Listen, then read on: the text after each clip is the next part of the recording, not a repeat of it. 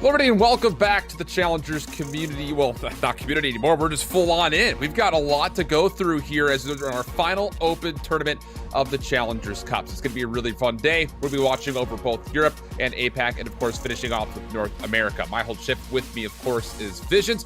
But, you know, Brody had some internet problems, so we decided to go from one Brit to another. Bryce, good to have you. Welcome to the show and welcome to one of our Gauntlet Sundays. How are you? I'm good, thank you. Obviously, commiserations to Brody. I know he would have loved to have been here, but hey, hopefully I can fill his shoes. Trust me, it's not hard to do. We've all watched him go over the last couple of weeks. It's not going to be that tough. Although he does wear, you know, the kind of chaotic shirts. That's really the only thing we miss about him.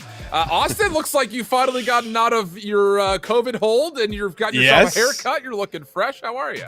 I'm doing good. Yeah, we can go and do that stuff now. You know, we're just opening back up, so it's good. And that makes this day even better because now we're coming into it. We're going to see what these teams are going to have in store for us, right? This is the last tournament before we get in towards finals. So I think this is a really exciting day across every single region. We're going to see what they bring to the table. It's going to be a lot of fun.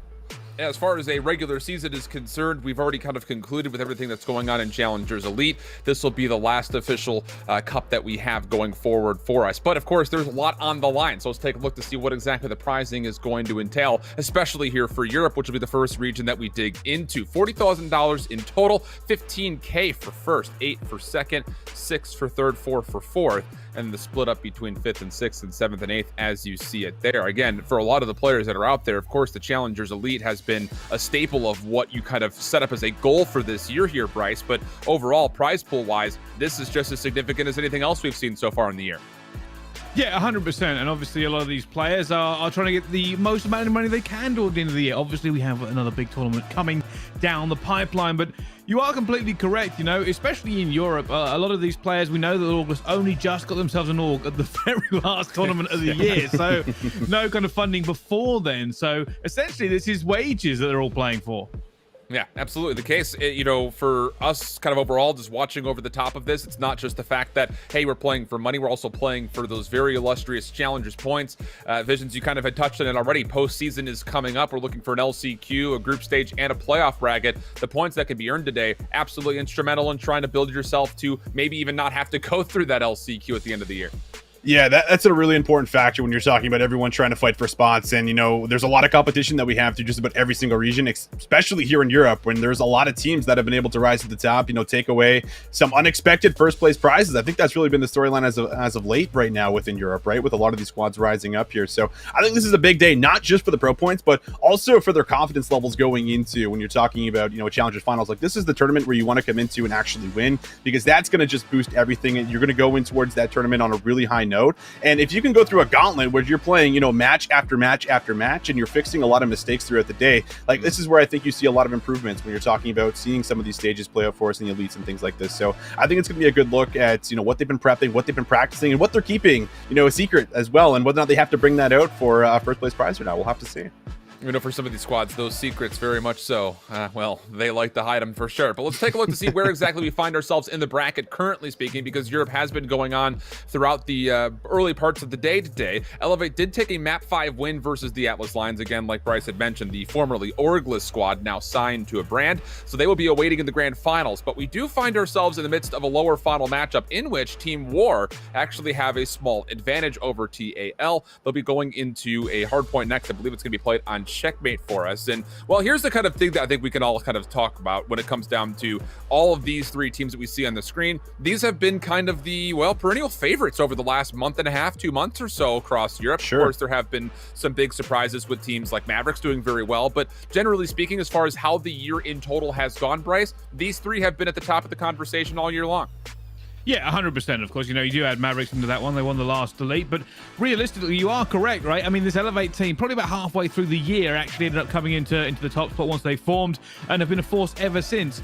The Atlas Lions, you know, formerly the Orgless as well, I think they're probably one of the more storied teams this year. Just the fact that they've made some roster changes that weren't controversial, but did involve some of the most influential and famous faces in EU challenges. You know, Dave went, then B Sport went as well. Like, those are big changes, and people, and in fairness, every time they've done it, they've managed to find kind of a new level, go back towards the top. So that team has been hunting a consistent #1 status all year long, or even with those changes.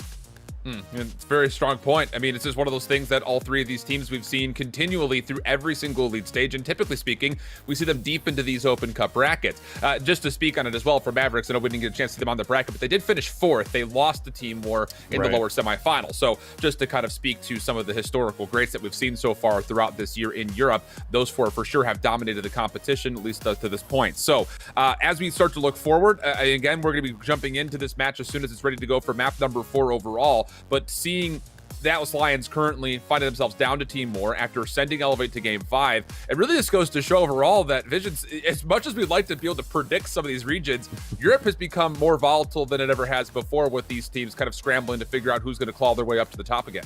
Yeah, it really is. Like, Elevate, I think, is the only team that's been consistent through a lot of the opens, winning 2 of them, and I think getting top 4 at the last one. But when it comes down to, like, these other squads, you just don't know if they're going to show up or not, because we do get just a lot of those unexpected results that come through. But with a series like this, I mean, we actually haven't really seen, Team War on top for quite a long time. They ended up getting 4th at that very last stage. But we go back to the beginning of the year, and this was a team that was, like, consistently winning just about everything. Every open that we had, coming away with the first elite, they were looking solid, and then they just fell into, a little bit of a hole and were unable to kind of build themselves out of it for a while. So it's nice to see them a chance to be able to actually work back up to a grand finals. And you talk about some of the vets that you have on these squads and how they can play a pretty important factor in these tight situations. And this will be another look at whether or not they're going to be able to do it today for us. So I'm really excited for that matchup. Hopefully we'll get to see how the series is going in whole, because I know like that entire squad on the other hand here for the Atlas Lions, like those guys have been frying lately, and that's also an interesting story where it's like been up and down in a rocky season. So I mean, everyone wants it. This is where everyone's hitting for him, and this is where we're going to really see their true colors and how much practice they've been putting in and how much it's paying off on broadcast.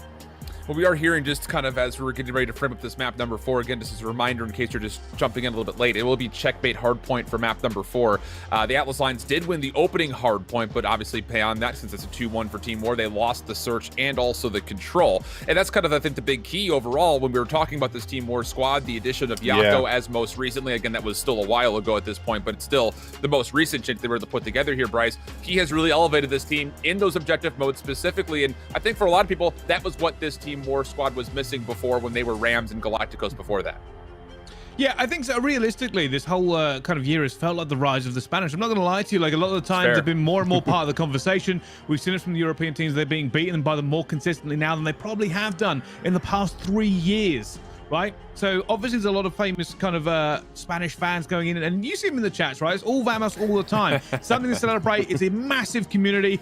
I think it's great to finally kind of see them take the uptick here. In my opinion, they've actually taken the place of the French. If you remember historically in Europe, it was always kind of the UK first and then France second.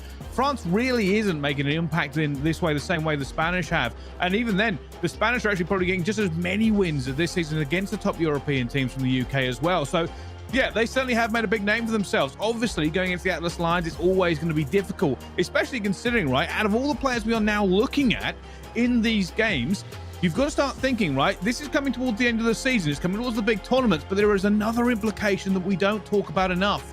What players are going to franchises? It's going to be scouting season. It's going to be, somebody is getting picked up. I would put money on some of the names we are watching today to be in a franchise next year.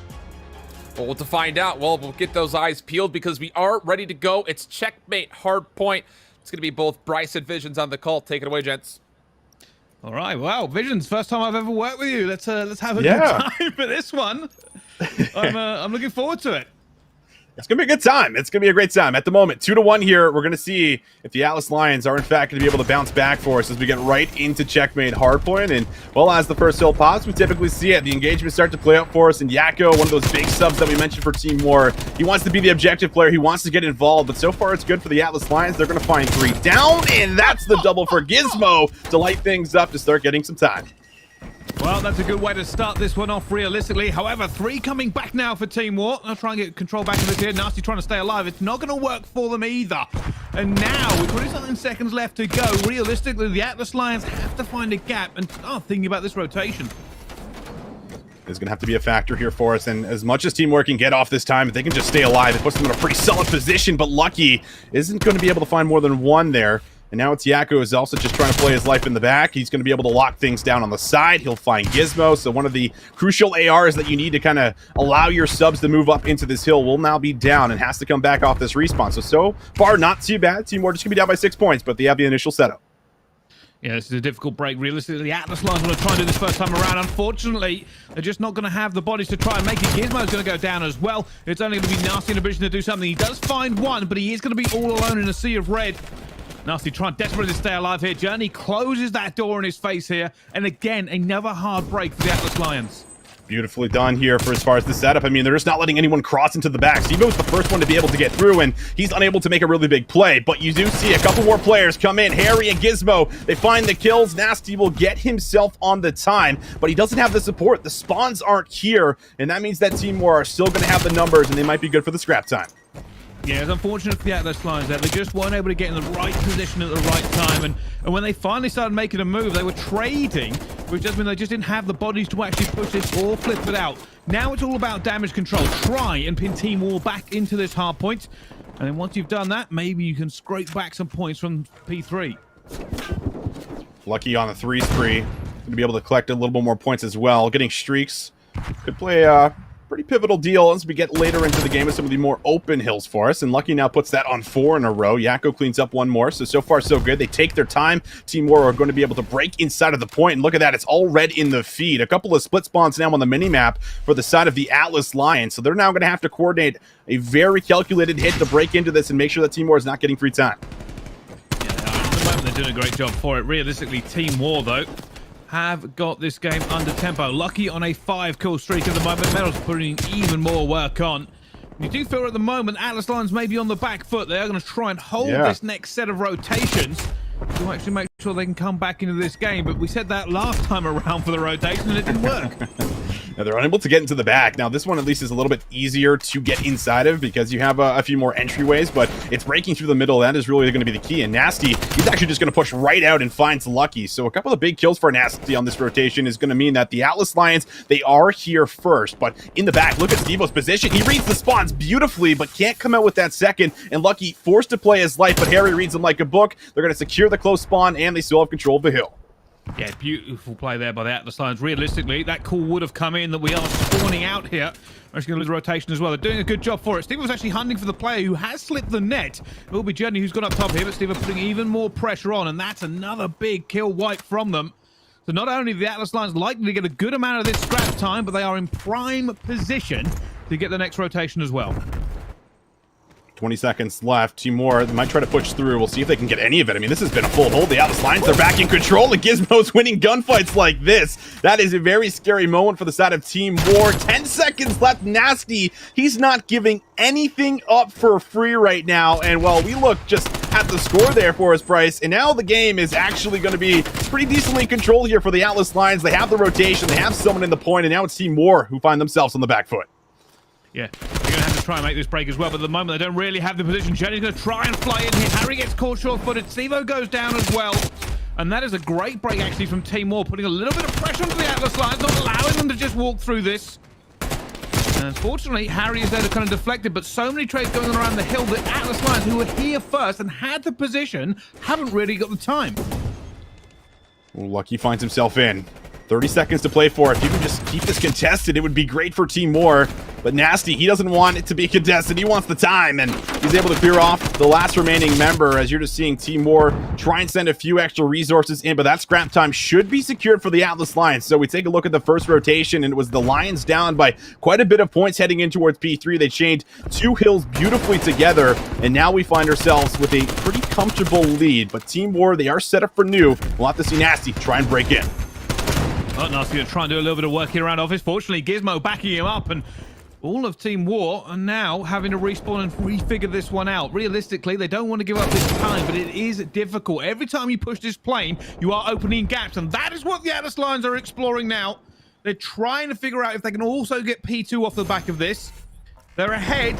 All the tempo belongs to them.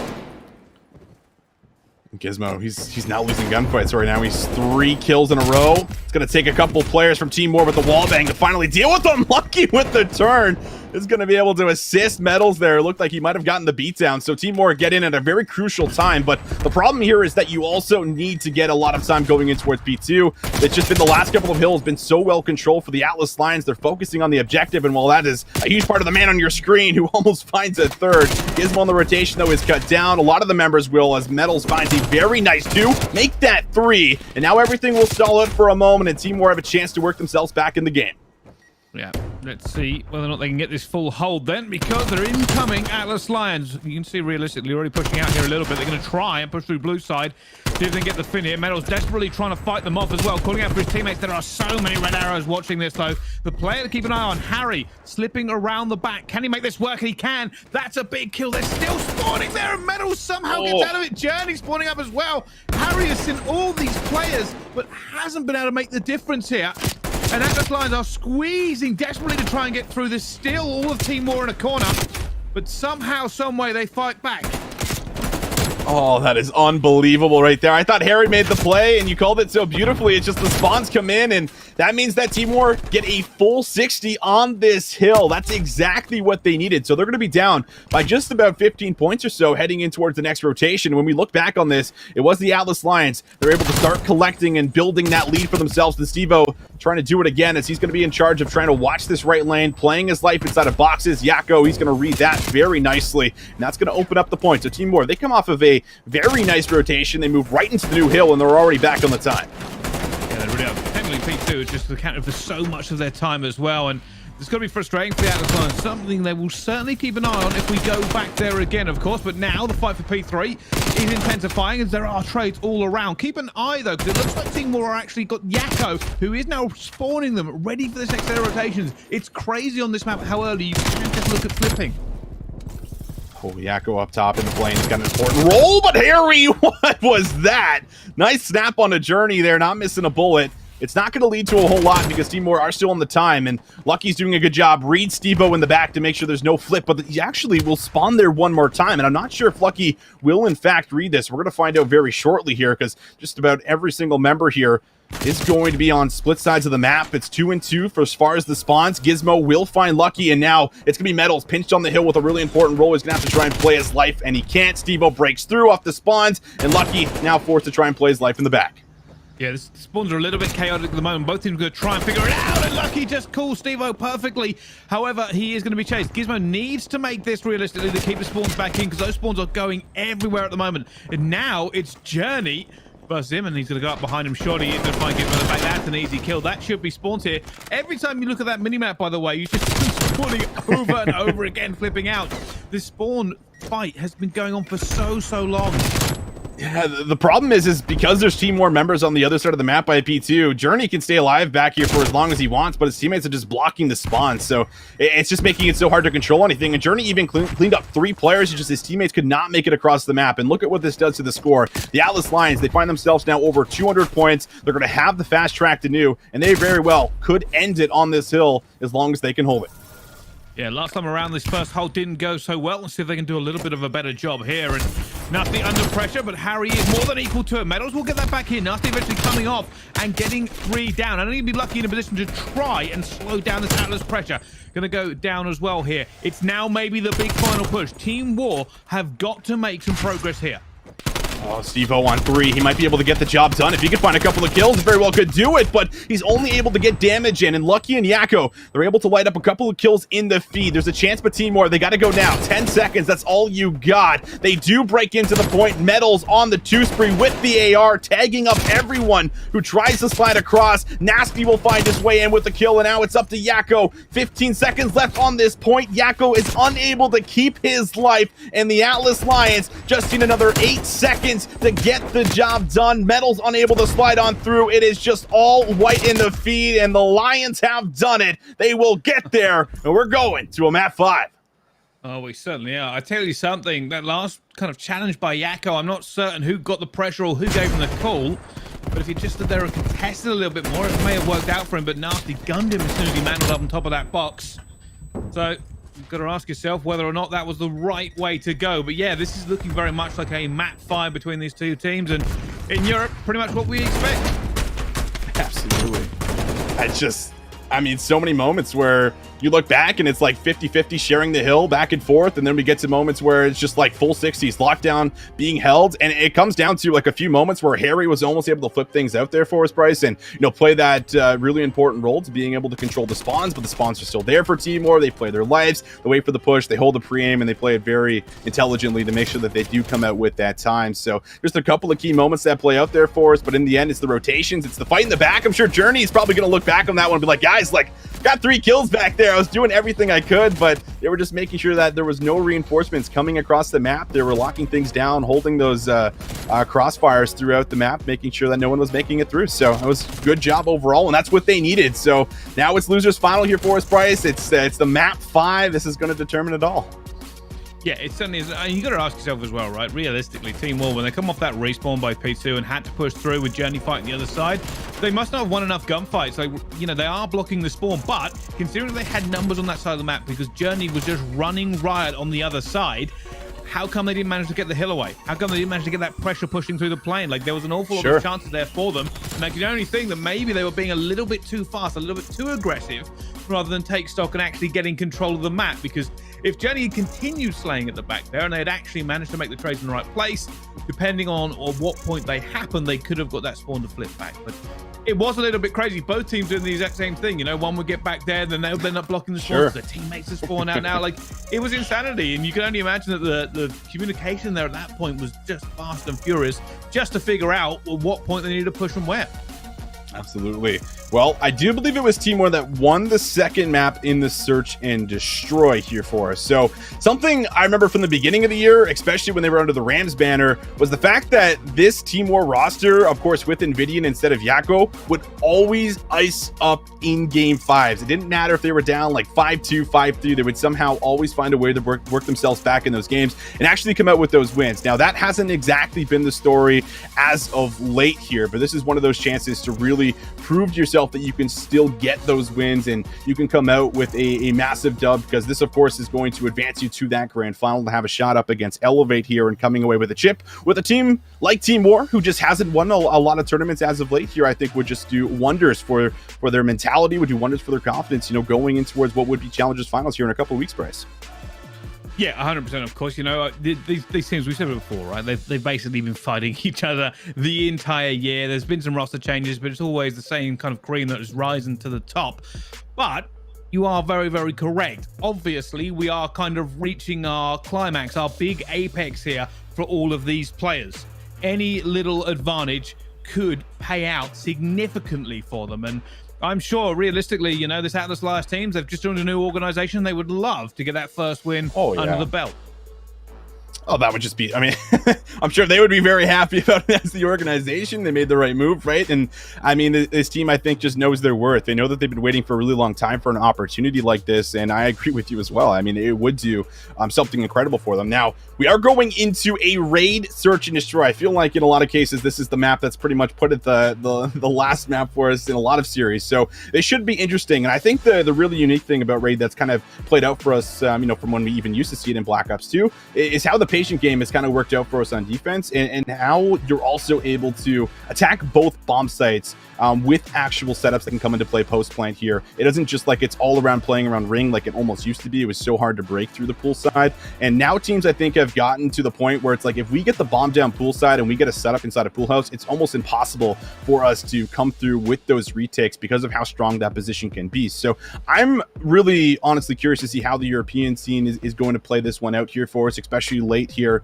into some of these tournaments where you're not looking to give away everything just yet, but you're also trying to come out with the win here. So it's been really interesting to see the adaptation play out for us. And both these squads, very strong S&D stars on both of these rosters that can pop up at any given moment. So I think we're in for a treat here, Bryce. Yeah, 100% actually. I was just taking a quick look over the bracket to catch up, and I forgot, Team War actually went into the losers bracket first round.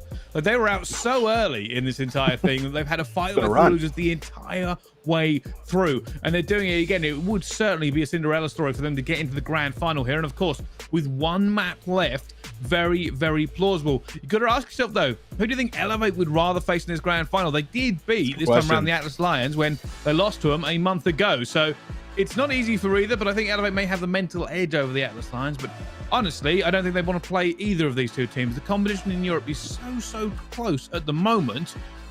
it's basically these four and put them in whatever order you like.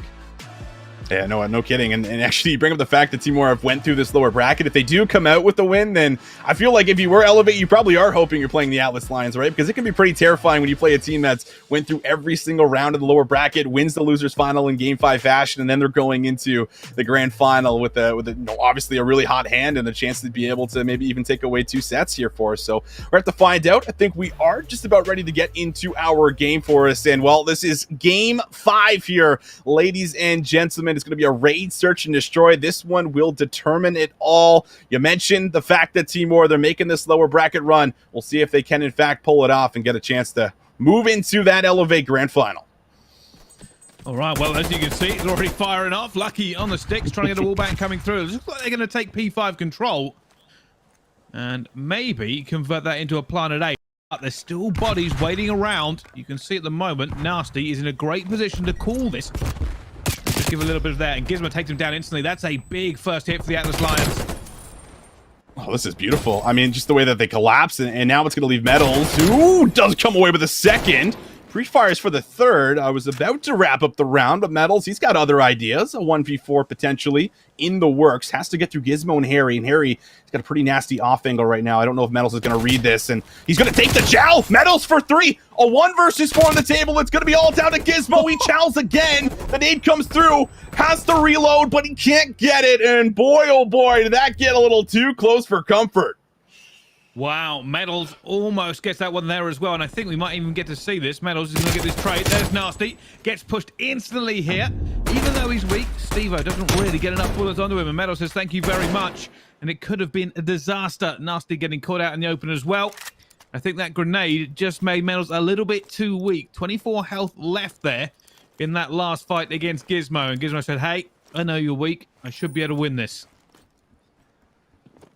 Ooh, very exciting first round for us, but the Atlas Lions, they'll get there. 2-0 start for Gizmo as he clutches up the 1v1. Make sure they will not be clipped on Reddit. And now it's Lucky who's going to find a first blood, but a very fast response. Nasty also showing us what he can do with the Crig. And now Harry finds a second, so man advantage over to the Atlas Lions. Let's look at this. This is being absolutely cut apart at the moment. Team War really haven't done an awful lot on the field. Very, very quick rounds, and the Atlas Lions looking like they want to get this one over and done with and get in the grand final. It's just the collapse, the way that they're just playing the map right now and just waiting. I mean, you can see what Timor want to do. They want to cut through mid, but because they lose, their players over by Laundry, it can be pretty hard to make that push happen when no one's really attacking from a different angle there. So good read. And the round previous that we were looking at the Atlas Lions on defense, like they actually sent 2 and 2 to each side, and then they just collapsed through open stairs and they cut off Timor in the middle of the map. And that's what kind of, gave them that massive man advantage here. And now they're going to change things up just a tad bit. They're just going to go for a widespread off defense and see, or rather on offense here to see if they can maybe work a pick first. Well, much more passive here, and realistically, with no P5 control, at some point they're going to have to make a move here. But who does blink first? The Atlas Lions feeling pretty confident. The only thing that will be ticking in that mind here is going to be Gizmo. He's going to be watching that cross.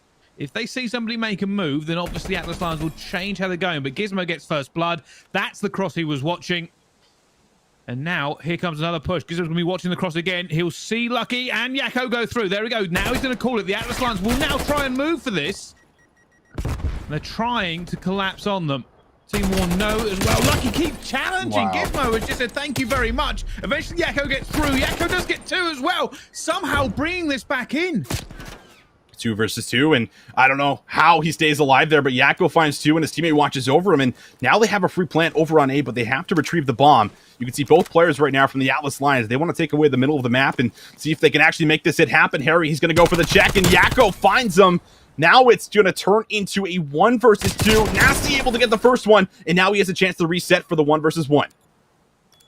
Wow, this is going to be the big fight. Johnny will get this bomb down because he has to. Nasty's going to know it as well. And now comes the gunfight. Nasty has the better position and the better aim. Another 1v1. Just thank you very much. We are not throwing this one away. And they almost did. I will say, Gizmo, great positioning. They held down P5. Unfortunately, Yakko and managed to get all the way throughout a ring and made a very bold play to dive in and get that 2-piece.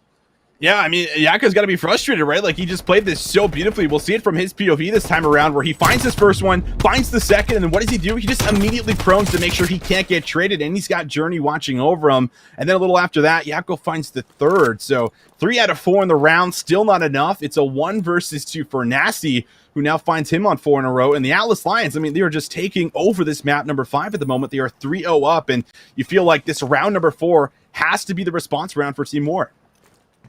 Doesn't. Here we go. It looks like a big push now. The Atlas Lions going for this aggressively. They're taking full ring control here as well, but there is going to be many players from Team War around. Journey's going to have to back off as well. They're trying to make this. They may even push all the way through Laundry here to take control. They're probably not very, very confident at actually holding it from this angle. How has Steve just won that? I have no idea. And now he finds a second. Journey goes down, and Lucky and Yako, again, they have to try and salvage the round in a 2 versus 4. It seems like Team War always down a man or two. And with the bomb going down here, Nasty reads it so well. And Lucky, well, we saw almost the 1 versus 4 in the first round, and Lucky's chance at trying to see if he can bring home one himself. Just don't know. It's just, at the moment, the Atlas Lions looking like they are in a different league to Team War on Raid S&D, and Lucky decides to not even be part of the conversation. Off the edge we go. 4-0. That is not a scoreline we were expecting straight out of the gate here in this final round, but it's very much a reality. Look at this again. Just unbelievable. 1 HP, just goes prone, and Journey, needs to get that trade. At least needs to come away with 1 before going down, and unable to do so. Stevo with 1 HP finds the double. You got Journey, who's unable to get involved, which is a little unorthodox. You feel like this is one of the big entry players, even on Raid, trying to throw himself inside of Laundry and things like this. And the last couple of offensive rounds for Team War has been, very much passive, trying to set up, trying to work a pick, but they're always getting first blooded here. And I mean, that just can't happen if you're going to somehow mount this comeback. No, that is the issue. And now you see a little change of tactics. Trying to go for B here as well, but keep an eye. The Atlas Lions are feeding themselves. This could be a full flank by 2 of them. Looking for it already. Journey's going to get cut down by Stevo, who's in fine form at the moment. And it's looking more and more like Team War are going to be struggling here against them. I just don't see any way back. Oh, Harry. He's just locked inside of court, but he's still fine as long as he holds the pre-aim. And Lucky's got the bomb here. Yeah, Lucky goes down. Yako goes down. And this is just perfect search and destroy being played right now from the Atlas Lions. Like, there is no other way to put it. They are just finding first bloods every single round. They're mixing aggression. They're showing some of their passiveness with Harry in the back, just playing his life. And it is now 5-0. This is not how I expected this map 5 to go whatsoever. And we say sometimes the competition is close in Europe, but this map is not. It has gone very, very badly for Team War. It started off a couple of 1v1s, maybe in the first 3 rounds, but every single round that goes forward, the Atlas Lions are looking more confident. They're winning their gunfights.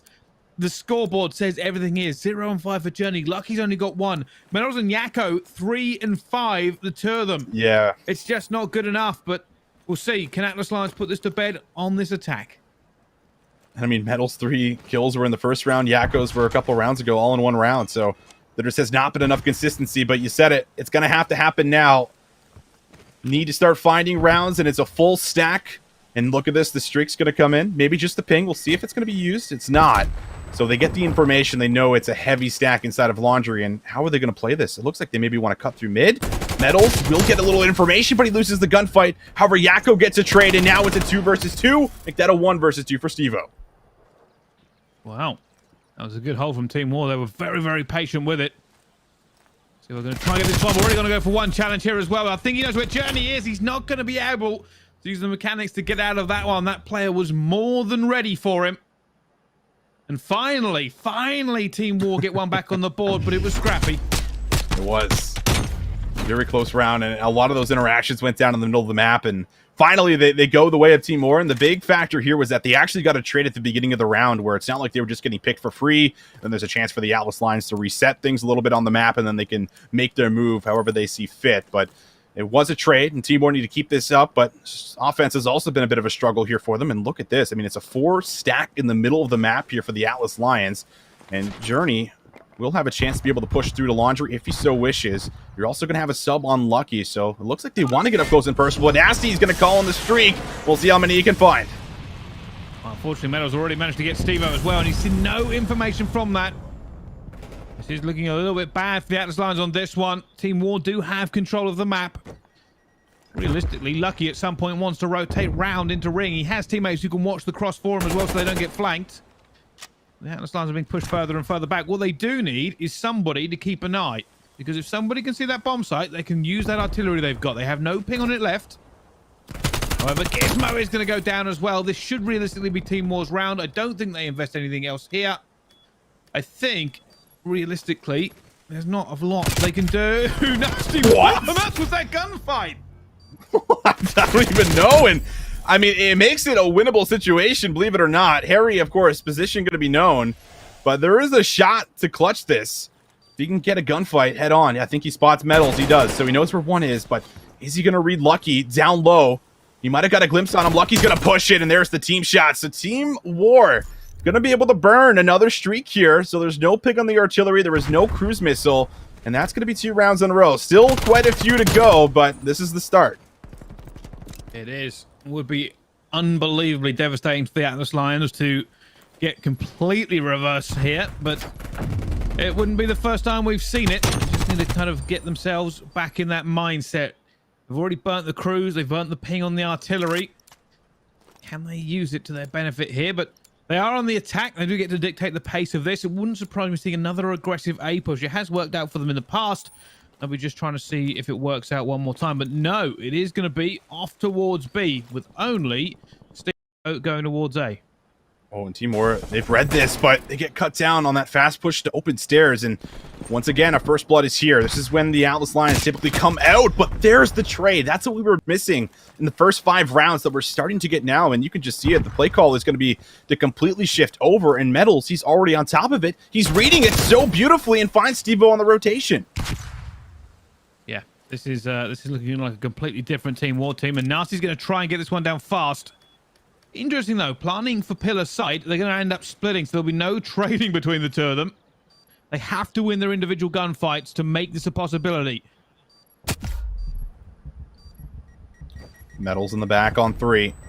Working towards streaks would honestly really maybe get it done for you. And, well, Harry does not go down. Journey can't finish off the kill, but he will end up dropping eventually, and now it's up to Nasty. In a 1 versus 2, the bomb's going to be defused. He's going to drop the artillery. He's going to drop it on the bomb. It's going to buy him some time here. And now Nasty's going to go for another peek, and he finds Metals. There's almost no time left, and Journey is not on the bomb. Nasty uses this streak at the perfect time, and that will be good to make sure no full sale happens. Map 5. Wow. Didn't have an awful lot of resources left to complete that one. We were wondering when that artillery was coming in, and hey, Nasty said, I'm committing it now. 1v2, got to go for it. Not gonna lie, it's a pretty bold call. I mean, considering the position, you thought for a second that maybe there was gonna be a slip away, and then all of a sudden you're gonna have to get a 1v1 in art, and then the streak's gone, and maybe the chance for a full sale was starting to be built into the deck. Not the case, though. Resilience coming through from the Atlas Lions after being down, and now a chance to get some redemption up in the upper bracket. And, you know, I just want to revisit the start of the conversation. Bryce, you kind of left us as we were off of our desk the last time talking about the fact that, hey, there are a lot of players that are going to be amidst of this losers final, but also winners, or grand finals rather, that could potentially be in the conversation for expansion spots next year. One of the players I think in particular that we really had that kind of spotlight on last year going into this year was a player like Gizmo. Wouldn't you know how instrumental he would be in those final 2 maps? Yeah, I think so. Realistically, there is a lot of talent in Europe that deserves to go up and deserves to be picked. We know the issues at the moment with everything that's been happening across the world. We had a global pandemic. Everything's been very, very chaotic, right? We saw Hydra go over, now a mainstay of New York.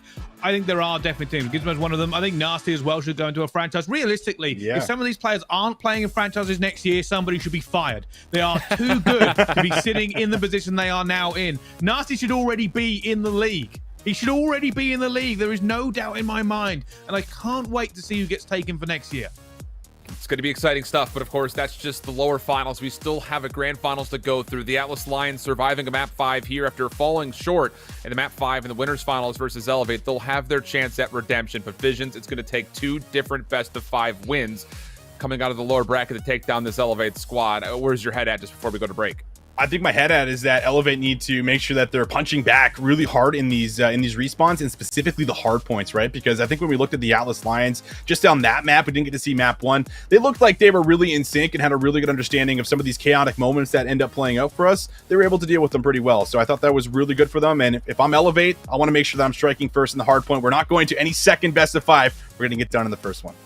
Yeah, close these guys out. I think that's got to be the key here, because if you get an inch to the Atlas Lions, they will find a way to take that illustrious mile. So Absolutely. We're going to go to break. We'll come back when we have all of our maps picks and the lobby starting to come set up. It's going to be the Atlas Lions taking on Elevate. Need to win 2 best of 5s to put themselves on top of Europe. Otherwise, Elevate will continue this really strong run that they've had through these Open Cups that we've had overall throughout the year. We'll find out how things unfold when we come back after this.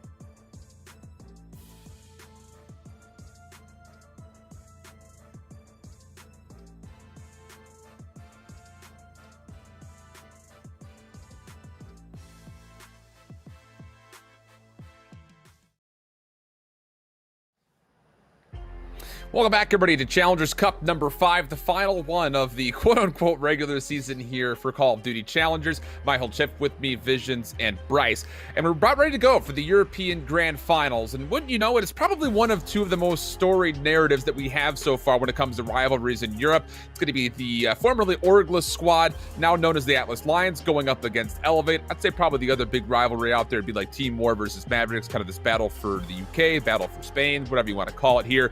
But this is our map set as we jump on Envision's Elevate Atlas Lions Grand Finals. The big thing is the Elevate is coming out of the upper bracket, so they do have the luxury of a second best of 5 if they do need to, we'll see it again.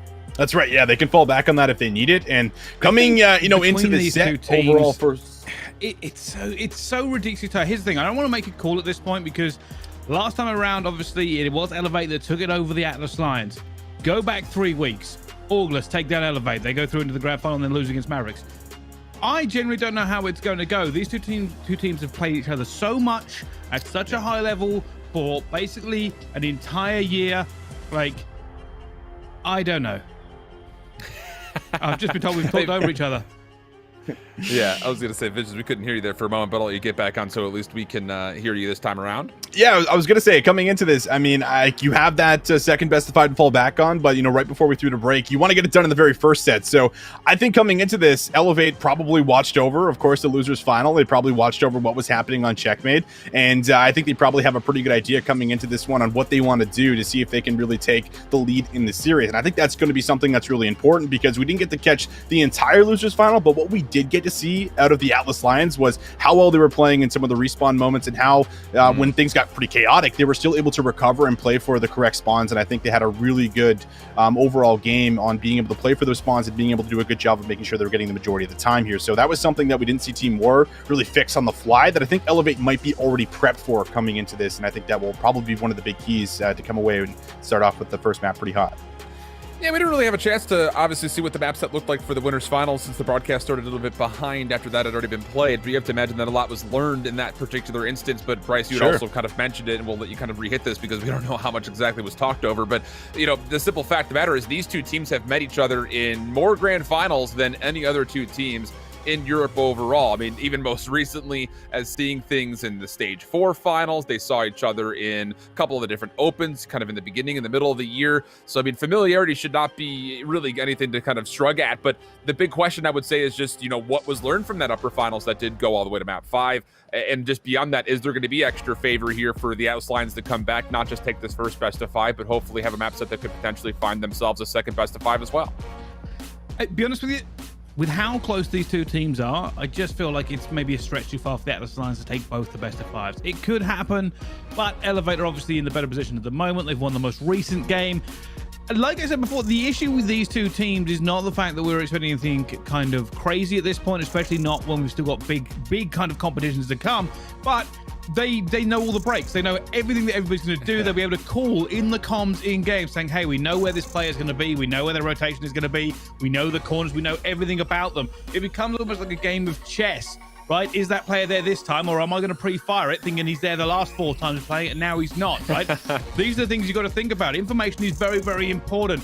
Once you see the tiniest movement between them on some of these breaks, especially when we get to the S&Ds, they're going to know more or less where every single player of the enemy team is holding.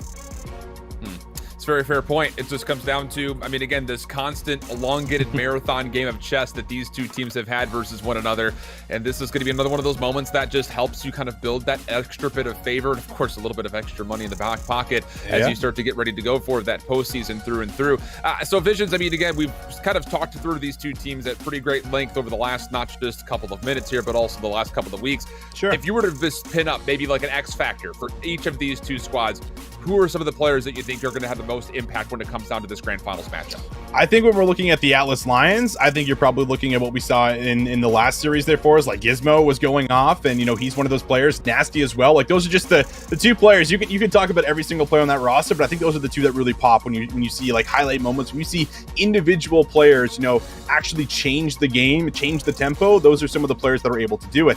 On the other hand, I feel like looking like Bids. Like I think I've been, talking about Bids this entire year overall, what he's been able to do on this Elevate roster, they looked great. I think Hixie has also been an excellent sub and someone who was slept on quite a bit when he was unobtained there at the beginning of the year. So I think those are the two players that you're really going to look at to come in here, and they're all really good at respawn and S&D, and they're very consistent. So if we're talking about X factors for both of this team, Elevate need to get it done in the first set. If they don't get it done in the first set, there's very well that they could end up losing 2 best-of-5s in a row. And I think for the opposite side, for the Atlas Lions, it is winning this first best-of-5, because that really crushes the morale of your opponents when you go into the second set and you're refreshed and you said, listen, we beat them already, we can do it again.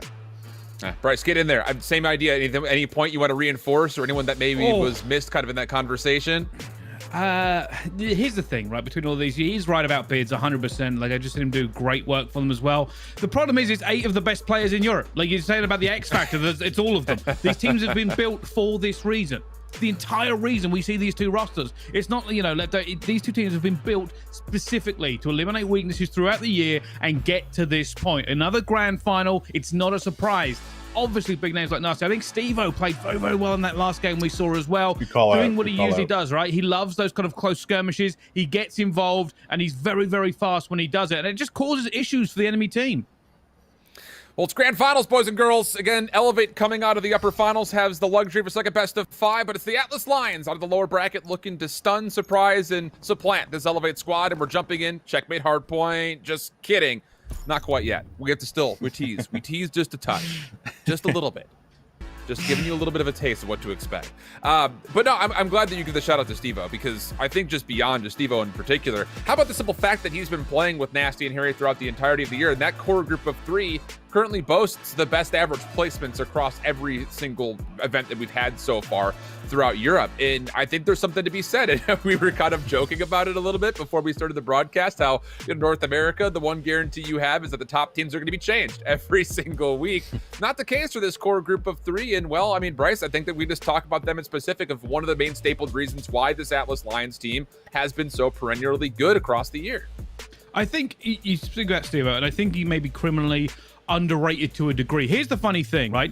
We speak about teams going up into the franchise. That's the goal of a lot of these players, right? Get the big wins, get up, play on the biggest stage against the very best in the world. Steve-O's done that for a long time. Like, he was great last year. He's great this year. He was great the year before last. You know, remember him playing in the World Championship? Like, it's insane that nobody has at least given him the opportunity to do so, considering he hasn't really got any worse than he has been. He's consistently at the top of this kind of lower level for the longest time. We also had that same conversation about Dave last year. Obviously, Dave's not had the greatest year since he's kind of left this roster, but last year he should have gone up. I don't know what's going on. Maybe North Americans really just hate him. Maybe he's done something wrong to them, because it's ridiculous. How can you be this consistent and not be considered? Yeah. I mean, on the other front, I mean, we've said the same thing. And I mean, it's just one of those things that I'm glad that you brought up the fact that we've seen a lot of these players at World Championships before. It's not the fact that we just saw them at World Championships.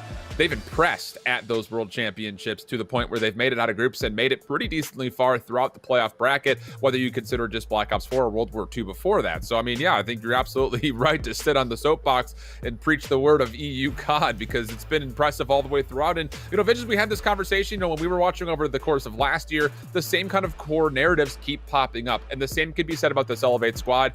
Not a lot of roster moves throughout the year, only making key changes when they feel like they really are missing something. And well, I mean, let's be honest, for Weeman, Denza, Bids, and Hixie, they have been just as consistent as you would ever want them to be. They really have been, and it's an interesting storyline because, like, I mean, Bids had been, you know, held to Singularity for such a very long time, and then because Singularity had ended up, you know, dropping into the Call of Duty scene entirely, it was like, whoa, it blew up a lot of things. And, you know, forming this roster that we have, where, you know, these guys have been playing on and off with each other for years and a lot throughout this year, it does make for, you know, a really nice build-up when you get to the end of the year and you're looking to hit form, you're looking to hit peak, because they have shown us they've been doing it. And the key part is that they've been doing it in the opens. Like, when it comes to these tournament formats, like, these guys have been crushing it so far. Like, I think their worst placing out of the cups that they've been playing in since cup number 2 when the roster formed was 3rd place. The first cup they played in, number 2, they won. Number 3, they won. And then the last one, they ended up getting 3rd place. So they've actually been historically really good when it comes to these tournament formats, and they got to play, you know, X amount of games on the day. It feels like this is where they really find their groove. And I mean, when we come back to, you know, this matchup here in particular, the Atlas Lions need to make sure that they're not finding the groove, that they're coming off that last series hot and warm, and they're coming and carrying all that momentum into this one, because because if not, we know what the Yellow Book boys do when they get a little bit ahead, and they start to roll over you sometimes if you don't match the slang, you don't match the pressure. Yeah, we are just still waiting on one more player to join up. And Bryce, we don't get the luxury of having you on this broadcast at any point throughout the year. So it's been really fun to have you back in this world. And let's be honest, I mean, there's no one better in the scene that knows about long tournament weekends when it comes to these more open style kind of tournaments across not just Europe, but also just kind of globally. What has your mindset been kind of maybe just looking at how the elite has been incorporated this year, more of a specialized league versus also incorporating cups and opens throughout the year? I think realistically, there are two ways of looking at this. One, it's great we're now getting the exposure for this team, right? It's one of the biggest things I spoke about. We want to see these players. We have to build the narrative. These are the future players that will go into the franchises and be talked about on the main stage, right? Some of the big names this year, Insight obviously coming through. We've got Hydra gone through as well, right? This is where they started. Same thing. It's been the same thing for the last decade as well, right? Talking about Sim, I first saw him in an open back with FaZe Black, I think it was, way back when, won that tournament, went into the pros, smashed it with E United, right? Yeah. Same thing's going to happen here as well. These players you are watching now, one of them will make an impact on the big stage. And I love the elite. I love the idea that realistically these players don't have to play some of the lower level teams all the time around. We get a more consistent, we're able to benchmark these players a little bit better. It's very important that when you talk about a player, you have to talk in context of who they're playing. This game, for instance, you go off in this game in a grand final against very, very even competition, well then then you're a cut above. Then you're making the plays in the big games. If you drop a 50-0 against some team that nobody's heard of, who cares, right? There are levels to this, and I think realistically, when you've got the opens, it's this big tournament weekend, great, it's more traditional tournament format, but Elite definitely has its place. It has its place for, essentially, pun intended, it is the elite of this lower bracket, and you get to see these teams on how they are against good competition week in, week out.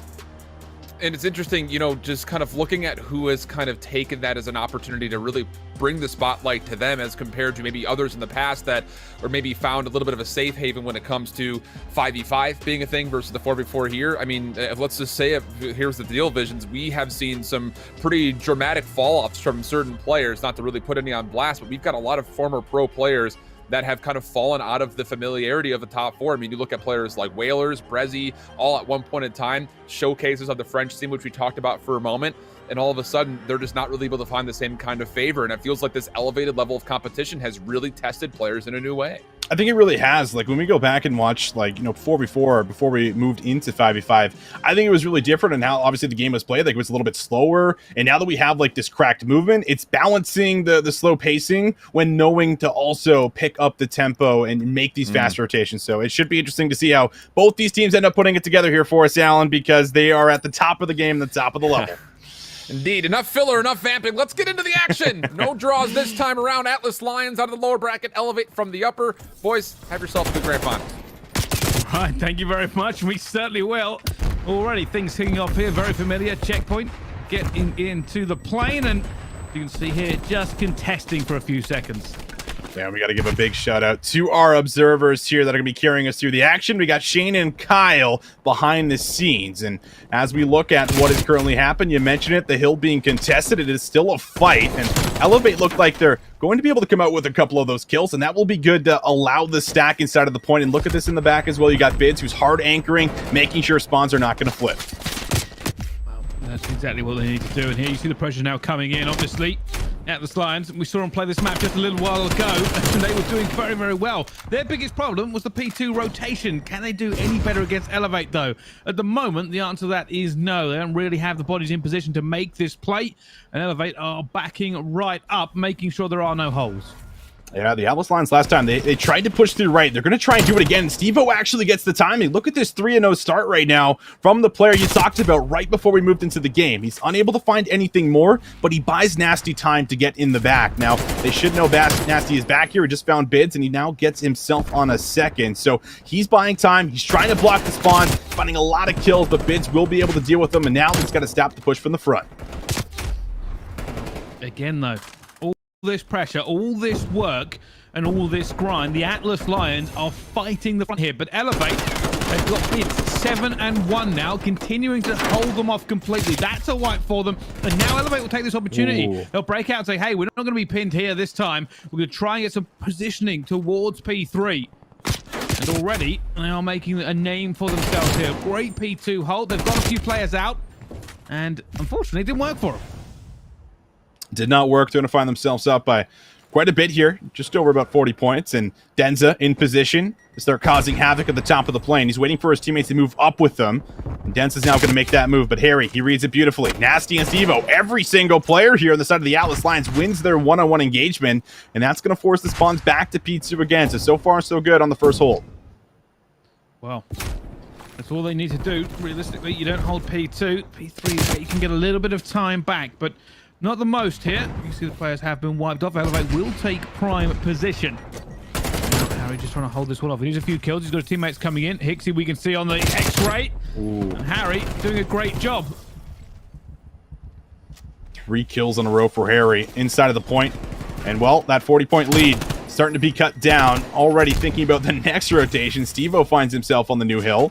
He's just ready and waiting for any of the players here from Elevate to start making their move. And it looks like they've decided to try and fight through the plane. Harry, still on the spree, will be cut down. And now a couple of players will end up dropping for the Atlas Lions. So Elevate, they'll have the early positioning. They bully the Atlas Lions out of the new hill. And now they need to start locking down some time. Realistically, though, good playing control coming in. Stevo's going to launch himself in for this one. He's looking for these players, going for the contest. Will be challenged in a second, but he knows he's there. Sees Weeman as well. Sees Hixie. Stevo, this is exactly where he excels. Tight, close quarters. Manages to get 2. Punches the hole back open for his teammates. And Nasty says, thank you very much. Here's my 2-piece. I think Stevo's liking that gas you gave here, Bryce. He's definitely picking up with it, and now it's paying off because the Atlas Lions, they work themselves back into the point, and this is looking a lot like it did in the losers final when they played Checkmate, where this is 20 seconds left on the hill. The Atlas Lions are going to make you fight tooth and nail for it, and they also have the fast track to the rotation. So even though Elevate find 3 kills, they still have to try and work themselves all the way through into the back, and you can see the Atlas Lions, they have the position, they have the early setup. A lot of work to be done here for Elevate. Yeah, Hixie's going to try and make a play here. Problem is, not in a position to be traded, but he is going to be looking to try and pick a player off he knows is towards the back. Unfortunately, it hasn't worked for him. Only Weeman left alive on the pre-aim. Sees Gizmo, takes him down. Harry says, thank you for the trade. Get all the way back to blue and try again. All right, through the plane, they're going to start to work their way through. This is the problem about this hill. You have no idea where the Atlas Lions members are going to be, and this is where a little bit of hide and seek kind of plays in. But Denza works himself to the back of the plane here. Is going to be able to find 3. That's 4 down here for Elevate. Everyone wins their gunfights. They're just going to bolt it to the back. Still some more gunfights need to be won. Denza inside of the point. Going to read Gizmo, but can't win the one-on-one engagement. And now it's up to Hixie to try and do the same. Can they break open the point again? Stevo, heavily tagged somehow, will also find Hixie. So despite breaking through, Elevate still unable to touch the time, and it will be the Atlas Lions that come out with a slight lead heading in towards the reset of the hills. You can see that Weeman, though, in wood. Very, very happy to just continue to lay down fire with that crit, but eventually will be taken out here. The big fight, though, is going on back here. Hixie somehow has found 2. Can't find the third. Nasty will get it. They have the spawns for P2 here. Now what they need to do, concentrate on getting some sort of contest into that plane. They did a pretty decent job last time around getting a little bit of time out of P1. That's a challenge up close. Tenza takes it head on without a problem. A couple more players to deal with, though, from the Lions as they're going to start flooding on through. But here's the support. Hixie challenges out, finds 2. The second with the Diamati, but Gizmo says, I'll match that. Finds 2 himself. Still one more player to try and find, and Vids is going to be able to hold his ground, at least for a quick moment. In the end, the Lions will be able to come away with a couple of seconds, but the next push for Elevate is here. Wow. This is unbelievable at the moment. The Atlas Lions doing a great job. Unfortunately, that spawn out is going to worry them just a little bit. Fortunately, though, more than equal to it. Stevo's going to take down Beard underneath the plane. He's going to know exactly where Denza is coming from as well. Not able to get it. Trying now to get out of the dodge. The Atlas Lions have taken the tempo away in this game. Stevo, though, challenges Denza. Doesn't get that one either. Oh, Nasty. He's got so much work to do, and he's able to find another one. Picks up an AR, even tags up Weeman on the cross.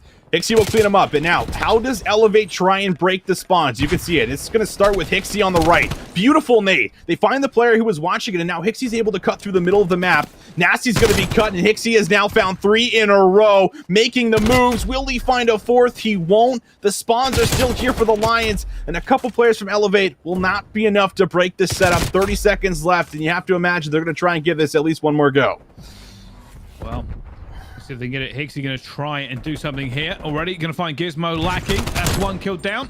Looking for Nasty as well. It's a very, very difficult gunfight to take that one. And it's going to fall at the last second here, but still the pressure coming on as they look to try and do as much damage as possible. Realistically, the Atlas Lions have been running away with this. And you've got to ask yourself, can Elevate try and turn this around? They will have P3 control when it flips. And a good amount of time here could change their fortune. They sure could. 195 to 107. A difficult hill to lock down, but if you can at least keep the Lions off of it, that is your chance at being able to chain maybe P4 and P5. We'll see if they can do it. Steve-O up top will be cut down. Gizmo on the side takes an aggressive challenge and will be punished. Bids finds 2. Pixie gets the 3rd. Excellent start here for Elevate. They'll throw themselves on the time for a quick moment. Nasty's going to make them work for it here, but it is still going to be control right now for the side of Elevate. But it's Steve-O. You have to worry about this Sneaky Beaver as he's already thinking about the spawns for the future rotations. Well, again, one more time, Elevate essentially chasing their own tail all of this time.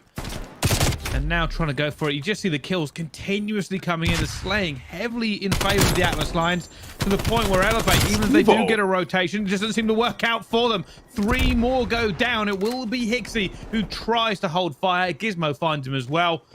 And it's just no good at the moment. The Atlas Lions are the dominant team here. And it's not really that close. Yeah, that was a phenomenal play from Steve-O. He just worked himself into the back. He bought so much time, and he flipped the spawns out all by himself there.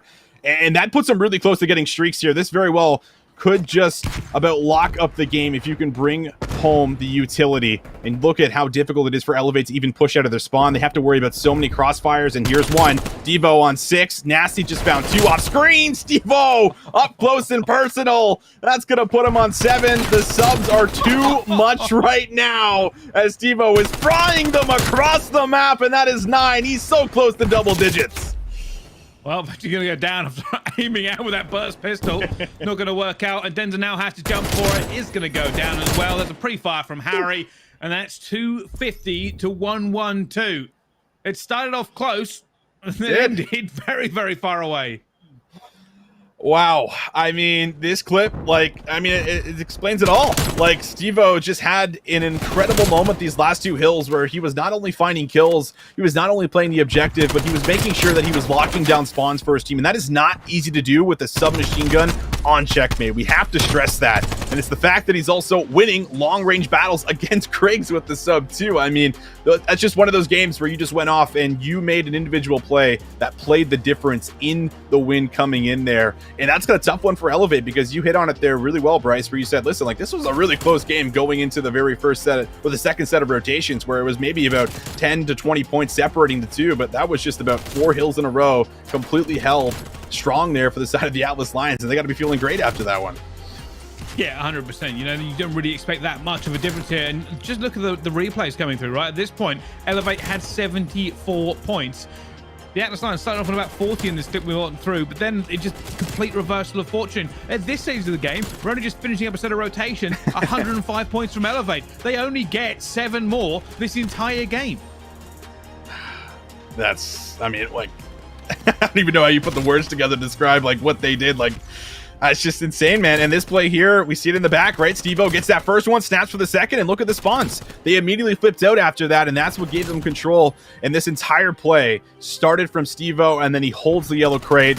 And then, well, these challenges are just absurd, but this is just Steve-O doing Steve-O things. And yeah, the subs is what played the difference here for us. I mean, that was a 30 bomb in a game that could have went a lot longer. And I mean, if it did go longer, Steve-O might have put up 40 there for us with the submachine gun. Real kills. EKIA, who even knows? We can only dream, but that was definitely one heck of a performance to come in with. And that's exactly what we talked about. The Hardpoint has been, really their game, it feels like, as of late. And they strike first, and they came out hot. And now they'll lead the series going into the Search and Destroy. Yeah, 100%. This Search and Destroy is going to be so important for them as well. Like, if they can get this, start thinking about ending this series early and get into the next series. The best thing for Elevate here is no matter how bad this first few maps go, they have that second lifeline. They sure don't want to go to it. They would have loved to have won that first map, got a 3-0, put this one to bed and crown themselves the champions. That hasn't happened. Now it's a full regain for them. But ask yourself whether the Atlas Lions in their previous game against Team War, maybe that just warmed them up a bit. I very well might have. And I mean, the thing I will say about Search and Destroy when watching Elevate is I think they're a very disciplined roster. And this team actually spends a lot of time, going over setups, figuring out exactly how their opponents are playing. And I think that they're one of the best teams at being able to, break down setups in the middle of the game, add in some of that adaptation that is always so important in this game mode for us. And Elevate is one of those teams that I think is just really good at doing it right now in European challengers. So we did see a lot of great rounds that came through from the Atlas Lions in the game number 5. They went up 5-0. I mean, they were doing everything correctly. They were winning out on clutches, and I think that's really the key. If Elevate's going to be able to bounce back here for us and tie up the series going into a checkmate control, then they're going to have to make sure that they're clutching up in these situations. They're not letting Nasty get away with 1v2s. They're not letting streaks be built up on a map like Moscow. Those are, really the key takeaways when you're talking about winning a map like this. Yeah, I think for me here, I always enjoy S&Ds at this level. Like I said before, right? We spoke about it pre-coming into this lobby. S&Ds especially are like a chess game. They all know what's roughly going to happen. They all know roughly what breaks are going to do. They all know what they should be expecting. The difference comes down to shot calling in game, some of the big gunfights, and the information they end up finding out. Realistically, just watching one of those crosses could be the most important thing they do in game. If they find a play or they find a push going one direction, they know roughly what is about to happen and they can adjust accordingly.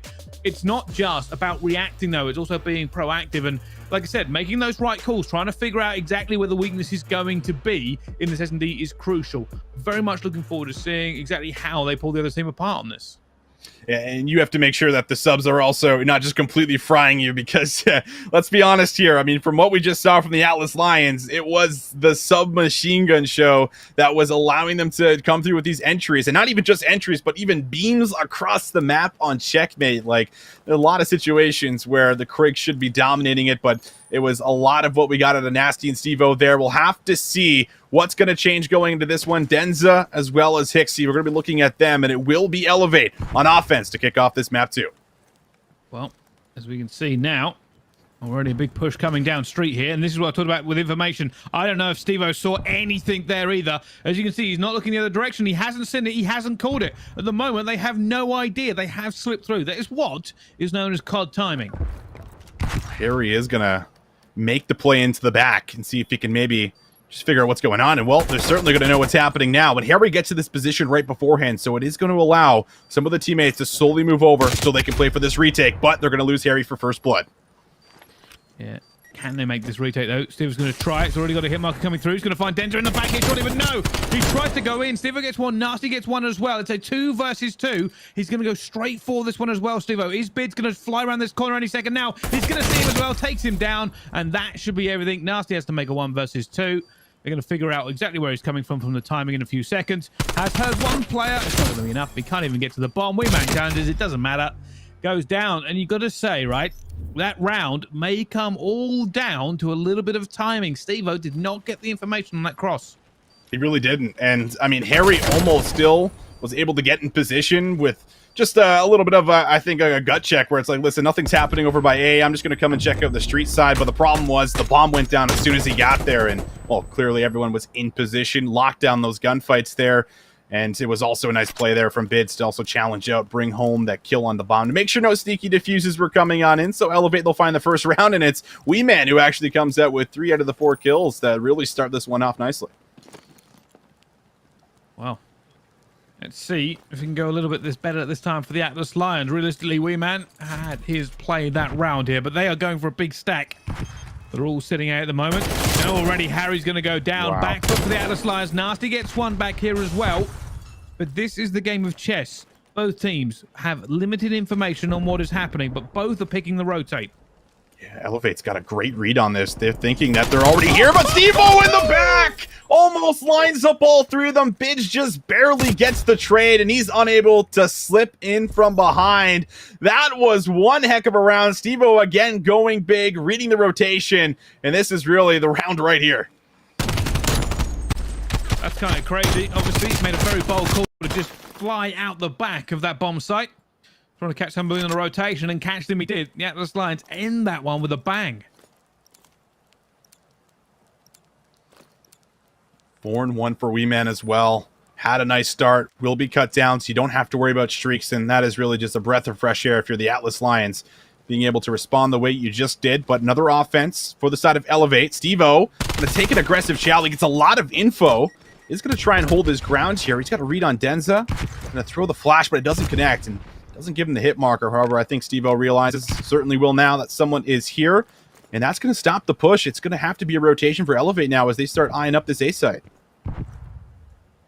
It's going to be Gizmo trying to hold it down, but instantly picked off as well. And I don't know whether he should have gone for that aggressive challenge. He was hoping to get a point for it, but as said before, Elevate knew exactly what to expect when coming through here.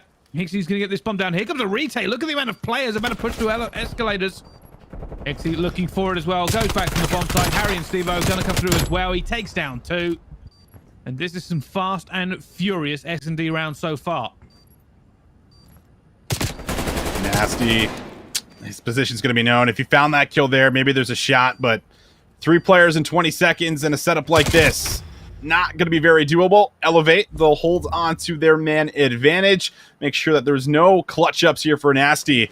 And that will be an excellent response as they will deal with the rotation, get the bomb down, and hold on towards their post-plant setup.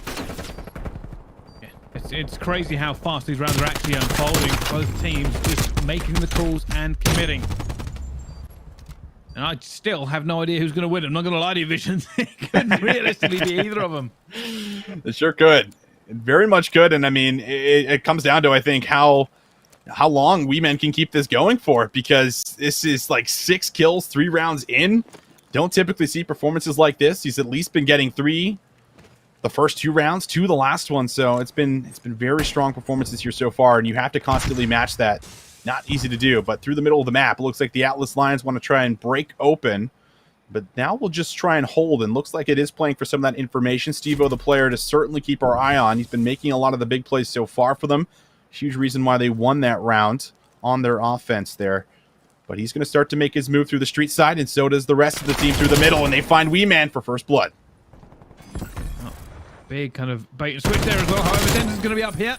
They didn't know there was 2, and he's trying to get away from it as well here. And it's going to be Gizmo around the back. This does mean Denzel's alone and will be taken down very, very quickly. 2-2 now between these 2 teams. Yeah, it's very defensive stacked, and you're seeing it. We didn't get to see it from Steve-O's POV, but it's the Semtex that actually finds the stick onto Bids, and then he just absolutely comes away with his second here as he pushes for the easy pickup onto Denza from the side. Not ready for the gunfight, but so far, it has certainly been a lot of these openings that have played a factor here for us. They break open that setup. That is enough to make sure that they come out with a 2-2 tie. Now a massive swing round for round number 5. It's Elevate back on the attack. And if you can keep finding Wee Man for first blood, then that's going to put you in a pretty solid position maybe to go up here if you're the Atlas Lions.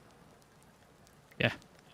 Honestly, at this point, though, obviously changing in tactics, both teams here. Realistically, though, you can see very, very passive from Elevate on this attack. I usually call this one the split and pick. You're looking for the information, looking for potentially to grab a player who gets a bit too aggressive. Eventually, Elevate do make a move. They're now trying to make a move towards this B-bomb side, and in comes 2. They were 5 somehow. The double chow, the double kill. Unreal. I mean, like, you should only ever have to get 1 there, and if you do, you did your job. But the fact that you get 2, I mean, it just puts both of your ARs now in a really difficult position, because I think Bids also has an assault rifle as he's working through Abe, and E-Man needs to get out with his life here, and he won't be able to do so. Steve-O finds another. Bids in a 1 versus 4, gets away with Harry, but he's got plenty of work to do with only 30 seconds left. Wow. Bids basically in an impossible position. He's going to hope for a pick, but the Lions aren't going to give it to him. They'll just keep shouldering him all day long, and that's exactly what they're doing. Change. And down they go. Again, you are correct. Like, if he gets 1, he's done a great job there. To get both, to stay alive, to not have a trade. We're going to see it again in the final kill cam. If the double cow comes in, and they just barely hit it. He's on one right now for us, Bryce. Steve-O's delivering, and guess what? He also got the ace in that last round, which puts him so close to streaks. I mean, I'm not sure if he has a defuse. Okay, so we're not going to see the bar, but he's got to be a kill for sure off of that first streak here, which will be the artillery. So they're going to give Steve-O the bomb. And if you can get a bomb down, if you can just play for a little bait and switch, playing Moscow with streaks, I mean, it is so difficult to start maneuvering around that if you are Elevate. And they need to make sure that Steve-O does not get anything. Well, he's just double checking with that stun. He's got no hit marker, so he might end up going out of this window. Problem being, though, he needs reinforcement towards the mid. You can see Dender's waiting for it. That's the call that's coming. That's the information already. Now the rotate coming in from Elevate. Dender's trying to make sure nobody can cut his teammates off this time. Steve-O will get this bomb down. All of his teammates around him. The Atlas Lions are set up. And here comes Elevate, though. 4v4. They're going to squeeze. Look at their players going to come pushing through this window. They have the... This is intense. Oh. Steve-O needs to play his life right now. Just needs a kill. He's able to get it. So the first streak is earned, but the cruise missile is not. Hixie does find the trade. 3 versus 3 with 30 seconds left. Bids from the side. The Diamante finds one, but it's all up to man. He's had a stellar game, but now he's pinned inside of the double windows. And while the challenge is there, immediately the Atlas Lions, they are just hitting different at the moment, and they're going to find themselves 3 rounds in a row. Yeah, it's kind of great. By the way, I believe we get to see this again. When he challenges the window, it feels like about an hour he's looking out of it. Look how slow this chow was. Just went, oh yeah, it's not even his shoulder, it's a full body. I'll have a look out the window. None of them take him. He gets one that comes through here. And in that scenario, it was all about trades. The players running in and out, trading their teammates continuously. Both teams did a very good job of it, by the way. The Atlas Lions and Elevate were both compact units able to get those trades. Unfortunately, Atlas Lions just had a little bit better position. And with bomb down, it meant they could afford to take challenges when they wanted them. Oh, sure could. And Steve-O, he's not going to let up on the gas. Why would he? He's ready to go again. Get me in these gunfights. I am frying Elevate at the moment. And he's just going to take a little gander towards the window like he did the defense before. This time, though, it is going to be a lot of the map taken away here for the side of the Atlas Lions. I mean, they got some strong positionings around Globe. You got the tree that's also being held with the off angle if Hixie decides to push on up to the window here. So this is a lot of information without even seeing anyone. But it is the middle of the map that's starting to be worked now for Elevate. Now, Bid's getting that kill and getting away. Essentially, a reset. They can now figure out where they want to push again. I will say at this position, though, they're not really together. Who makes that first kill or the first call? Looking for it from Steve-O, getting that first kill down into the middle. Gives them the advantage here on the defense. He'll be challenged here by Bid, surely, and Steve-O has been caught, unfortunately, the wrong way, but it will be traded. And now a big fight coming down. The Atlas Lions get another win out of the bag here, 5-2 against Elevate. They're just playing S&D so well at the moment, and Elevate just feels like they're unable to break parts of the map right now. It's just being held so well from every single individual that they're just losing it on the trades. They're not able to come out with a numbers advantage on one side or the other, so they're never able to make these offensive pushes really work out in their favor. And it comes off a lot of the incredible performances we've been seeing. Gizmo hasn't really been involved so much in this game, but he finds 3 there in that last one for us to really get involved. And now bringing it right into what very well could be the last round. The Atlas Lions up 5-2. Just need one more to put this one away and go up 2-0. Well, they have a bit of a cushion, to say the very least, realistically. And now looking for maybe mid-map control again. Will this be an escalator push? Depending on the information they find around mid-map here, they're going to try and push straight through.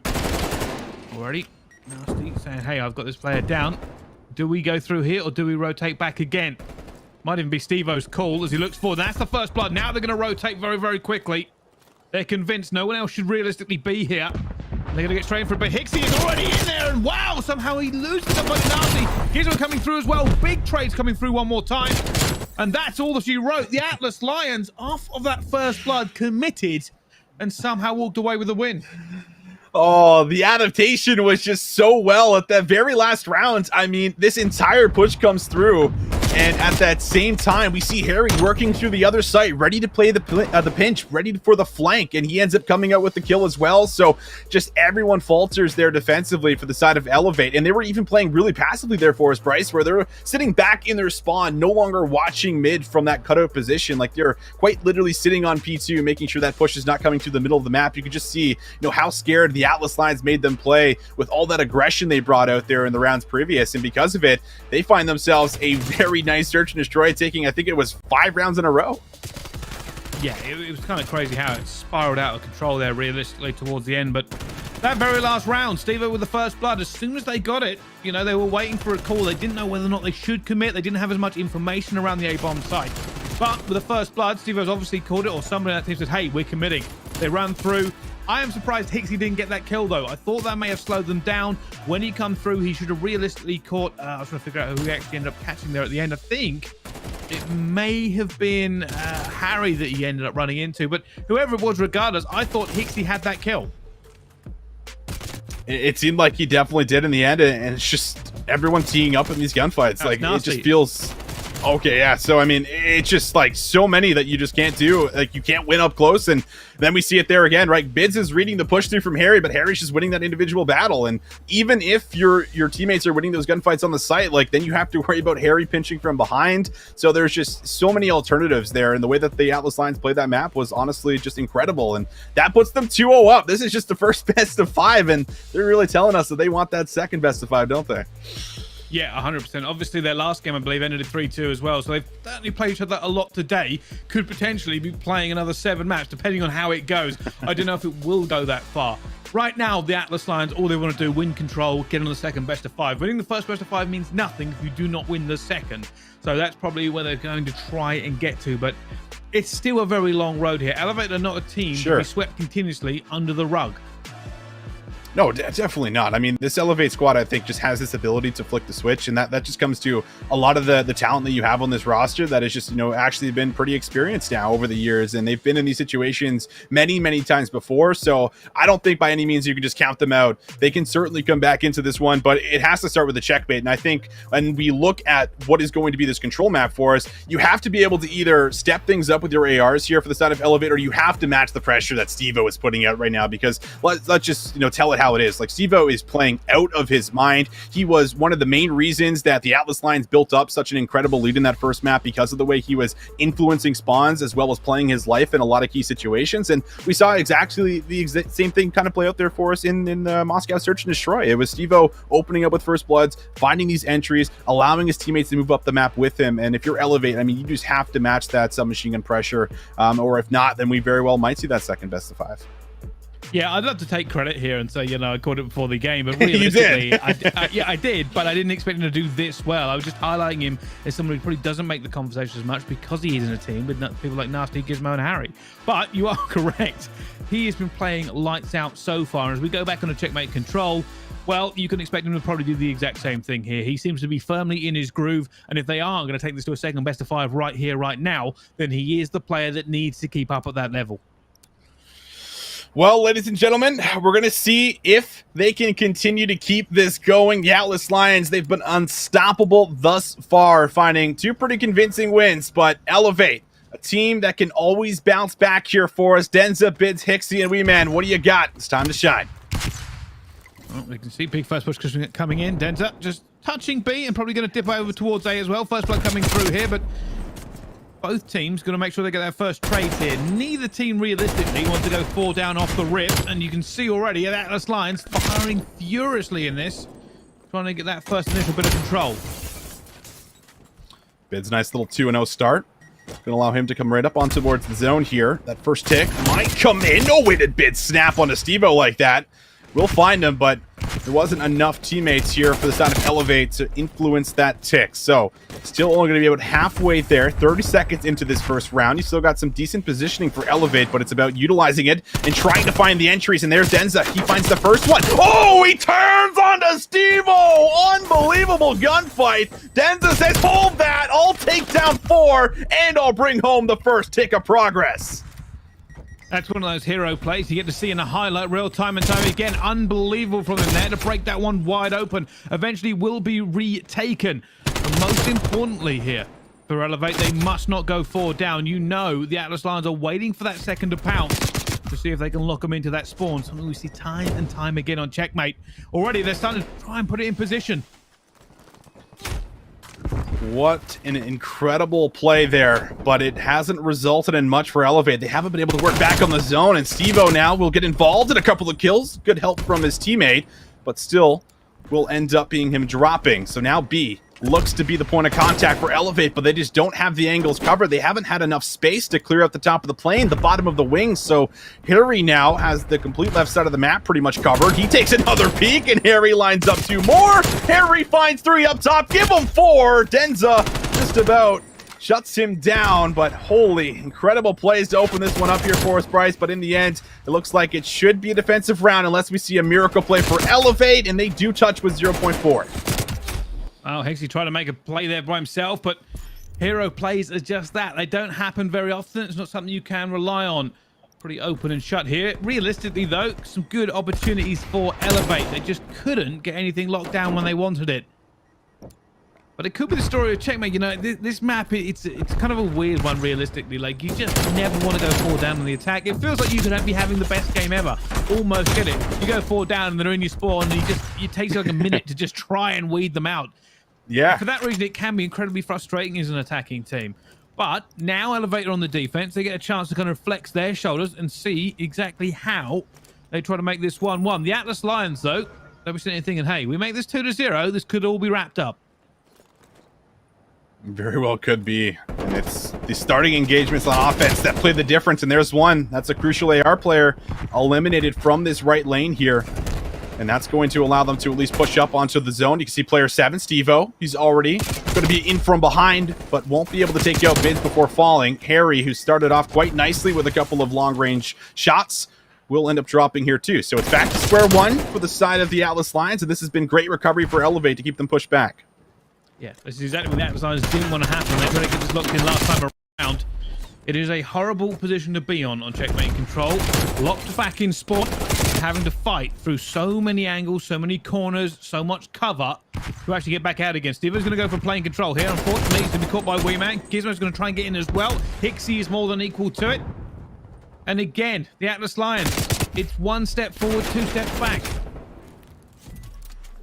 Getting low on time as well, and this is just so difficult. You try and make a move, and feels like everyone's taking shots at you, but here's maybe a little glimpse of hope for the side of the Atlas Lions. They got about 19 seconds on that clock, and they do stop it. So working for a tick of progress over by A. Meanwhile, Steve-O has a couple of key gunfights up top of the plane, and he can't come away with anything. That's going to leave Harry pretty isolated on the point right now, with Nasty trying to do his best to keep him alive. Does find 2. Stops that pinch from coming in. Now it's a contest. Harry waiting for his teammates to also come back in, and this is looking doable. The Atlas Lions, they're making progress. They have some map control, and they might just be good to come away with A if they can keep this up. I don't know if you could there at the minimap. Denza was trying to do everything he possibly could to delay the reinforcements. He did a great job. Unfortunately, his teammates were just not winning the gunfights in the rest of this game. This will now be A, locked down. We have more time on the clock here, and already Elevate are stacking. Steve-O here on the side. He's just going to back up for a quick moment. Nasty found the first one. B is so difficult to capture. You need to clear out the top of the plane first before you can really allow it to be just sitting there on the zone, collecting time and building up progress. And Steve-O's just trying to play his life while his teammates work for that middle map control right now. Nasty, the first one up. There's the big win. Gizmo finds the second, and this will ignite the push. Nasty going to try and get in the wood here and cut off the reinforcements as well. They need it. They need a little bit of a gap to try and play his life. I think they're wise to it as well. You can see them looking around. Eventually, Hixie will go down. Harry gets one as well. There's a big push for them to try and get a little bit of time on a B. Nasty's going to be playing his life continuously here. He needs his teammates to win these gunfights and push them back out. He's calling out Dendra as well. Gizmo's hopefully going to pick this one up. He does do. And now Nasty's just going to be that thorn in the side. Just the most irritating position and player you can be. That's all he has to do here. Make the kills, stay alive. So far, it's looking pretty solid for the Atlas Lions. Denza, what do you have for us? Big gunfight on the Gizmo, but can't slip away to cover that last tick of progress. It is building up. An offensive round will be good for the Atlas Lions as they're going to take a 2-0 lead in this Checkmate Control. once you get in that kind of position, like, it's so difficult to figure out. And the thing I like the most between them, by the way, is just his staying alive. Like, backward, he didn't over challenge, he didn't, you know, jump in, he didn't go for this big kill. He already got the 5 streak there by the end of the game, right? But he could have had more if he kept challenging. It kept being more annoying. But he had faith in his teammates. He knew him being alive there was more important than anything else that he could do. Because the other team knew they couldn't just run out roughly. They couldn't get the position they wanted to. They were choke pointed. And that's why they won the round. Right now, it's back onto the defense of the Atlas Lions. And I think it's ending here. It's very well might. I mean, you needed the subs to perform. And Denza has been doing it for us. But we just haven't seen that same level of play from Hixie.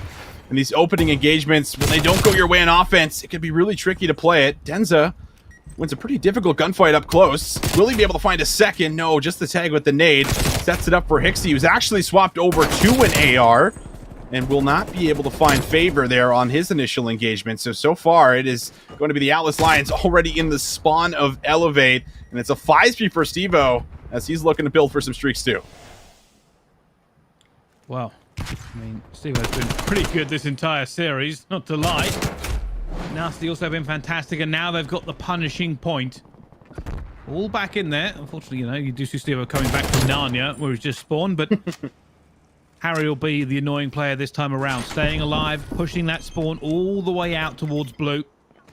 They might end up actually losing A here, because realistically, the Atlas Lions don't have the position to push this or punish it. Nasty makes a kill on the bids, and you can see Hixie going back and forth. He knows it's coming in as well. There's a big flight coming through. Nasty gets both. I don't know how he's just done that. I don't understand. Nasty just doing nasty things for us. And, well, they almost get there, too. 2 ticks come on through. But that last one, you need it for the extra minute. Harry's still alive. And, I mean, he's actually just been in their spawn the whole time. Weeman wants to clean him up, but he's also like, oh, I got to juggle the pressure of getting on time. And he does actually win up close and personal battle versus Nasty, so this is still a chance to be able to come through. Weeman's got to go big again, and he does get help from Hixie, but 8 seconds left. They got to get on. Is this too little too late, though? We're going to find out. Pids gets 2 as well, though. It should be an A-zone capture. This game is certainly not over. Somehow Harry, by the way, is still alive in their spawn.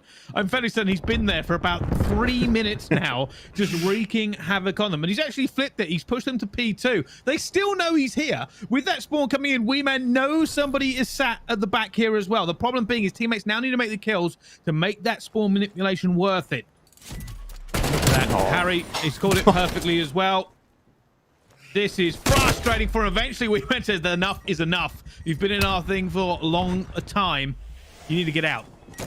You gotta wonder how many times in the comms they were screaming, Harry is still in our spawn, guys. We can't push up on the map, and the only one pushed up is Denza, and Denza's gonna have to make the play, but Gizmo going to the Diamati, gets help from Nasty on the second, just putting in work, and now you're down to only a total of 7 lives total, and you are just getting ripped apart in your spawn. This is 15 seconds left. B looks to be just about untouched, except for Weeman, who somehow slips through. But you got to worry about the streaks. You got to worry about the rest of the Atlas Lions. They are here to play. And this first series looks like it's all done and dusted. Denza's the last one alive, 1v12, and it's not going to happen. A 3-0 in the first best of 5. The Atlas Lions here to prove a point. Well, Bryce, you know, one thing you'll learn about our trio here is we don't like to sell ourselves short, and I don't think you could have framed up the Steve-O performance better than the way you did. I mean, my goodness, talk about underrated. I don't know. Talk about the miracle worker. Yeah, maybe, because this is one of the best performances I think we've been able to see from him individually throughout these first, at least 2 maps, but I think you can throw him credit on the third as well. The Atlas Lions do not look like a team that's coming out of the lower bracket with not a lot of familiarity versus Elevate team, because that was the biggest beatdown that I think we have seen in this matchup really to date at this point in time, and a lot of it was thanks to Steve-O to start things off hot. I don't even know how to quantify that. You wouldn't think that was a team that actually lost to August earlier on 3-1 either. Like, it just seemed like after that first map, Elevate just didn't have their hearts in it. I really don't know what to say. You know, I did say there's 8 superstars into this one. We spoke a lot about, you know, Harry, and we spoke a lot about Nasty, Gizmo doing it. Steve-O, yeah, had a fantastic game as well. And it's those crucial big plays he was making at the same time. I don't know. We're going into a second best of 5, but it feels like it's just such a weird game that shouldn't be happening in the grand final between these two teams. It's one of the things that, you know, we even mentioned at one point in time, like map 5s in EU at this level, when we get to the lower finals, the winners finals, the grand finals are very common. But honestly speaking, I mean, with a performance like this is star-studded to be sure, Austin, but more is just shell-shocking you have to imagine if you're Elevate coming in and getting 3-0'd like this. Honestly, it actually brings back a memory when we saw Elevate in the very first, like, I think it was stage 3 finals, and they actually got like swept 3-0, and it was just like this, and we didn't get a chance to see if they would be able to bounce back. And now I think this is going to be a true test to see if they can in fact do it here for us. So I imagine they're probably a little shell-shocked, like, I don't know what just happened there, guys. We couldn't find our footing, we couldn't win the gunfights, but we're gonna have to really regain. And I mean, now you got to think of all that momentum over to the Atlas Lions. Like, you 3-0 a team in the grand finals coming from this lower bracket, like, you're on the moon right now. You're ready to go. Yeah. So I mean, you have to bounce back hard, at least keep the first map close in the second set, or the Atlas Lions, they might just do that all over again. Well, there's going to have to be a lot of conversations and not a lot of time to have them, as there's going to be another pick and ban process for the map series going into the second best of 5. But the Atlas Lions, all conversation favorably been tilted towards them. We'll step away, let the teams get to work. We'll come back with our map series set and our second best of 5 here in the EU Grand Finals right after this.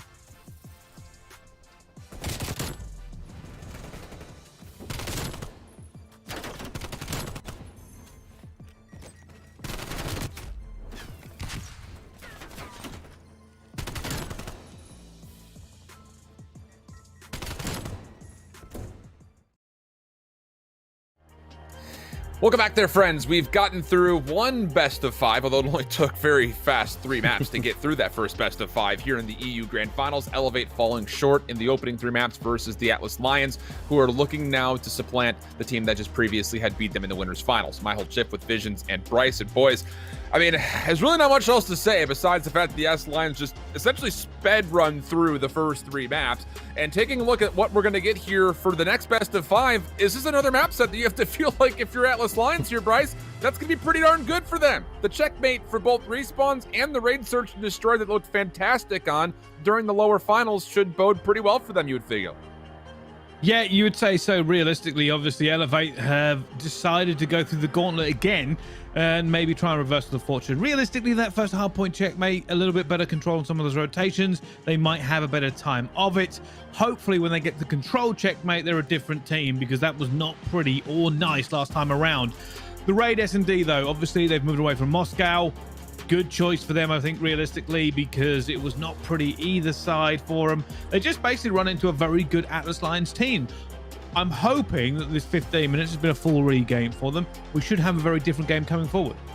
I mean, I'm not lying in Visions when I say I look at these first 3 maps and I say, I don't know if Elevate did their jobs here when it comes to changing up the map set, especially just considering the fact that the Atlas Lions absolutely pummeled Team War on the raid search and destroy for map 2. So to let that one come back into the mix after you've just foiled yourselves in the first 2 respawns, it feels like a bit of oversight. I mean, is there anything that you kind of saw in those 2 checkmates in particular that you say, okay, maybe there is recovery if Elevate just do X, Y, and Z here? I think there was probably a couple moments where if they just win a couple of gunfights, like when we're talking about some of those P4, P5 rotations, that they maybe lock down the majority of the points there and keep that game close. So I think there's definitely an argument that they probably had where it's like, listen, guys, we just played this really bad on some of our rotations. We didn't hold spawns very well. We can do that a lot better going forward. And I mean, with the team that we've seen, we've been watching Elevate over the last stage. We know that they're capable of doing this. So I think this is very well them just either getting a little bit caught up in their egos, saying, listen, we're going to run this back, we're going to beat you on it, or they're going to meet a very similar response to what they got in the first set, where it's like, well, no, the Atlas Lions are actually just playing lights out. And for me, I need to see a little bit more from Hixie coming into this series, because we saw what Stevo did. He was lights out. He played probably the best I think we've seen all year in that specific series. If he can do that again, that's going to be obviously incredible for them. But Hixie was just slacking behind a little bit. He was double negging a couple of those bigger maps on checkmate. That has to change if we're going to see Elevate come out here and actually keep things close.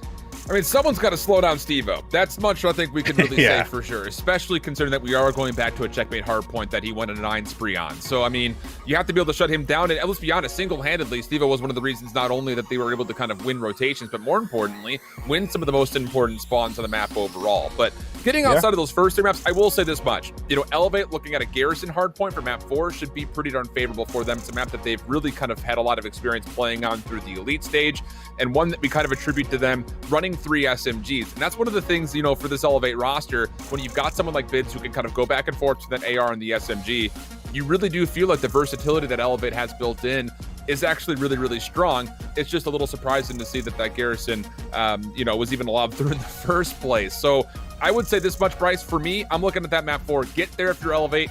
Whatever the score happens even before that, just get to that map 4. You at least guarantee yourself, hopefully, a chance at a map 5, I would say, just because Garrison's been so good for them.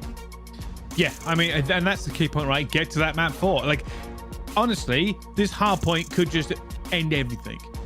Yeah. Elevate need a full regame. They need to get back into this and show us why they won that very first series. They have just been very soundly thrashed, essentially, in this first best of 5. Coming into the second best of 5, like, I don't know what pep talk's gone on. I don't know what coaches they've met with. I don't know what has happened, but they are going to have to be a different team coming into the second best of 5. The worst part is mentally they're going onto the same maps they just got beaten on. Absolutely. I'm hoping that they figured out their mistakes. They figured out what was wrong in 15 minutes. It's a lot to do. It is an awful lot to do at this level of competition. In 15 minutes to come back and say, hey, well, we've just got beaten. Get yourself some water, go to the toilet, figure out what you need to do next, and we'll come back into it, and then we'll break down 3 maps as well. Like, honestly, I'm hoping it's just a very much of a vibes pep talk, because there's no way you've got that much strategy you can divulge in 15 minutes. Well, especially considering the fact that you look at some of the performances, especially in map number 1, just to specifically tailor the conversation to the checkmate hardpoint, Steve-O pops off. I mean, Yeah. how do you counter strat against that outside of just get trades? Like, that seems to be really the only thing you can say, is just make sure you're finding those trades, especially mid-map. And maybe that's the point of conversation, right, Visions? You know, for the key rotations that we saw between 2 and 4, really, and then also from 4 to 5, a lot of the action was happening from Steve-O, and guess where it was? Middle of the map, middle of the plane.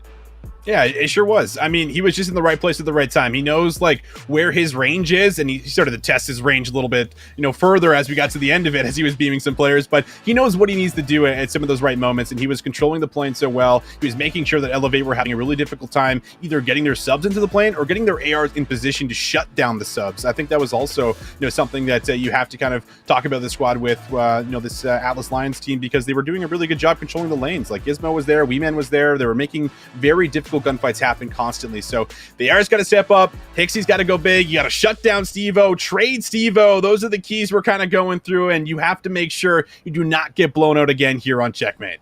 All right, well, we'll see if the recovery will come through. It's a repeat here for map number 1, a map that the Atlas Lions were able to take 250 to 112, and really it just became the Steve-O show. So, gents, we'll let you get on into it. Checkmate map 1. Have a good one.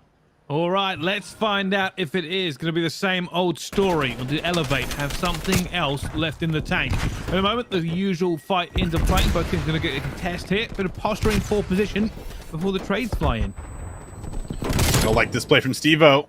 Very patient, just waiting. Weeman, though, is going to be able to tag him up, and Denza actually brings home the kill. So the Atlas Lions, they're already collecting time. They've been able to bully out Elevate, and that's mainly because they have to make sure they control the spawns here. But Harry, he's going to throw his body right on top of the point. Elevate looks like they're trying to coordinate a hit, and they find Gizmo. So numbers on the push, but Harry up close finds one. Nasty gets the second, and now Harry can start looking towards the spawns for the new rotation.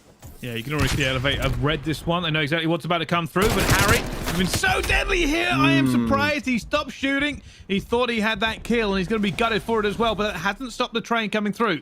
It's now going to be Gizmo versus Hixie. Hixie still ready, still waiting. Good position for them. They did get a spawn out there, actually, from Bids, but it shouldn't be too much of a problem for Elevate, actually. It just means they can actually have somebody cut off those reinforcements. Hard break now for the Atlas Lions.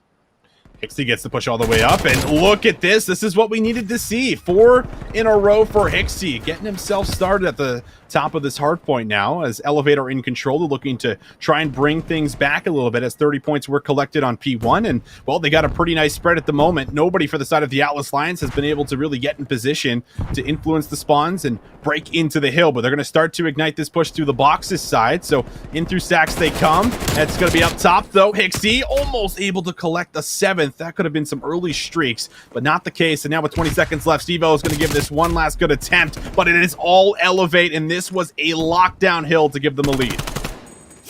Yeah, that's exactly what they needed to do. And now building the Atlas Lions are trying to pin them in. Harry already setting up here. Weeman flying across, not allowing him to get that first pick that he wanted. Now the double chow comes in. Bids is more than equal to it. It's already feeling like a different Elevate. Gizmo now going to be able to find 2. He was responsible for locking down the lanes the last time, and you don't have that same incredible start for Steve-O, and that's why the game is at least a little bit closer as of right now. Gizmo's going to be able to push up, start cutting down the members coming off the spawn, but Elevate will deal with him on a nice trade. And now from behind, Steve-O has found his moment to see if he can stop all the players from Elevate from even getting close to the point. He's only able to come away with 1, but that's enough to put him on a 3 spree. Just patient again, realistically, and we said before, you know, Steve had a great first series. He needs to do the exact same thing again. I wonder if he's going to be able to. Look at that. Just finds it. Gizmo picks up the second one as well. Steve on a 5.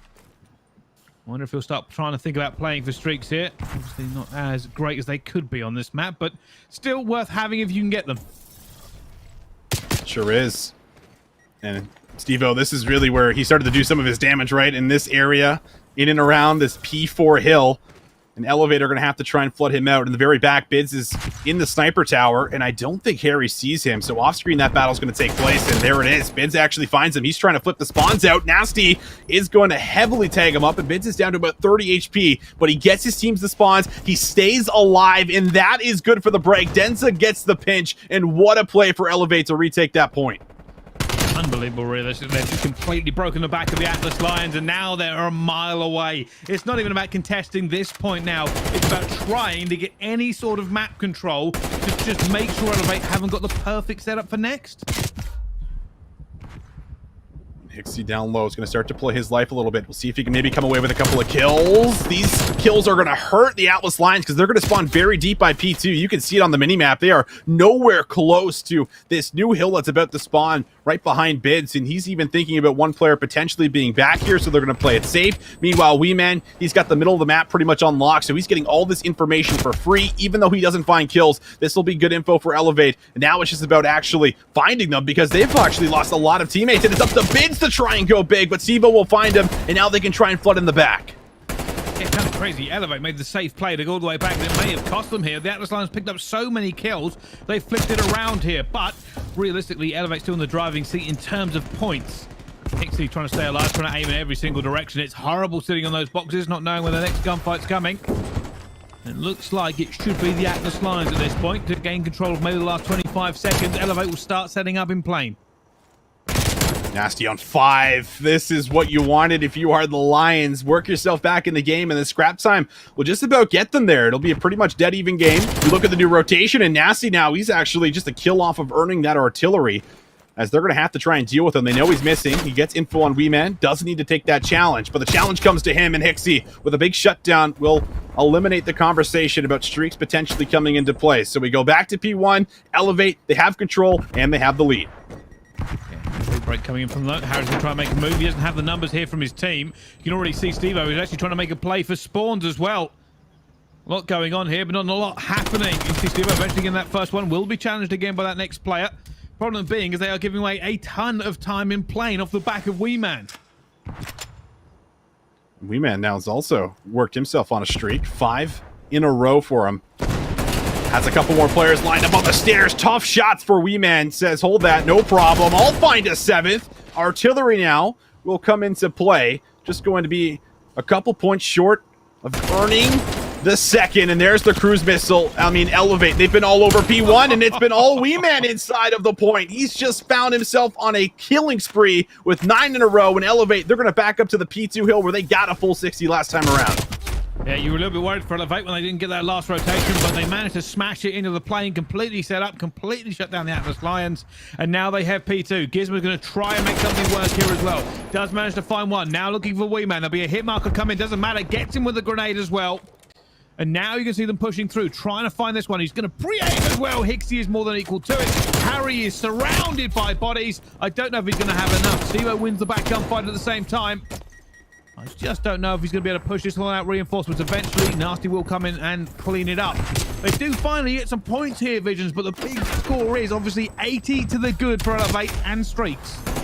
Yeah, I mean, and they're even making him work for it. Like, a lot of this time gets contested. Look at it. It's just going to the game clock right now. So I thought what was going to be about 35 seconds going over to the Atlas Lions is only going to really turn into about 20 or so as long as they get the last 10. And Elevate don't even want them to get the last 10. But Stevo, off screen, will find 3. That's going to stop Elevate from having some of that map control, but it still gives them a chance to be able to get inside of plane first. So coming off the old hill, the Atlas Lions just said it, Bryce. They need some time. They need to find a fast break.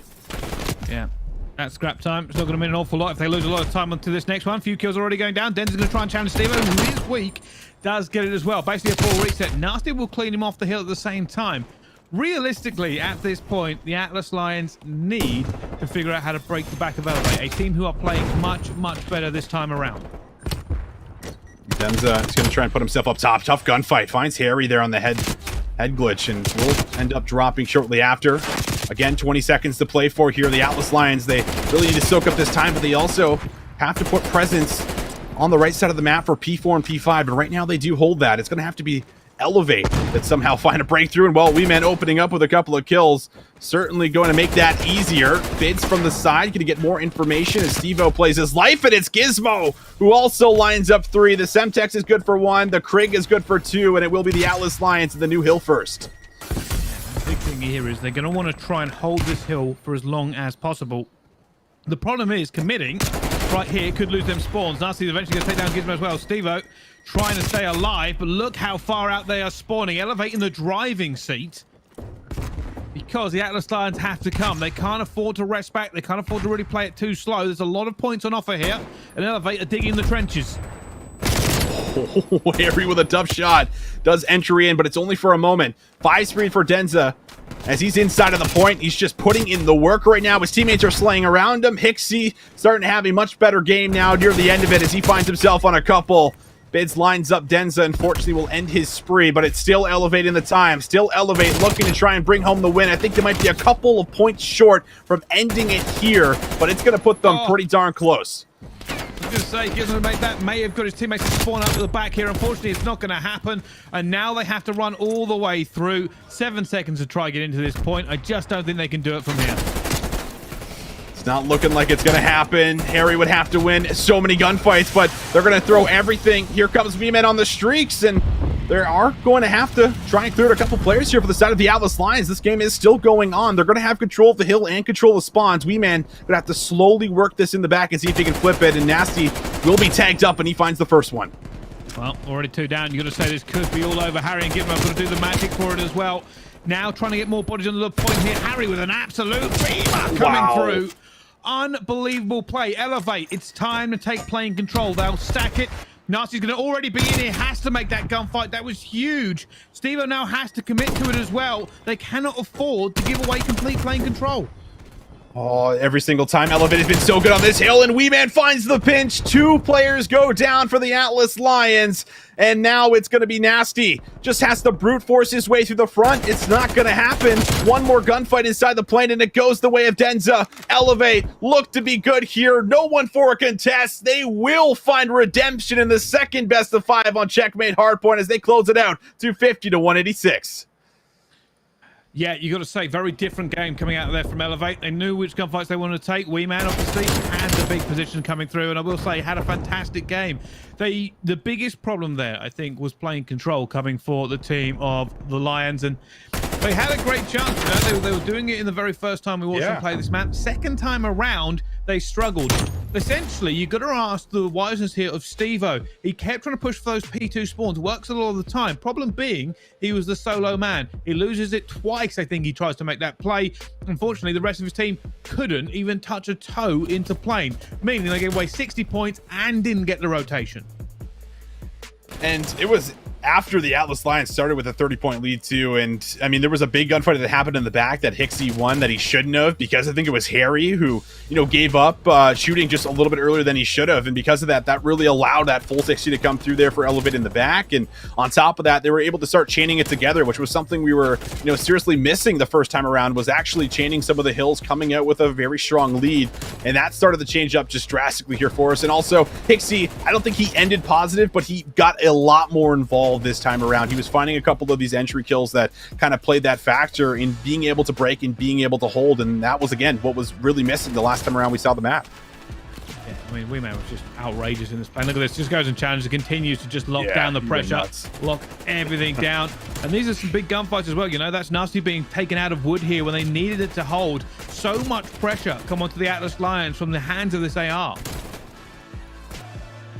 Harry with a couple of 2 pieces. They thought for a moment that maybe they're going to keep that going. I mean, we've seen some crazy comebacks on Checkmate, so you never know until the end, but Elevate's playing control that game. I mean, on P1 Hill, like, I think they almost even got a full 60 worth of time as well the second time around on the rotation. So when that's happening, it becomes very difficult to think about rotations and think about the time that you're giving over there for us, and that's good enough for map 1. That's the bounce back, Bryce. That's what we needed to see out of Elevate. They're here to play. They're here to give us a series. And now as we start to look at what's going to come for the rest of the series, we got a raid, search, and destroy up on the chopping block next. The last search and destroy, it was Devo finding first bloods. It was just always creating man advantages here for the side of this Atlas Lions squad. And well, Elevate clearly made some adjustments on the Checkmate. We'll see what adjustments they're going to make going in towards the search and destroy. Yeah, and it's going to be a lot of adjustments, right? Realistically, coming into this, the Atlas Lions, we saw them put Team Walk to the sword on Raid S&D, and we saw Elevate fail in their first S&D as well against them.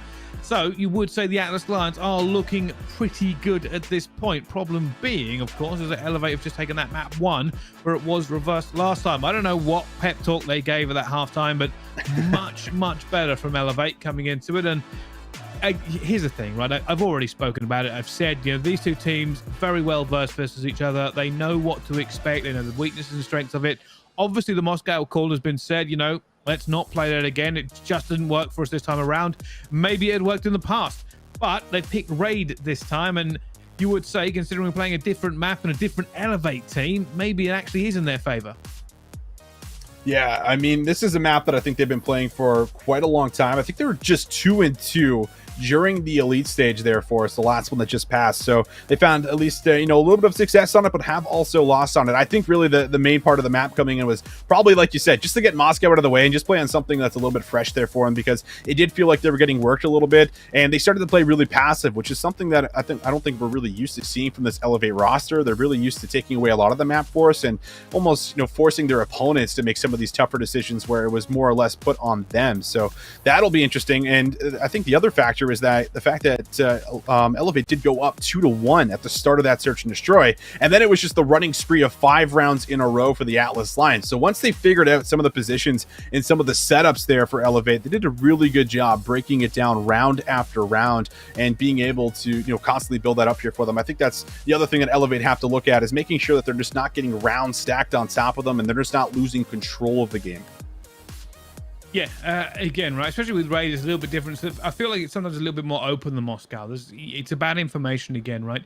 On Moscow, there's a lot of the map that basically blocks off sightlines. You don't know exactly the distribution of the enemy team, which is why you usually see like a big A hit or this slow methodical B hit where you try to get mid-map control, or you try to figure out if the statue's free and the street is free. On Raid, it's a little bit of a different story, right? Usually you'll kind of commit to somewhere. We know a lot of these teams like taking P5 control as well. It's basically essentially the information you get on this map happens a lot sooner into the round than it does on Moscow. It's not going to be just a split and pick. You're not going to be watching street. You'll have somebody watching ring, making sure the big push doesn't come through there. Mid is always dangerous to get through, and so is B side. It plays very different to Moscow, even though it is that same 3 lanes.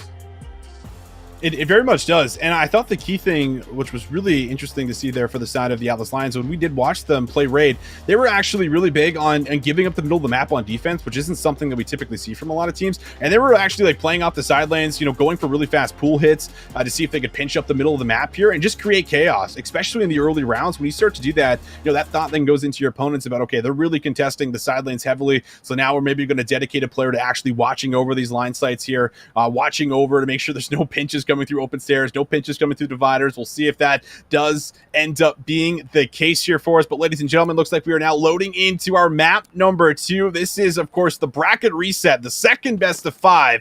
Atlas Lions coming from the lower bracket, looking to see if they can take 2 in a row, but Elevate striking back in the first one. We'll see if they can strike here in the second as well.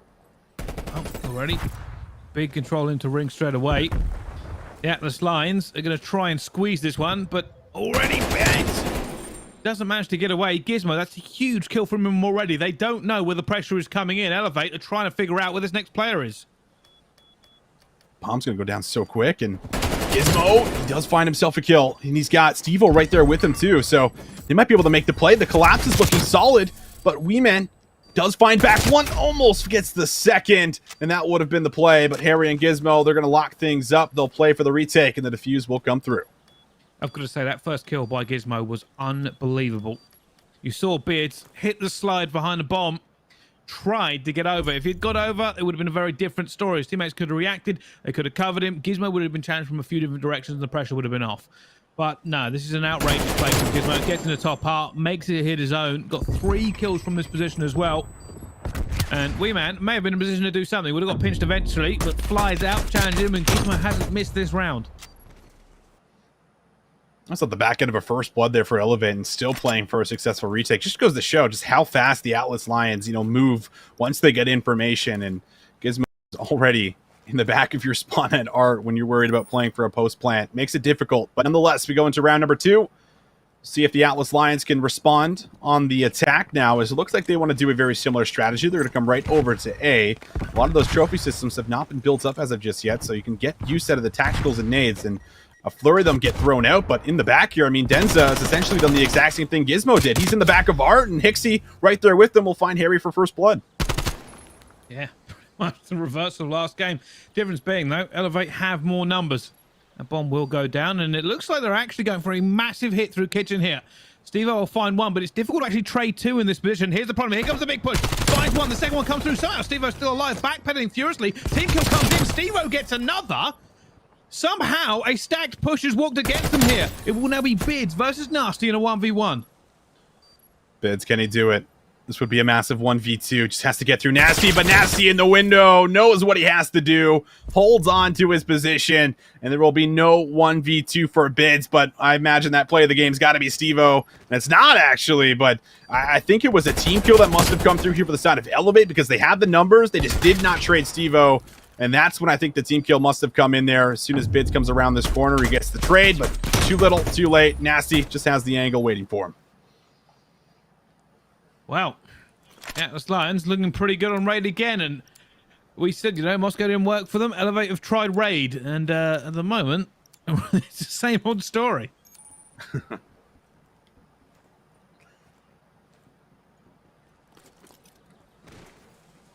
Well, it's all A, and well, every single player is here. Hixie and Weeman, they find the first two, but Nasty and Harry, they come back with a couple more, and well, just 15 seconds in the round, it's a 1 versus 1. I mean, everyone is dead. The bomb is down. Weeman will be able to reset for a quick moment, but Harry, he reads it beautifully. Gets that first kill as well. He's going to actually challenge here. That nade comes through. Weeman looking for him. It's a close-range quick fight. Ooh. And it will be Weeman with the old shot punch to shut it down. That was a chaotic round. Like, everyone just challenged A head-on here. You got an off angle that's being held for Harry. He comes away with a second as well, as Denzo looks like he went for the peak, and Harry just continues to lock that down. He's not moving, and, well, easy two-piece for him. Finds last player in the middle of the map there to come away with it, but honestly, it's going to be Elevate that come up with a big one-on-one. Weeman with 2 in the round. AR versus AR. That is exactly how we love to see it, but we'll see if the pushes keep coming towards A, because that has really been the offensive attack every single time here thus far, and it looks like the bomb will be here again. Well, let's see. Let's see what happens this time around. Hixie sees a couple members of the Atlas Lions playing peekaboo. Eventually, Gizmo will get through, but does get traded back out. Hasn't gone well for them here. Den's still alive. Going to get that hit marker onto Harry as well. Nasty chasing.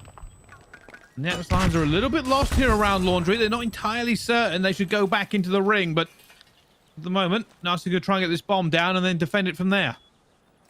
It's a really disciplined play here for Elevate. They back all the way up, and that means that Nasty is just going to be picked off the bomb. Harry, he had some clean shots last round, but he's got his hands full in a 1 versus 3. We'll give him the first one, but I don't think he's going to be able to play his life. The push will come through. Denza gets there, and Elevate, they will play that round very nicely and bring home the defuse to tie us up at 2 apiece. Yeah, just managed to make sure they didn't throw away too many lives in bad situations. Got close enough to kind of defuse that round in the end, and the Atlas Lions were just in a bad position. They lost a couple of gunfights they weren't really expecting to lose, and once they did that, they knew they didn't have full Laundry control. Nasty basically got the bomb down and didn't have much hope of getting out. Denza turning up for a couple of key gunfights here in the end to make sure trades are, in fact, coming through. Elevate slowing down a little bit. You have to really kind of just back up on that round, and that was I think a 2v4 essentially inside of Laundry that Elevate came out with and had the numbers advantage. So starting to stop the Atlas Lions a little bit on their offense, but now Elevate a shot to go 3 rounds in a row, back on the attack, back to A. That has been the story of Raid Search and Destroy thus far. Will any picks come through? The Atlas Lions certainly got to be aware now as the stun does connect, and well, right away Elevate, they're just gunning it to the back. Look at this, they're actually trying to push straight through as well. Denza has to back off. And it's a very stacked gunfight here at Laundry. Both teams about to try and connect. Nasty desperately just trying to make an angle here, not willing to give away the life. The big play could come out of Harry if he gets into position in time. Man finds that first one, but it will be picked off. Harry gets there, and now Harry just needs to play his life. It's a pinch inside of ring, but Hixie finds one more before falling. The information, the angle, it's so good for Harry! The pinch will work out. He'll find the 3-piece, and the Atlas Lions clutch up in the end. Yeah, this is exactly what he needed to do. Realistically, he got into a great position. Bids goes down. Nobody's watching the back. I think he got that second kill. I think Steve-O also challenged it at the same time. You're going to see Steve-O get a 2-piece. Yeah, that first kill goes his way, and I think Hixie ends up dying to Stevo, but great communication between those two players to lock this one down. If you're the Atlas Lions, you were feeling an awful lot of pressure there. So many bodies just outside of Laundry, expecting a gunfight any second, but they do now go 3-2 up in this S&D. But it's considerably more even than I was afraid it would be. Yeah, it's been very back and forth since the 2-0 start. And the Atlas Lions, they are still set on bringing that attention and that push to A. Denza, he's going to get the call out and the information on it. A couple players will cross, and, well, not wasting any time. Nasty's going to try and drop this bomb, but Denza, he could find an exit here. Harry's watching over him and won't be able to find it. Nasty gets first blood, and Elevate need to retake in a 3 versus 4. And this is where you've got to make sure, if you are Elevate, you get those trades very heavily in your favor. You do not have the bodies to keep trading back and forth, and Gizmo's just going to play peekaboo and keep throwing the shoulders. The Atlas Lions know they have the advantage of numbers here, and you can see the big players coming through, but E-Man, they will try and make a play. It's not going to work out for them, though. Heads-up play for Stevo. Just cuts through the middle of the map, wraps back to make sure no one is hitting the back of jungle, while also creating a pinch in the middle here. And this play, where Nasty gets some cover fire from Harry, just being able to play his life and making sure Denza does not find one really allows them to open up and play passively as they did with the numbers, knowing that Elevate have to find picks. Not the case. The Atlas Lions will find themselves on a couple rounds in a row again, and it's Elevate here in round 7 that need to find a big response. And, well, the big question here, Bryce, is are we going to A again? It's looking likely. Wow, maybe. You see already, the Atlas Lions are taking P5 control. They've done this a few times. Stevo being super aggressive. They're already running through. And I think that may have been a stick as well. They're trying to get out of this position now. Nasty trying to come into a trade to try and salvage this. I think maybe Stevo and Gizmo tripped over each other a little bit going into that. Stevo got that initial pick.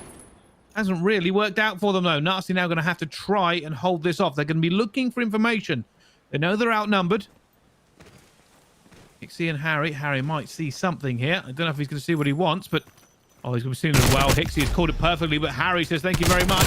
Does eventually get cut down. Now a 1v2 for Nasty. A doable 1v2 at that. Harry gets a lot of information there on the remaining members, but now Nasty's position also going to be known. And it looks like they just want to drop the bomb as fast as possible with the 74U. As well as the Krig in the back pocket. We'll see if he can get it done. Bomb will go down. Denza just doing a couple little shoulders. And Nasty, he's going to come all the way around the back. Problem is, though, they're just going to shoulder him and bait and switch. They're too close together. He would have to get a lucky pick for this to work out. Just don't know if he's going to actually do it. Bidge has already seen him. Now they have the information. Elevate should be able to pick him apart. He's already going to find Denza up top. And there you go. Lay straight down. Bidge says thank you very much. The bait and switch works.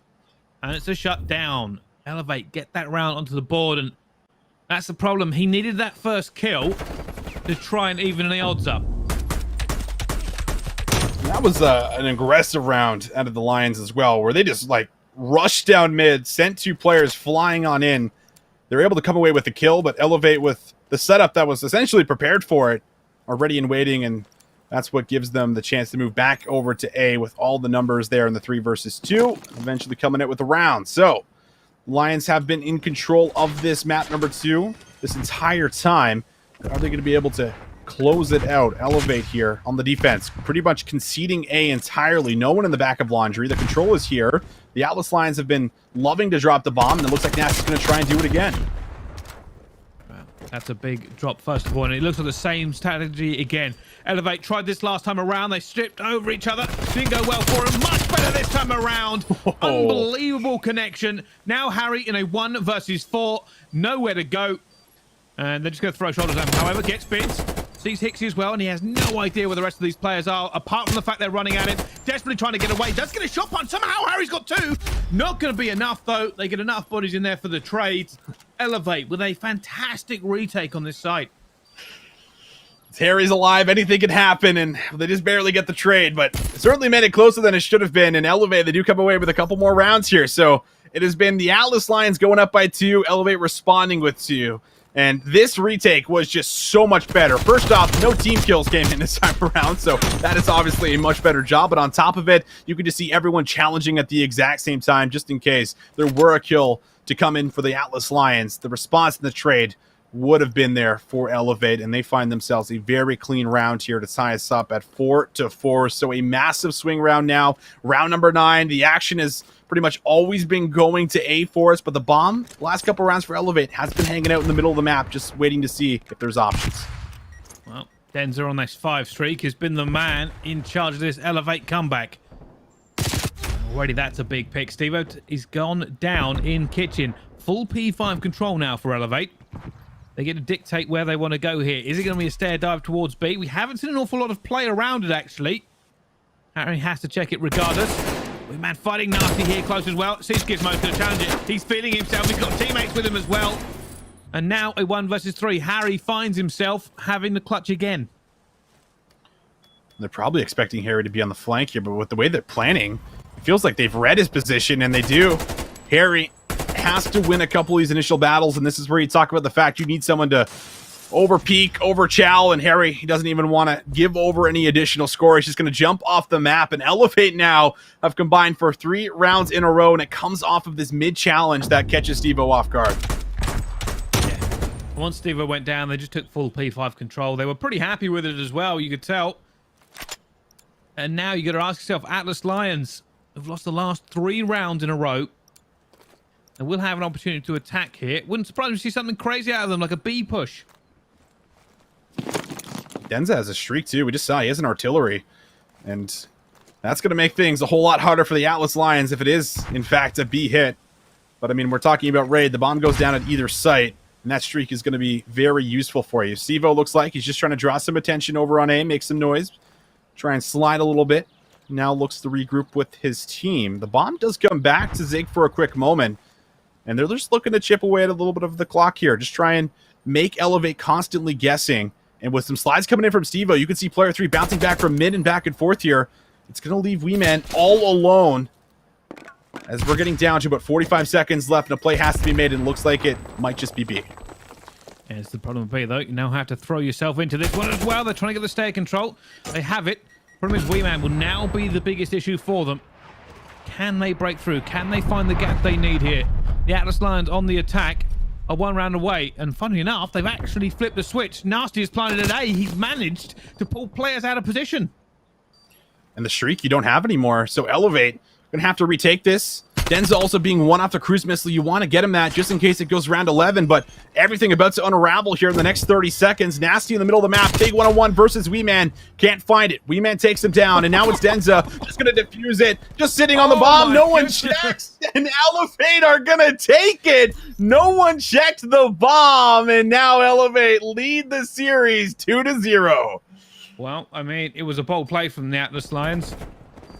They basically said, hey, let's try and make sure they are all over the place. They thought the B hit was coming in. They went up the stairs. They planted. The problem being is when you're putting the other team all over the place, you're not in place yourself. Nobody was able to watch the bomb defuse. By the way, he defused it standing up. I don't know if he meant to or what happened. Like, he just went, yeah, I'll just do this. Doesn't matter on any angle you can get me from. Yeah, I mean, I love that call too. Like, we're talking like an intense situation. You just used your streak. You want to get your cruise missile, and Denza's like, listen, I'm not even worried about the cruise missile. I want to end it. I'm just going to hop on the bomb and bring home the defuse, man. Just talk about the guts to pull off that play. And as you said, standing upright. I mean, unbelievable stuff here. And this was a crazy comeback from Elevate. Like, that was a lot of rounds in a row. At one point in time, we saw the Atlas Lions, leading the charge. They went up 2-0. Elevate here to bounce back with a couple of rounds. Massive 1-on-1 here from Weeman being tagged up. And that's what really started to ignite a lot of this momentum for Elevate to work themselves back in the game and then eventually take charge. Yeah, I mean, Sean just did a fantastic job here, realistically. And we even saw Harry come around the back. There was another big play from the Atlas Lions, but you are right. I will say this, right? Elevate did a great job at not losing their head in this game. They could have started seeing doom and gloom, but things like that big hit that came on towards Laundry, right? The first time they did it, disastrous. They tripped over themselves. There was a team kill that came in. They didn't get the trade. And then they went and tried it again. They went, no, we're doing the exact same thing again. Let's hit this properly. There it is in the replay. Fantastic retake that time around. Something that didn't work earlier on, and they messed up. They went, hey, we know what we should be doing. We play our own game. We do the exact same strategy again, but this time it worked. This time it worked, and Well, what a crazy turnaround from the last series, because if you're just tuning in, the Atlas Lions, they won the first best of 5 in 3-0 fashion, and a lot of those maps were not even close. Now we go in towards the second best of 5. The maps are fairly close, but it's Elevate, edging out over top, finding just these game-winning moments that are playing the factor here for them, and that's now allowed them to go up 2-0. But Bryce, we got another checkmate control coming up, and that was also a 3-0 as well. So they've made adjustments in the checkmate hardpoint. They looked a lot more solid on raid, search, and destroy, and we'll see if they can honestly just keep this going their way as we go back into a map they've already played. This is why, by the way, this is the entire reason when I say I'm not confident in making a call on which way this game is going to go. We saw very similar maps, apart from the obviously different S&D. And Sure. you know what? It was all the Atlas Lions. We come in out of it. We go into a second best of 5. It is now all Elevate. Like, every team in Europe is super competitive. They've been mostly pretty stable rosters. A few changes here for reasons to get out any weaknesses and go through into the next time. But we see the same names at the top again here. It is impossible to figure out how they're coming to the series. It's just who's better on the day. At the moment, it was Atlas, and now it's Elevate. They can wrap it up here after losing the first 3 maps. Well, let's see if they can do it. Elevate, they've been so much more solid. Everyone has been more consistent, and it's the Atlas Lions that find their backs up against the wall. It will be offense first for Elevate. They struggled the last couple times, but it's going to be a lot of white in the feed. Denza, the last one remaining, unable to win the gunfight, and now you already have to worry about the pressing spawn trap that Atlas are looking to put in place. Well, you can see here, Wee Man just trying to see if they can get a kill to break out of it, and it's not really working for them. Atlas Lions are squeezing the vice. Yeah, this is horrible. I very much do not enjoy being in this position.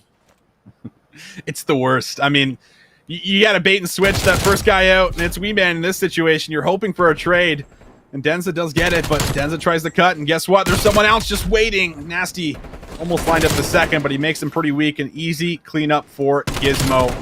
Already 25 seconds left in the first round, and Steve-O, well, we've seen him in this position before, and he's off to a nice start, already being a menace in the back spawn. I hate being in this position.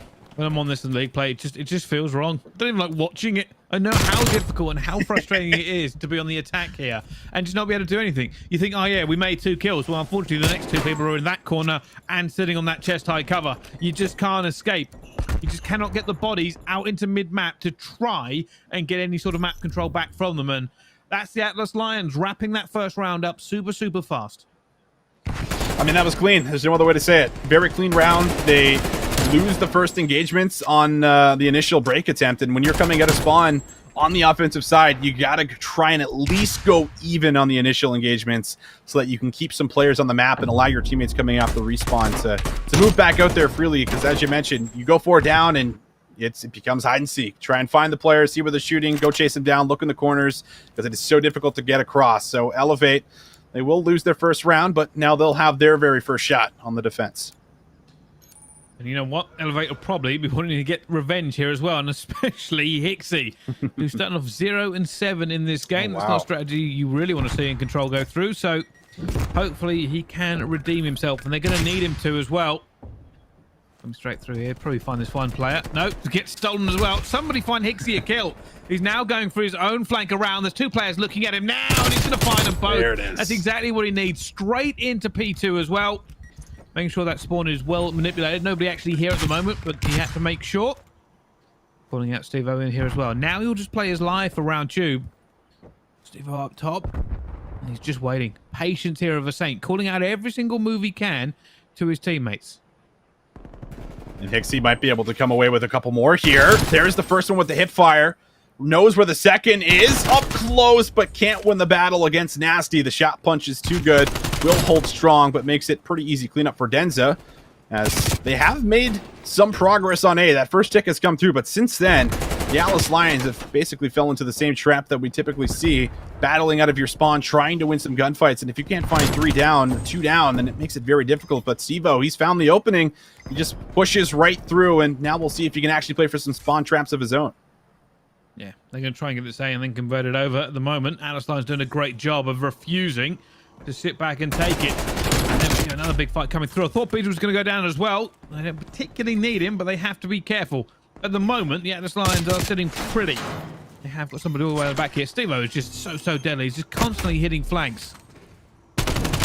Oh, and they actually stopped that last stick from coming in, so they do have to try and move one more time, but we'll get there. The Atlas Lions, extra minute up on the clock, but as soon as that happens, it will be elevate. Find pretty much 3 clean down. And now it's back to step 1. The Atlas Lions having to move out of their spawn, trying to break into the plane. That will be the difficulty. Hixie might have found a window to disrupt this entire play, and he will come behind one, gets Harry. Steve-O will be read very nicely as well. So Hixie getting involved, has found all of his kills in this round and has looked a lot better thus far. Yeah, and this is the key here, right? Like, realistically, Elevate last time around, they actually lost their defensive round, and it was a swift 3-0.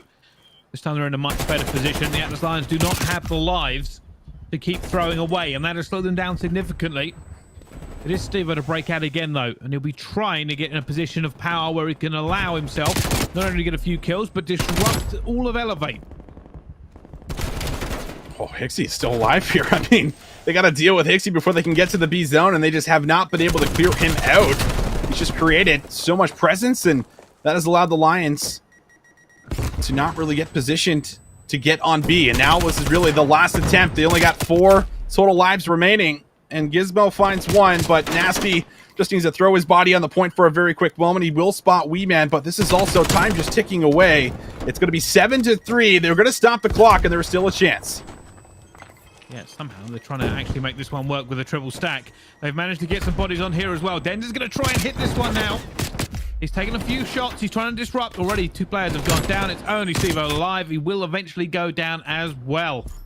And I will say this. Elevate, by the way, did a fantastic job when Steve-O broke out that last time we were talking about him. They didn't rush to engage. They didn't overcommit. They made Steve-O play his life and basically be irrelevant for so long.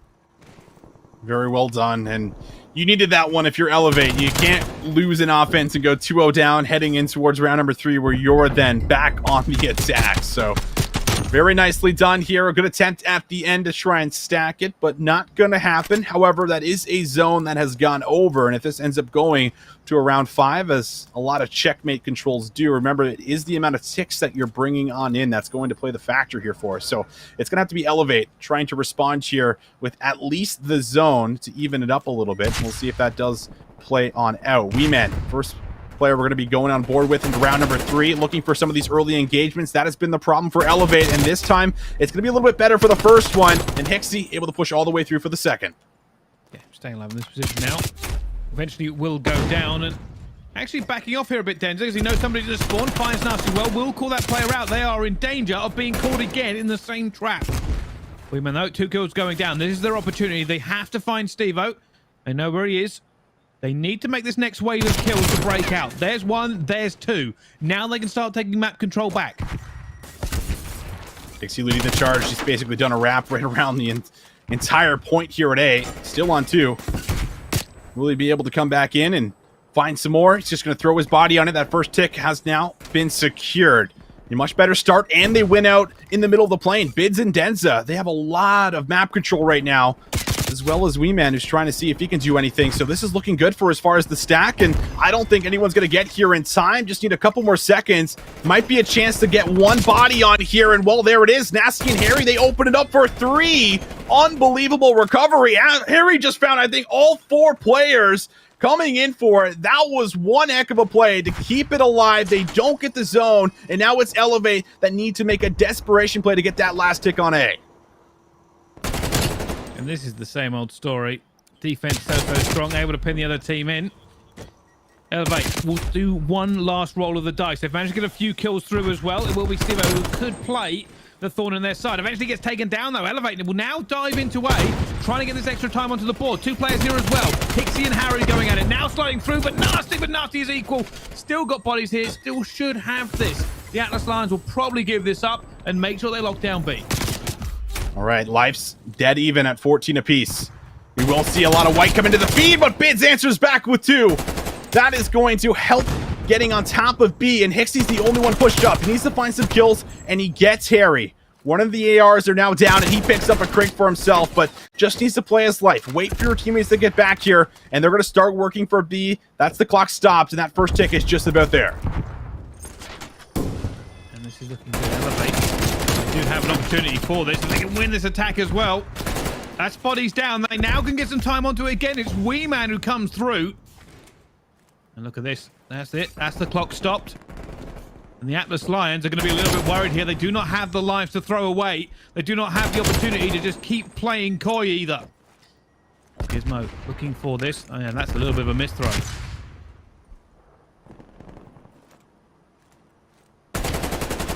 Pressure building with 30 seconds remaining. You have to keep them off the zone. But Hixie, he has found the window. Works in the back, and he almost turns and burns. Will be traded, but Bids finds Steve-O. And now it's up to 1. It's not going to happen. Elevate. They will take their offensive round. A round that was not looking like it was very much in their favor, but they get there. They get A, and they swiftly move over to B and hold on towards that life count to make sure they go up 2-1. Yeah, full credit to Elevate, actually. Holding their nerve, making sure they make the right moves.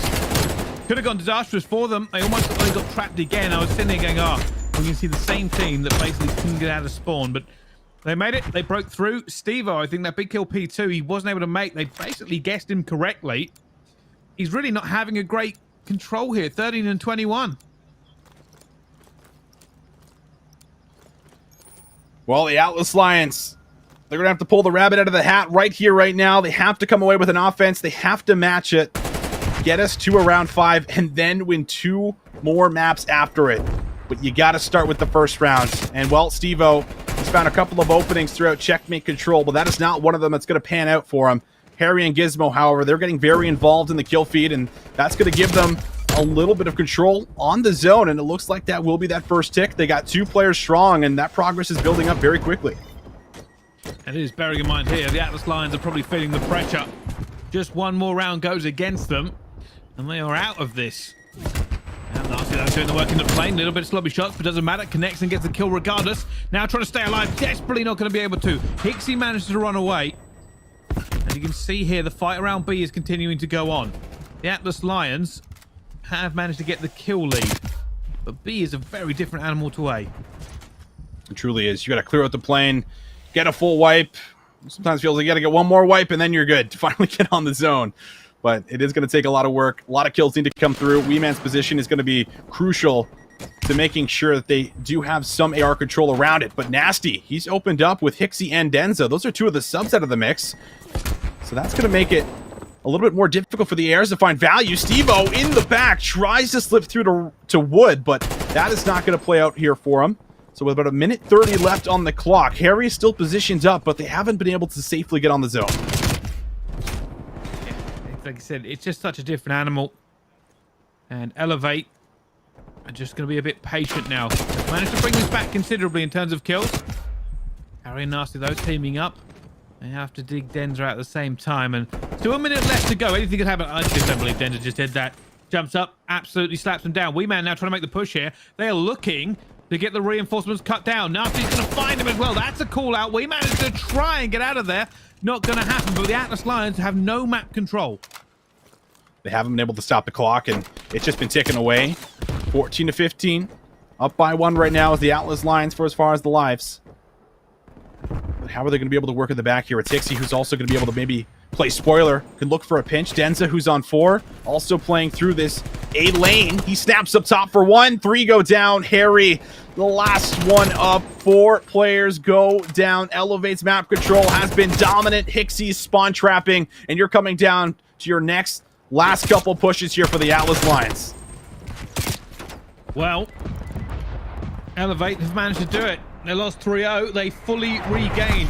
Clearly trusting their map picks a little bit more this time around. Checkmate, both going their way. Surely there's nothing left for the Atlas Lions here. They have to dive the point. I don't even know if they can get there if they just run for it. Nasty will try, but gets cut down. This is an unbelievable result here. Elevate will win. They do. I mean, unbelievable. With the first series, we see a 3-0 for the Atlas Lions. We go to the second series with 2 out of the 3 same maps, and it's a 3-0 in Elevate's favor. I mean, Alan, like, let me know what you're thinking right now, man. I don't know if I want to start with this is a tale of two elevates or a tale of two Stevos. I mean, you can really look at it one way or the other depending on which you favor, kind of looking at the glass half full or half empty. I'm not going to lie. I mean, the first opening map, it really does come down to a couple of the key moments, right? I mean, it's really a tight affair. Yes, it's a bit of a runaway until TAL start to kind of bring things back near the end. Harry starts to have a pretty decent run, but honestly, beyond that, the raid, search, destroy, good corrections from Elevate based on what we saw from them on Moscow. Granted, of course, a very different venue, but I mean, just the reprisal from seeing them on the checkmate hardpoint and the checkmate control from the first best of 5 to the second, it didn't just feel like they were doing a much better job shutting down Stevo. It really just felt like overall, Bryce, Elevate were just playing their more correct and more complete game that we expect. Yeah, I don't know whether they run out of steam, the Atlas Lions, but Elevate, also we're dealing with Stevo. You are right, Taylor, two Stevos. I wonder if that's the adjustment that's come in. We saw Stevo playing an awful lot of those plays, those flank plays, those corners, to basically be a pain for anybody on Elevate. But he lost some of those gunfights. They caught him in the corners. They figured out the flanks, and it suddenly wasn't looking so good for him. And when that happens, if you're making that hero play, obviously you're not going to be in a position to trade. No one's going to trade you. You basically can be a free kill on the map if they figure it out. And I think that's what happened a lot of the times for it. You know, even in the S&D, he was a big factor for them in that first S&D, getting those plays. And we saw some of the rotations and the information he was able to get. If you're not doing that again, it's just not working out for you. And I will say this as well, right? Hixie, by the way, massive reversal of fortune. First round of that control, 0 and 7, comes back into it, doesn't give up, and they win it.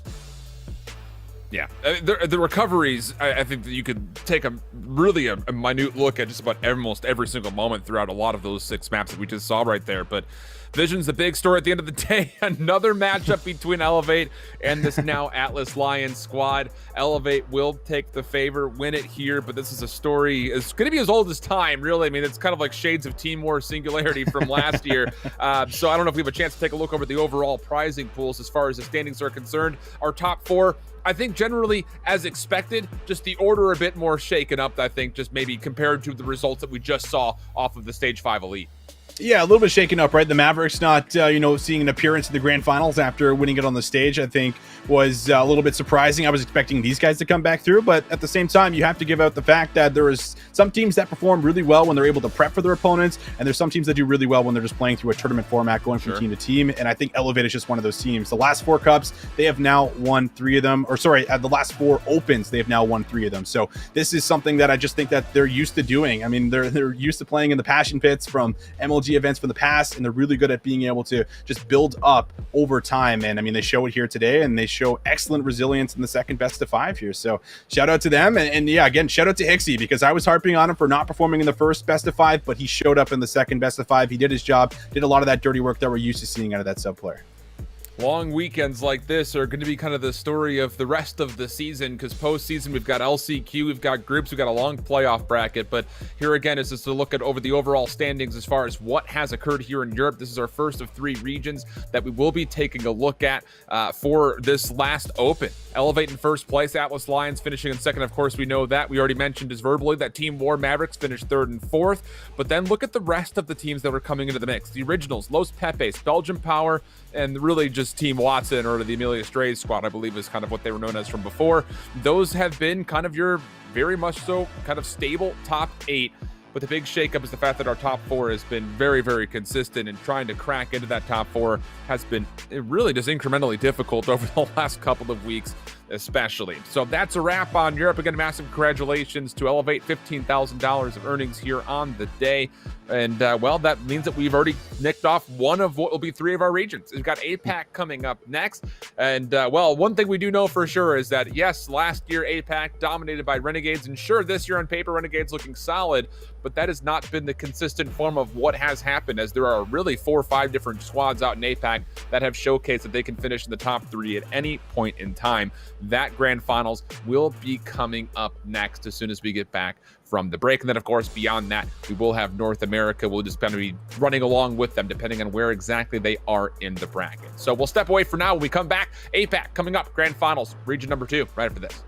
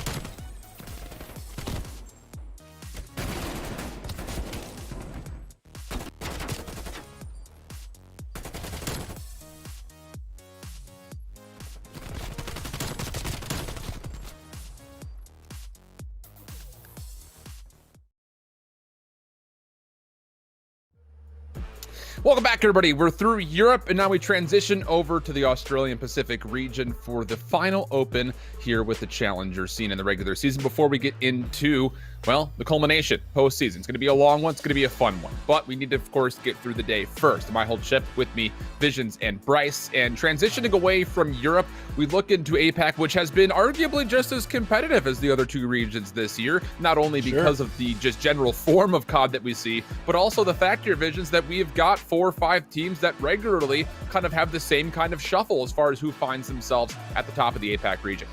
Yeah, I think that's what's really fun right now is, Renegades, of course, we all know last year was the Renegade show, and everyone's like, well, they're going to go into APAC this year, and they're probably going to do the same thing. Well, no. We got some other squads here. They got some talent, and I think it's been nice to see, teams like we saw Void, of course, before being picked up by a different organization. They were out here making a lot of noise, actually shutting down a team like Renegades here for us. Then you got a team like Vertex Gaming, who, actually rose to the top a little bit here with some star players, and they've also been able to make some dents. So I think that, what we're getting to is the fact that, yeah, a lot can change up here for us. We don't know who necessarily is going to win, but you feel like in one of the last tournaments that you have here in APAC, this would be a really good step to, again, putting yourself in a strong position for finals.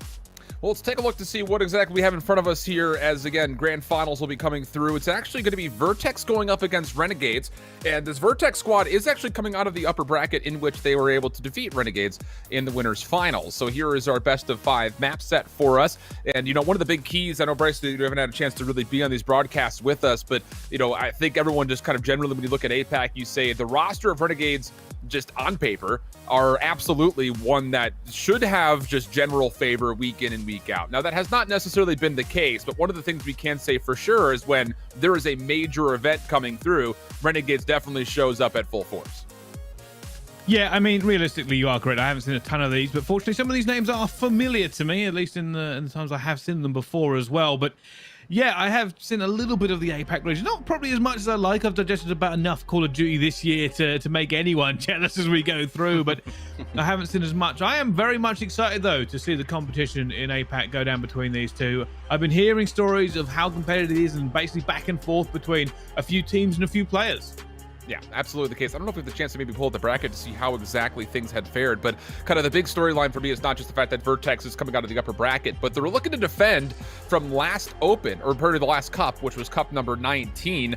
They were actually able to get through and win the grand finals versus the Mind Freak squad. Renegades actually finished 4th, but it just feels like one of those things that we continue to have this conversation as we get closer and closer to these major opens. The thing is, at the end of the day, Renegades still has won a vast majority of what's happened here in APAC, and like I kind of mentioned, they definitely do find a way to turn up as we get closer and closer towards these 40K events. So take a look to see how things unfold. We jump into the Moscow Hardpoint first and foremost, and Vertex Gaming, pretty solid position here over the favored side, and beyond that, also favorable numbers as they try to clear out Metro. Limax from behind will pretty much do just that as he also forces out a team kill.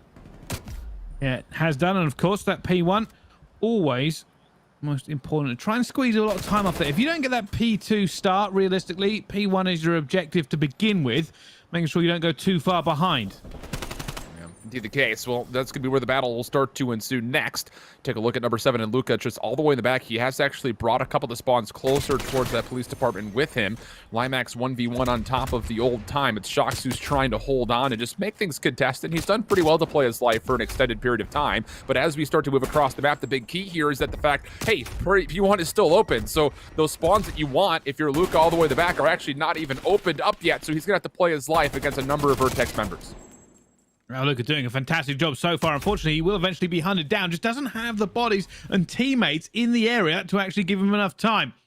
You can see now, though, his teammates trying to get into a good position to break this. It's never easy. You can't make it a little bit chaotic. Although Kronos trying to make some work through in that mid position. And now Shock's trying to find a pick himself. The problem being is that all of Vertex are back up. It's just down to can they actually bunker into the site, because the next 2 eliminations will come through for Renegades, breaking from the front. They've even actually flipped the spawns out. They haven't dropped a single member yet. It's just Crims, the last one left alive. Former Renegades player from last year does eventually get eliminated in the break for Renegades. Very clean, polished. I mean, the first attempt maybe not as great as they would have liked, but the second attempt, I mean, they only drop 1 member. It's a quick flip, and they're right back into the lead. Wow. It's a very tight game so far, of course. This time, though, Vertex will have the advantage. They are set up. They are ready. That's Renegades for the hard break, and they need bodies in position before they try and make this. They cannot keep going in one by one. Shox is going to try and stay alive and bank, and that keeps the pressure up towards the back of the hill. Here come the rest of the members. The Renegades are stacking. They're ready for this push. Again, though, it's going to be down to can you actually win these gunfights in the back, because Renegades, with a couple of good kills, will start to spawn Vertex out. That will indeed be the case. The Reprisal looking to come through for Vertex as they do find the next 3 and then eventually the 4th. So really good recovery here. Renegades threatening early, but not able to successfully flip this time. Well, one more chance at it. Realistically, they want back bad spawn anyway. You can see that fight coming in as well. Fighter is going to go down. Luca now going to try and make a play with this Krig. Not going to find anyone with that slow peek. Eventually, he just gets cut down as well. It's not going very well for them on this push, but they will have bank control. But there's going to be Shox sitting there waiting for the pressure to come to him. Yeah, tough kind of opening 3 hills here for Renegades generally. I mean, they had a really good look at the opening towards the second hard point, but that gets trifled just because Vertex cleanly find the scrap time of P1 and then actually push through to kind of contest those spawns. Yeah, the break attempt is great for Renegades, but there has not been a realistic chance yet for them to actually have a full setup on any of these back 3 hills that we've had in this first rotation. So yes, it is a pretty significant lead at the moment for Vertex, but for Renegades, it's just down to kind of controlling this tempo maybe just a touch better, and we get even kills all the way through. But even still, even though the kill feed has gone 50-50, the hard point has been very convincing for Vertex. They've thrown this lead to above 60.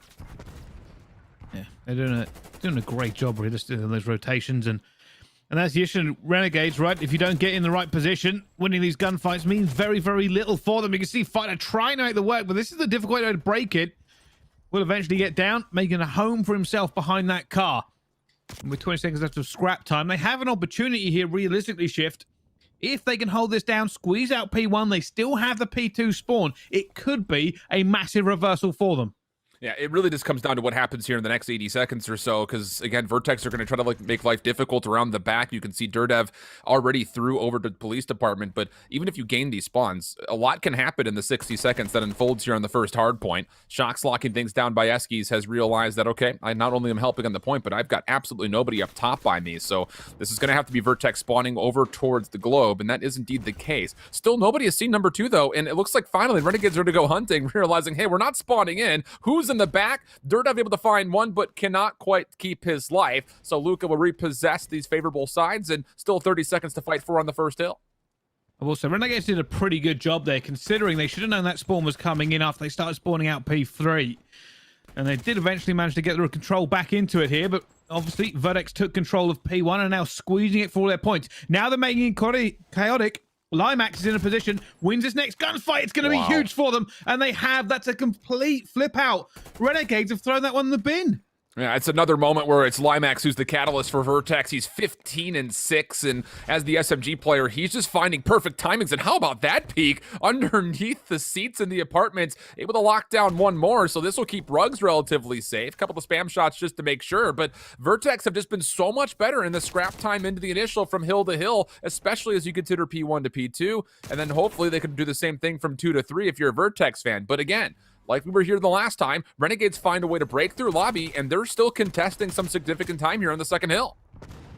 This is all Vertex so far. Durdev on a 5 streak as well. We've seen that from Limax at the same time. The skills, 17 and 8. Luca will eventually break with 28 seconds left to go.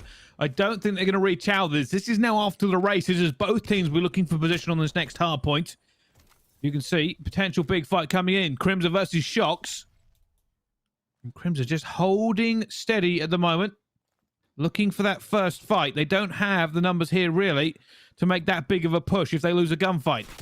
Yeah, Renegades need to hold here. This is the one moment that they've been able to have where they have a very set and solid lockdown for the spawns coming up for a major hard point, and they will find the clean kills up in the middle of the map. One more to find. That's Durdev mid-map. No problem. Takes care of him inside of gold. And now it's just down to Vertex. How are you going to try to break this? Everyone's spawning at escalators, and it seems to have forced their hand saying, we're just going to try to break this from the front. And my goodness, they just walk in with one kill. Are you kidding me? Vertex now a chance to not just contest time, but soak up some more of their own. And Renegades, you need to get back here and this. Yeah, and this is just not what you want to see really from the Renegades. They've not had a good run of this the entire way around, and now they're fighting tooth and nail to desperately hold on. That's a big wipe from them. And here's the best part about it. Not only do they wipe them, the spawn out so far means away, the Renegades can now set up onto street. And Shox will be the first one here to lock down this angle. Look at the read. He's in such a prime position. Has seen one, gets the kill in another, but Durdev, I think, was the only one that was concealed in that play. Able to find at least one trade. Pred trying to get back into the mix, but just gets completely overwhelmed by the SMG presence of Limax, which seems to be the case for almost every Renegades member so far. 19 and 10. By far the highest kill lobby leader at the moment. Now 20 and 10. Give him an AR to play with just in case he needs it. And that's going to be Vertex again. Just as soon as you think that they're on the outside looking in, they break in the first 5 seconds of the hardpoint opening up. Yeah, this is Renegades had an opportunity to maybe get in a little bit of street control, but they haven't got it so far. Best part being, though, is they've got bodies in this area. Durdev, though, shutting them down one step at a time. Shox is alive, looking for that player who has slipped the net. They know Durdev is here. They have to go and get him, and they do exactly that. Do they now have the bodies to contest this street? Shox actually going for the push. He's going to go straight for Statue. I love this play from Shox. Does check out Cronus. Ankles being shown. Pistol in hand. Finds the elimination. That's 3 in a row. He eventually gets cut down, but Renegade's here to reinforce the hard point. Now just down within 20 points. Luca looking to zone out towards Globe some more. If you can find these eliminations, they very well could just lock this scrap time up for free, but it looks like Vertex are happy to concede this and just play for the rotation over to New. So we go back over into the Metro. Cronus, the first one there, will be able to jump on for Vertex, trying to get to 200 points, and Renegade still spawning towards the left-hand side of the minimap are going to need to find a way to break and also get over towards those P2 spawns eventually. Well, you can see here that this game has become considerably closer than it was. Renegades refusing to get out of the fight. They've not done the most slaying this game, but they have managed to get the rotations, somehow start locking in. And now, again, they're squeezing P1. They don't have P2, and it doesn't seem to bother them too much. At the moment, they're happy to sit.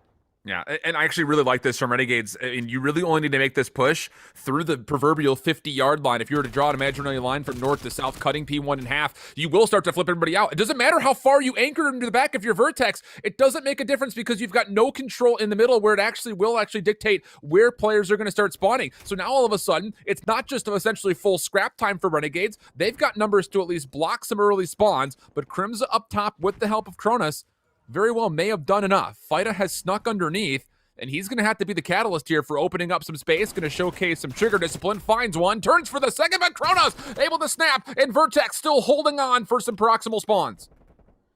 Well, they managed to lock this one down, but it's still chaotic here. Both teams now rushing to reinforce. You can see Pred is going to be trying to do some work because he punches out here. He's going to have Shox with him. They're trying to get through at the same time. Both teams now reinforcing. It will be Vertex who eventually get the spawns, which should mean they win this in a game of attrition. This comes down to, can they find the kills? Limax able to find one, but Renegades able to get on towards the second hard point and play with the high ground first, and now Vertex start to spawn out. Oh no, Renegades have been so good breaking this hard point from the front, not once, not twice, but apparently 3 separate times. They've got themselves a lead, and beyond that, with Crimza's win back here, that will actually put some chaos into where the spawns are going to unfold. Renegades spawning down by the street and on the rush to try to see if they can get over to the backside of P3 first. Big hold here for Vertex. They really have been losing these last few rotations. Not a lot of points on the board for them. Whereas Renegades have found some serious form. Already, though, fights now going down. Big push towards the back here for Renegades. They're going to try and win this next couple of gunfights. Durdev signs Shox, but it will be a trade come through. No, doesn't matter. Vertex shut it down, but another player is flying through. Pred has found a gap in the defense and will now take this on by himself. Finds one, looks for the second. Not going to go either. Renegades now get the spawn, but Vertex have the hill. Now it's just down to who can actually contest this. It's still very indeterminate as far as who's going to be able to win this back 30 seconds, but Renegades will clean up the back, meaning now Vertex once more are going to have to try to hit this from the front. You do not want to give away this back 18 seconds. Anything you could do to try to contest would be great, but they might not even have the opportunity. Everyone's starting to flood into gold, and they're going to allow Renegades to get above the 240 mark. All it takes is one good break for Renegades to put this game away. Well, let's see if they can do it. Vertex, though, are going to be digging the trenches here. They've got a first few kills. Problem being is this is the pinch. They have to somehow hold from both angles. Luca playing it careful, ready to punch through bank. He's going to go down, but already Vertex have got a few more kills under the board. Renegades lost, confused, have to push one more time down street. They have to run into the guns of Vertex.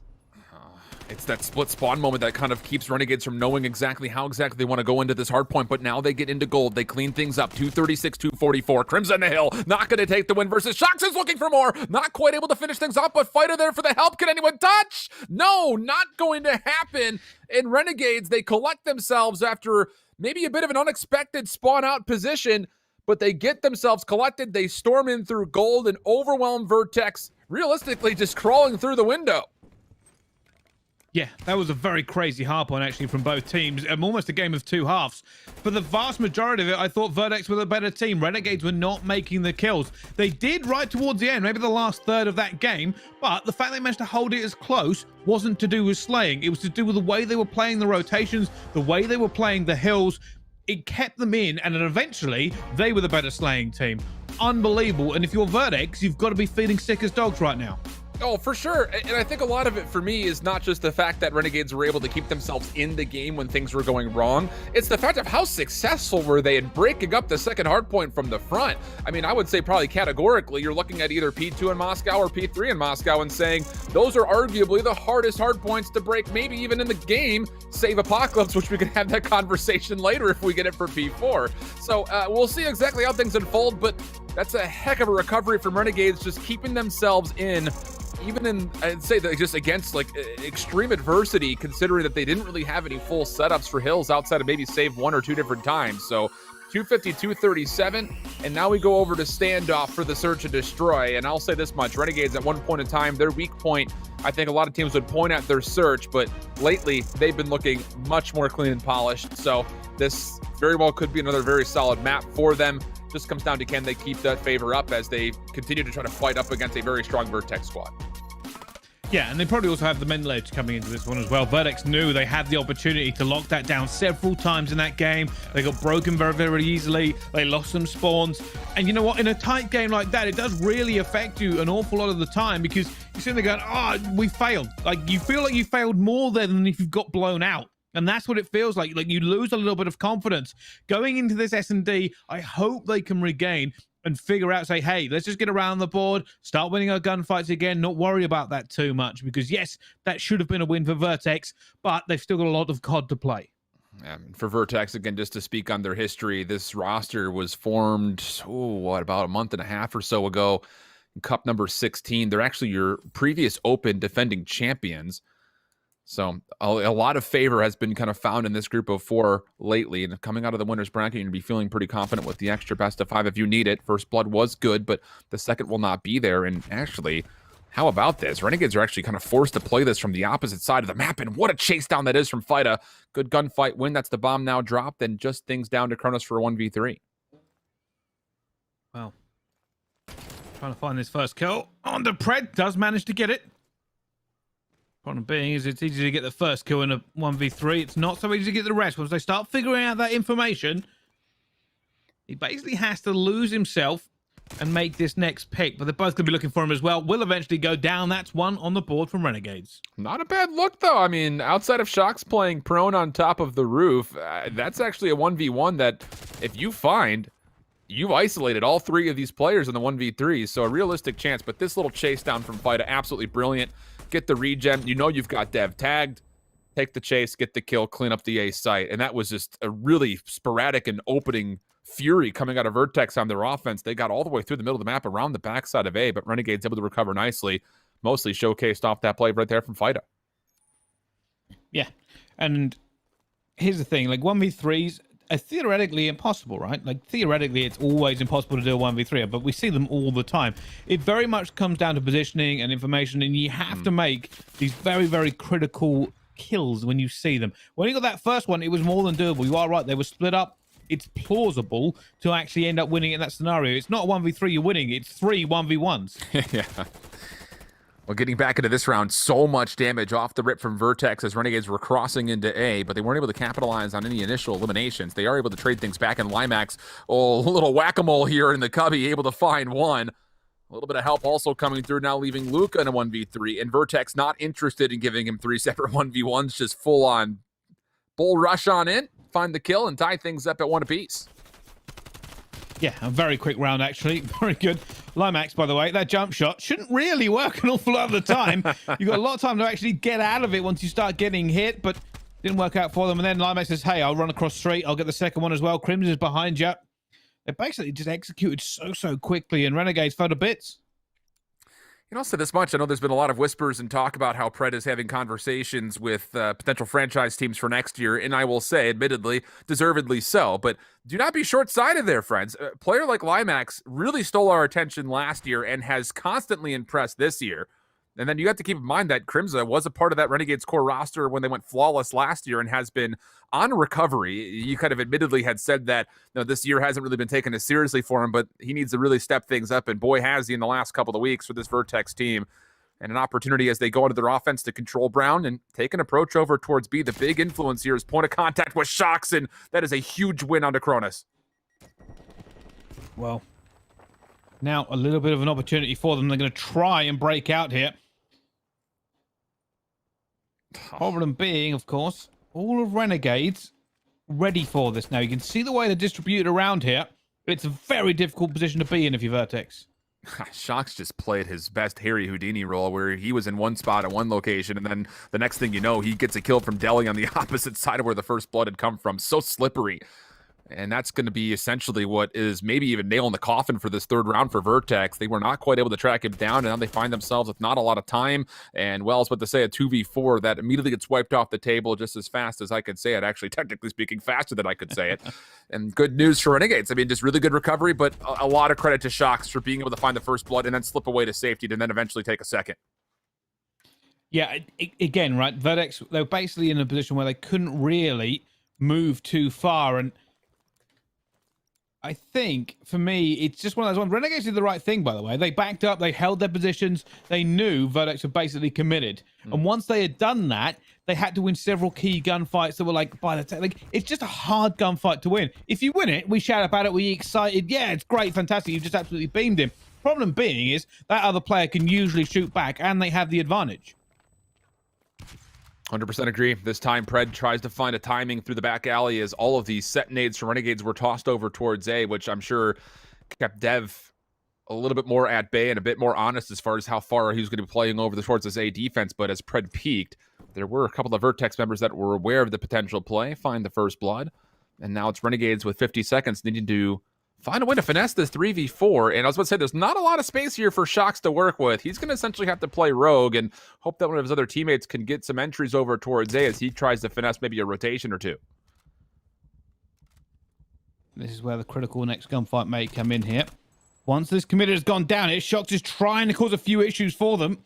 He's not allowing Vertex to really set up for this one as much as they will. And now furiously backing off. If he wins this gunfight around the back, it might be huge for him, and he does. Wow. Renegade's in a fantastic position. However, Dernev has managed to walk down mid-street. That's not supposed to happen here. Fighting out, backpedaling furiously. He's been cut down as well. And Shocks is stuck up top with an AKU and gets cut down. Vertex pull that one out of the fire. I'm not going to lie, though, for Renegades, you almost feel like, again, a lifesaver's been tossed your way. Shocks finds another incredible isolated 1v1 as the bomb is being planted, and you've got both Fida and Shocks who are trying to play a clutch-up position, knowing that there's not a lot of space in the map for them to work with. It just simply comes to the fact that Vertex do eventually overwhelm coming through the middle of the street. Fida, this is a really brilliant plant. It's not one that's going to feel comfortable by any means, and then to get away and find one elimination, you almost think for a moment that Renegades had done it in a 3v4, but look at all these Vertex members cutting through the middle of the map. The trades are just simply too good. Yeah, and that's the thing, right? You know, realistically, shouldn't be allowed to get down mid-street at any point in this game. Yeah. Mid-street is always watched over by a dozen positions. I think that fight down the back there, essentially Dernev punching through Renegades into confusion. They were like, we don't have any position here where we can take any confident gunfight. Cronus will be able to get over towards the tank. Luca first blood. Fida, wide peek. Lots of damage under Cronus, and eventually it's Shocks in the middle of the map who finds another double. I mean, if you're Vertex, you need to do something about Shocks in through Brown Cubby because he has been doing everything for the team right now. It's every single round. Offensively or defensively, he's a problem in front of Brown. Yeah. Can't let them keep getting away with it. Really cannot. So that kind of pushed it there. We get to see it as well. Just shouldn't be allowed, especially with an AKU. I know a lot of these players can control it at range, but You think any sort of Krieg in that situation would just burn into bits? Unreal. 8-2 through 5 rounds for Shocks. And he's got to be the sole reason that Renegades were even enjoying a lead at the moment. I mean, these rounds have been tremendously close. But again, Shocks is just going to sit here and say, why not? I'm taking vacation home here in this hotel. And if it's going to keep providing him the favor, might as well. And this could be an interesting point of contact. Limax underneath, and Shock's not expecting it. Limax gets it better from this time. Another 4v3 for Vertex defense. Well, let's see. This time, Vertex have an opportunity to tie this up. And they're in a really good position as well. Renegades essentially are on an island, sitting in the middle of the street. They have to commit one way or the other. Somehow they've let them get out. Pred has found a gap. I don't understand how he's managed to get through it. Finds another killer as well. Brings this back to a 2 versus 2. And Vertex, I don't know if they knew all 3 players were there, but have basically let them slip the net. Dedev goes, all right, I'll ego chow you every single day of the week. Pred now, 1v2, 1v1. So much work this round. But a lot more required. 22 seconds. And Cronus' position, I don't know if it was ever truly seen. So Pred's got to play this really squirrely-like, and he's going to try to go around maybe the back. The timing of this could be absolutely flawless. Cronus is not going to expect it whatsoever, but does Pred check his left? No, he doesn't! Oh, man, the read was good from Pred, but just barely not good enough. He started to write the book, just didn't quite finish the final chapter. Well, by the way, ego chow from Dodo. Just didn't care. Just went, hey, I seen you fight a little bit with the Krieg. You're close range. I'll hit you at Mach 2 and take that kill very, very easily. I said, Pred did so much that round. You know, you say, oh, maybe if you check the corner. I don't know. Like, he'd already done so much. It was a very good round for him, even though they lost it. And yeah, check every single corner. Problem being is that bomb site has about 1 billion of them. That much for sure. Limax now in a position to try to lock down this location that Shocks has been enjoying, but how about it? This time, Shocks and Pred are going to push through the backside alley, and they've gotten so much clearance back here. And Vertex are going to try to commit over towards B. At least that seems to be the intention early. Fighter, I'm not sure if he's fully read this. He's also got an SMG, not an AR, so he's going to be trusted to lock down this cubby. And Shocks says he finds one. Fighter reads the information that more are coming towards A, but he loses his life if we go into a 3v3. Yeah, now Pred looking for this. Does find it as well. He's going to try and get out here again. It's very scrappy this round between the two of them. Luca, though, shuts it down. And now you're going to find all alone. And that's an easy cut down in the end here. Renegades just managed to get a lot of map control. And it's in the face of Vertex trying to counter Renegades, it feels like. Like, they're starting to make the moves happen. But the thing is, they're making moves to counter what happened 3-4 rounds ago. And Renegades are taking the next step. They said, we've already done this. We've already hit this kind of notch in our playbook. Let's try something different. And Vertex just aren't able to fully respond. I mean, how many times have Pred in the last 2 rounds gotten behind the Vertex setups? This time offensively, sure, but you know, last time around, he was able to get topside grandmas in a position that I think probably surprised both of us and thinking that, you know, Limax wins that first battle back alley and Pred still sticks behind the defensive line. That really should never happen. So it was a strong start for Shocks, but it's Pred lately who's been really kind of keeping Renegades momentum rolling forward. Yeah, if anything, this is a Vertex VOD review. When they lose this, if they lose this, even if they win it, go back and watch it. Right? You have to go back and watch this one and figure out, hey, maybe we need to play our setup a little bit different. People should not be able to sneak through and get map controlled against us consistently. Man. I mean, that just adds so many questions, I think, if you're playing on this island where Limax is, and you can see he's just playing a safe corner now, saying, I don't want to deal with these cheeky positions. Actually avoids the stun coming over the top, so as he clears the archway, opportunity maybe to find Shocks off. Oh, no! Shocks is not losing 1v1s! And then Pred behind that, able to find more, but Durdev, advanced position beyond the A site. What are those shots for 2? The problem is there's no exit from there, and as the last member standing, Vertex will still lose the round, and Renegades put themselves on map point. Yeah, Renegades playing this very, very cleanly, just getting this kill picked up here, and you are right, Dedev. Unbelievable job to make this 2-piece, but literally had a hair of health and then had to try and get to safety. At this point, I don't know where Vertex come back. It just seems like while they're confident in the gunfights, are they confident in their setups? I mean, just the morale has to be shot when you have the beat on Shock's first 2 shots goes into him. He kind of gives you a little spinorama, doesn't miss a bullet. It feels like Shock's is the unkillable right now. Durdev going to give it a go, thinking that, hey, I got some clean shots last time around, see if there's a heat check, and he actually catches Shock's mid-nade. So opportunity now for numbers for Vertex, and what's going to have to be 3 rounds in a row, and Pred really red dot chasing there, gets punished. Limax for that response, Luca able to keep things at least relatively even for a time, and now it's on to fight a 1v3, no chance from the middle of the map. Vertex able to stay alive in the map. Yeah, obviously needed that win, otherwise they do lose it, but a little bit cleaner from them. And I feel like you said, it just feels to me, realistically, like if this was all down to gunfights, like just pure gunfights, Vertex seem to be ahead. The only issue I ever see them having is they like playing a little bit maybe chaotic, a bit fast. Like it's kind of crazy to me that essentially they're kind of resting on that skill set more than outplaying Renegades. That's fair evaluation, I'd say. I mean, it's one of those things that you come to the table with just a hot hand, to be sure. I mean, Shox has definitely swayed things very favorably for Renegades, but when you're thinking for Vertex, we need to lock down the rogue player for Renegades. It gives the other 3 such a huge opportunity just to do what they want. This time, a big stack around the back over towards Gas. Limax, lots of damage, but no kills. That's going to be a frustrating life for him. And another numbers advantage for Renegades is they still sneak around the back. Crimza is going to have to be responsible for so many different Renegades members around this back play. Yeah, and again, right, same scenario as the rest of them here. Vertex don't have map control. They don't have the setup. They would like Crimza somehow. Pulling that one out of the fire, though. 2 versus 3. Renegades dictating pace here again on this search and destroy, and they are looking now maybe to make a move towards A. If they can get across this street, they'll be in a great position. Lucas says, hey, thank you very much. I'll take that gunfight all day long. And Kronos just runs through the middle of the street. I suppose that's what's called a Hail Mary play. Hey, I'll run out if I get somebody fantastic. It's just so tough, man. This Renegades team, they just were dictating the tempo, the pace, the positioning. I mean, everything you want to see from a macro standpoint in the search and destroy.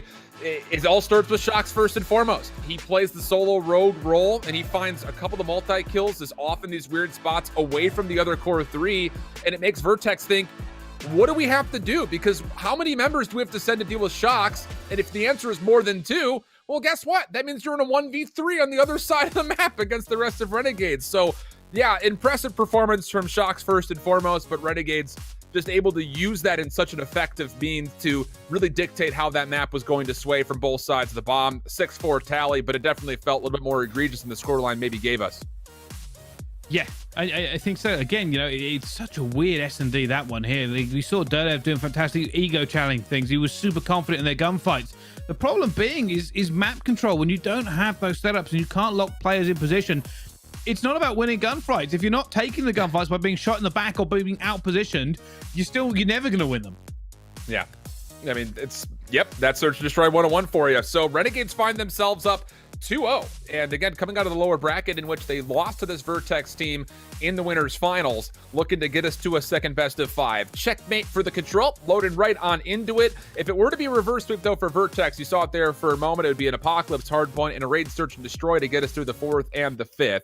But this Renegades team, I'll say, at the beginning of the year, their control was just heavens above the rest of APAC.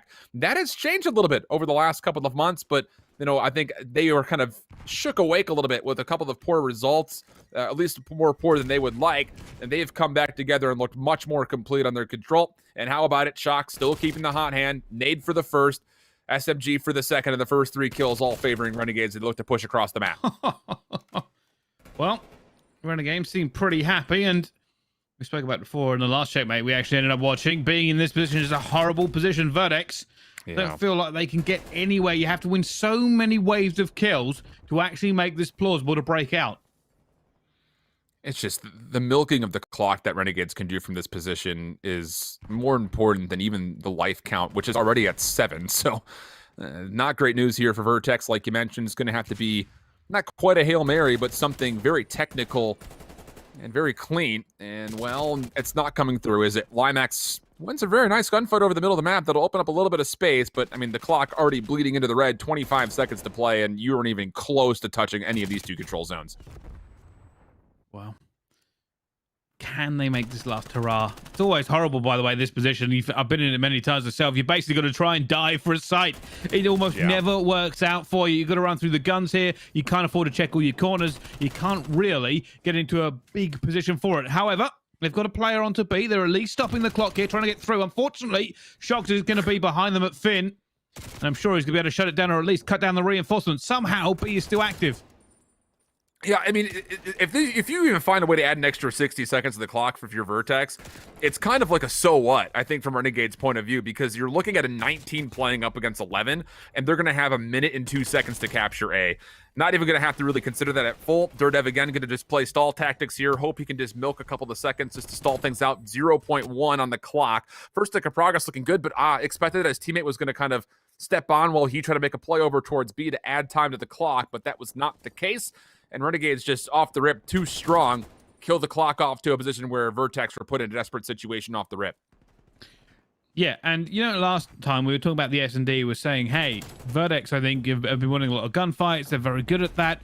This time around, not so much. They basically lost map control straight away and then couldn't really rely on their gun skill to break them out of it. It's always difficult.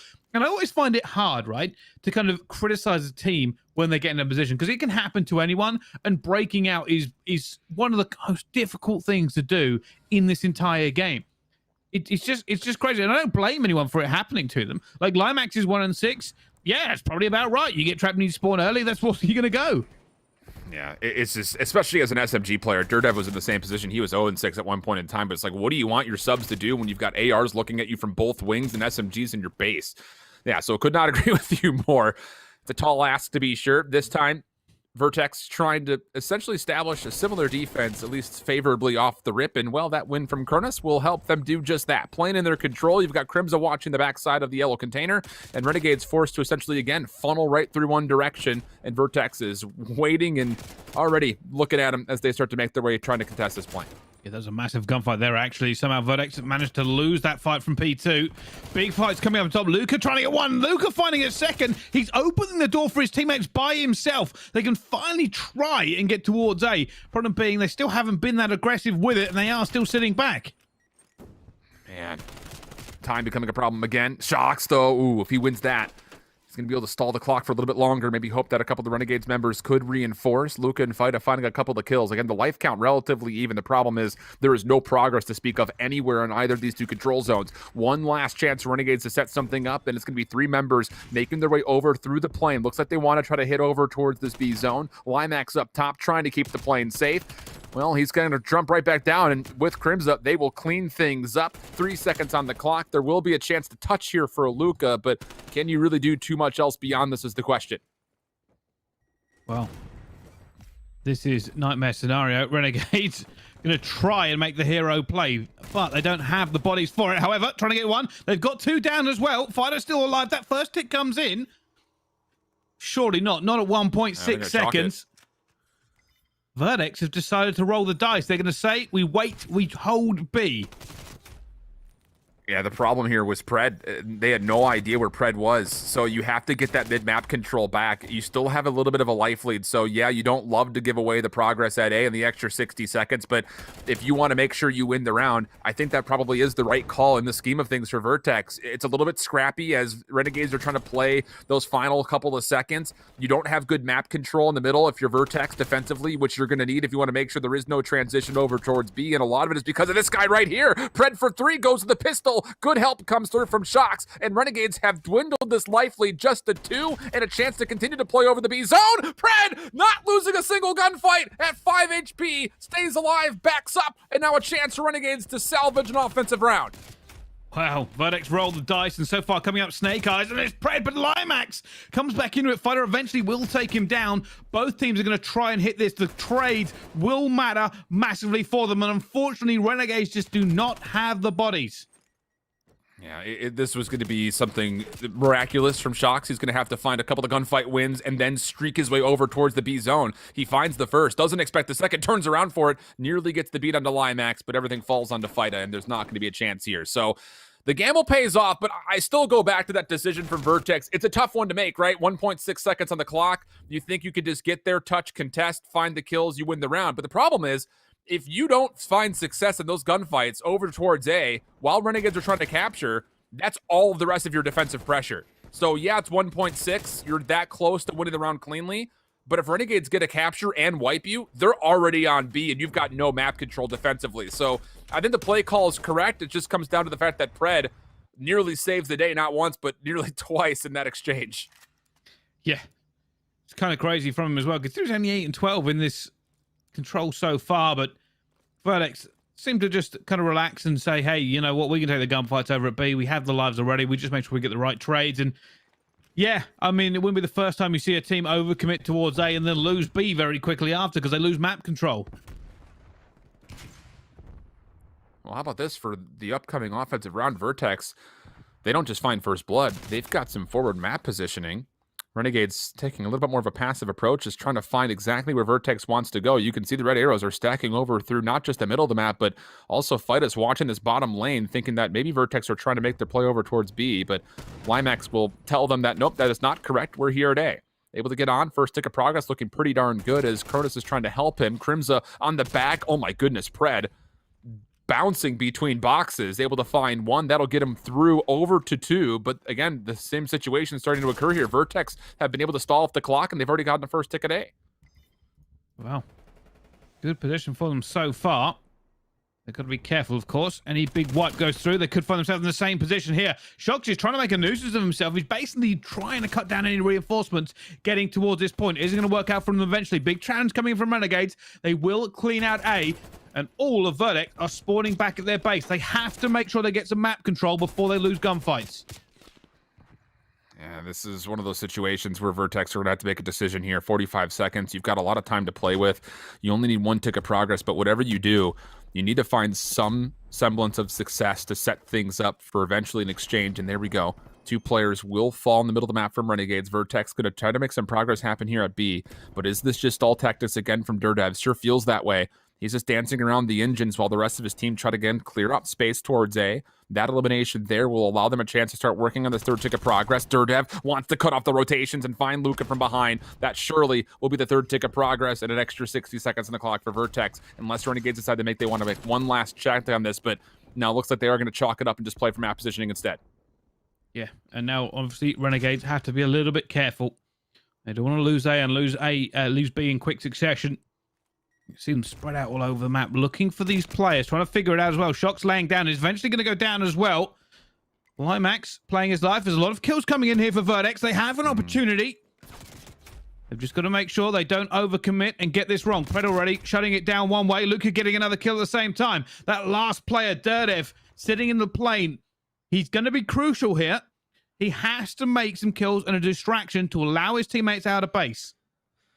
The timing of it is everything. That's the big key, because Vertex are still trying to fiddle around with these Renegades members that had gotten into their spawn, which, to be fair, is the right call. But for Dirdev, you had the opportunity maybe to do the same exact thing, open up some space for your teammates to get on to B. They eventually get here. Double stack coming through. Dev clearing out space over towards the 5th hardpoint, and then the Limax on the opposite side through the exit of the plane is there. But Pred! He's going to find almost a full clearance. Crim's the last one to stay alive. 2nd tick of progress potentially on the way, but there's not enough there for Vertex to actually secure it, and Renegades bounce back again. I think we're going to need to go back and look at that, because Vertex were in a fantastic position. Had map control, made a wave of kills, were pushing everybody back across the map, and then just lost everything. Everything they had, everything they had worked for, all those waves of kills, pushing through map control, everything fell to pieces, and now they're probably going to lose the round because of it. Yeah. It's just such a laundry list, Bryce, of things that have to go right to get this B zone, and you get so close, yet so far, it feels like at times. So 8 playing up against 7. 17 seconds on the clock. Dirdev stalling it there. 2nd tick of progress will be confirmed. But Renegades dancing from the high ground. Now come back through. Reflood on in. 6v6 situation. Still enough time for Vertex to try to make one more cheeky play, but Pred once more shuts down the player through the middle of the map. So it's going to have to be from the front. Kronos for 1. Luca looking for the hip fire. Able to find exchange, and then Pred. Of course it's Pred. Last player left standing for the defense. Wins the final 1v1, and Renegades will keep this an all-defensive affair. Wow, all defensive affair, but tight. incredibly tight. Yeah. A couple of trades go a different way here, and by the way, that was a massive kill for Fido on a Dirdev. He had to clean out front wood. That was one of the dominoes that fell that meant they lost that round because they had so much control to begin with and just threw it away. It was kind of shocking, really. I expected that to go their favor, but I suppose they have an opportunity to redeem themselves. Vertex Gaming will now be on the defense, and a defense they desperately need. Opening aggression here from Renegades. They're already through the plane. Pred's going to win the 1v1 versus Limax. So as if to say, Shift, you want to talk about the comparison between the two of us? Tally that one to my category.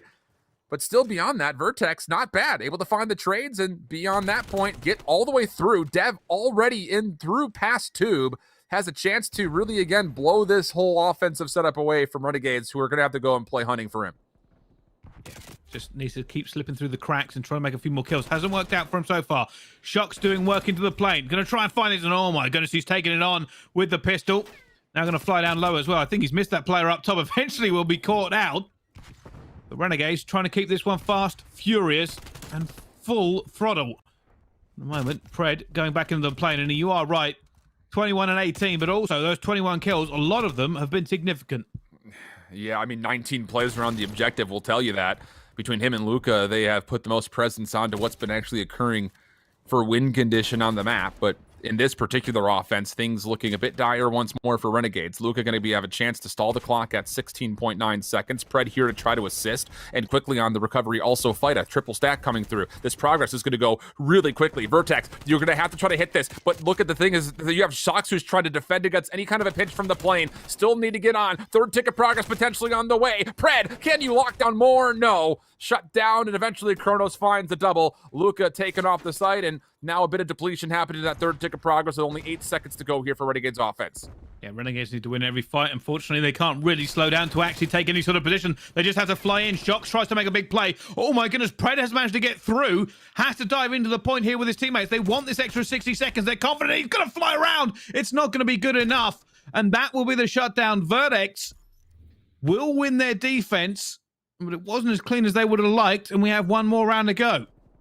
Yeah, and I'm not 100% confident on who would be starting defensively here. I mean, with how near Vertex got on their previous offense, you would have to feel like they maybe have done enough to get onto that 5th round start. But again, this continual SMG battle between Limax and Pred, how often has it determined the outcome around some of these objective plays? And looks like my mental math was incorrect, as it often is, Bryce. It actually is going to be Renegades starting here on the defensive side for round number 5. So what has eluded both of our teams is now win condition for Vertex. Have to find a way to secure this offense if you want to take a map here in the first best of 5. You know what? I feel it's going to be full confidence for them. If they want to win this, they have to commit and get something done early. The worst case scenario is losing a wave of gunfights and being pinned back in spawn, because Renegades will smell the blood in the water. And Pred is doing exactly that. Kronos is trying to get through here. Finds one, finds the second, but it's not enough bullets to take him down. Shocks gets 2. And now Vertex are reeling. They know they have to basically sprint out of base. Limax has to hold this plane down. He cannot allow his teammates to be pinned back. It's basically the worst case scenario here for Vertex. Yeah, it really is. And it looks like Vertex aren't even confident that they fully cleared out their spawn. I mean, there is no motion across the front of the map so far. They've able to win one. Limax up top takes down another. So there is at least some sort of an open door here to start moving over towards an objective, but they still have to clear off the plane. And that's no easy task, especially when Pred is the one who's checking your boarding pass up there. So as now you start to funnel on in towards this A zone, you have to lock down multiple lanes at the same time, and Pred says, my turn to come on in, but does not expect Limax from behind. A little bit of team shot come through from Vertex. They deal with it, and now they've got 2 members on the A zone to secure some progress. Yeah, that's what I need to do. Just lock this one down. Daredevil is playing spoiler. He knows Shocks is behind him, but he doesn't know where.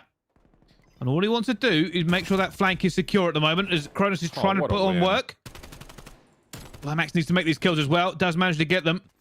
They have managed to secure A here, and they are doing very, very well in the slaying department. Limax now playing wood, and if he can stay alive and play his life here, this round may be done. It is a absolute pain to pull someone out of this position without committing significant numbers. Daredevil has got the capture onto B as well. And Renegades need a miracle. The thing about it is everyone was still turning around very cautious of where is Shox because they never went to go flush him out. So as he comes back to help Renegades defend, they will be able to put some contest into this B zone. The problem is the kills are still not going to be there convincingly. Limax is still running around in the Renegade spawn. Second tick of progress is absolutely imminent, and there it is, fully capitalized. But there's only a couple of members from Vertex that are still left around the B zone. They're trying to wait for help, but it's not going to be there quite in time. 15 plays, 13, just over 60 seconds. Vertex need to find a way to break again. How has that happened to Vertex a second time? I'm convinced they have B locked down and they will have it completely. Limax was in wood. I think he ended up pushing the other spawn as well. And somehow they just lose everything. All the dominoes fall. Complete map control gone. They're now tucked back into spawn. They're losing every single gunfight because of it. I don't know. I don't know what's going to happen. Honestly, it's the same thing that happened last time on the attack. Spawn proximity is a hell of a drug when you're on defense and checkmate. That's the real key. It's just, even just going kill for kill if you're defensive is enough. You'll eventually get to a position where you've got more crossing angles over the top of the B site than do your offensive opponents, and that turns into such a steep advantage for Renegades, and then it just turns into a feeding frenzy. I mean, the performance from Shox in these first 3 maps, unbelievable. 31 and 26. Pred just behind him at 30 and 27. I mean, Renegades came through, and I really do believe it's just one of those things that Vertex were putting together the first, second, third, fourth great steps to converting onto the B zone, but getting that 5th bit of progress to get on, stack it, find a full bit of actual progression of the site is just so elusive and so difficult to lock in, especially when Renegades are fully able to reinforce as quickly as they are. But it's plays like this for Shox and Pred in my mind that really do win the defenses time and time again for Renegades. They were just always, not just in the plane, but typically through it. And Visions, you had a chance to kind of watch it from above. For Renegades coming out of the lower bracket, I mean, for now both teams, both regions that we've seen come out of the lower bracket, it's been 3-0 starts for them in the first best of 5s in the Grands. Yeah, it sure has. And that one was interesting because the map 1, you go back where it all started, and Vertex were like outslaying Renegades like so badly that I was like, oh, like they have a full hardpoint lead. It was like 170 to like 110. I'm like, this one looks like they're going to be good. They have the new rotation. Renegades just turn up, and that's where I think you start to look at some of these guys who have been in the scene for such a long time, have so much experience, and they can slow things down in these moments. They know they can still work back in these games, and you hit on it in the end. Shox actually played stellar. He had double digits in that search and destroy, just came off of a 30 bomb in the control, and when you have performances like that and you're able to win while also getting outslayed, I mean, it just goes to show the depth of this Renegades roster. Bryce, your first real experience getting a chance to cast over the top 2 teams here in APAC so far, and I know a lot of the conversation that we've seen around Twitter has been talking about Pred, and one of the things is, you know, it's not just the fact that he's a great player. He's been able to showcase with multitude of different weapons. He can use an SMG, he can use an AR, doesn't seem to make much of a difference. Outside of Shox's performance, Pred right there with him, and Renegade's just too much to deal with throughout these first 3 maps. Yeah, now here's the thing, right? When you talk about big players, there are lots of flashy players who can make the slays and go everything. Here's the thing that's important. It's not Pred slaying, it's Pred's positioning, right? Basically, True. He's in the right position to make these plays time and time again. That differentiates the good players from the great players. Everybody at this level can shoot, and everybody can slay. But can you be in the right position at the right time? It requires patience, it requires great decision making, and it requires trusting your knowledge of the map. And Pred was doing it more consistently than probably anybody else on these 2 teams. Fair point. So there it is. Renegades out of the lower bracket, able to find the 3-0 in the first best of 5. But of course, mention it, they came out of the lower bracket. They're going to have to do it again. So can Vertex essentially do their best elevate impression and find a way to respond? We'll find out. We'll send things to a break. Let our teams do the map picks and selections. We'll come back for our second best of 5 just after this. Don't go too far.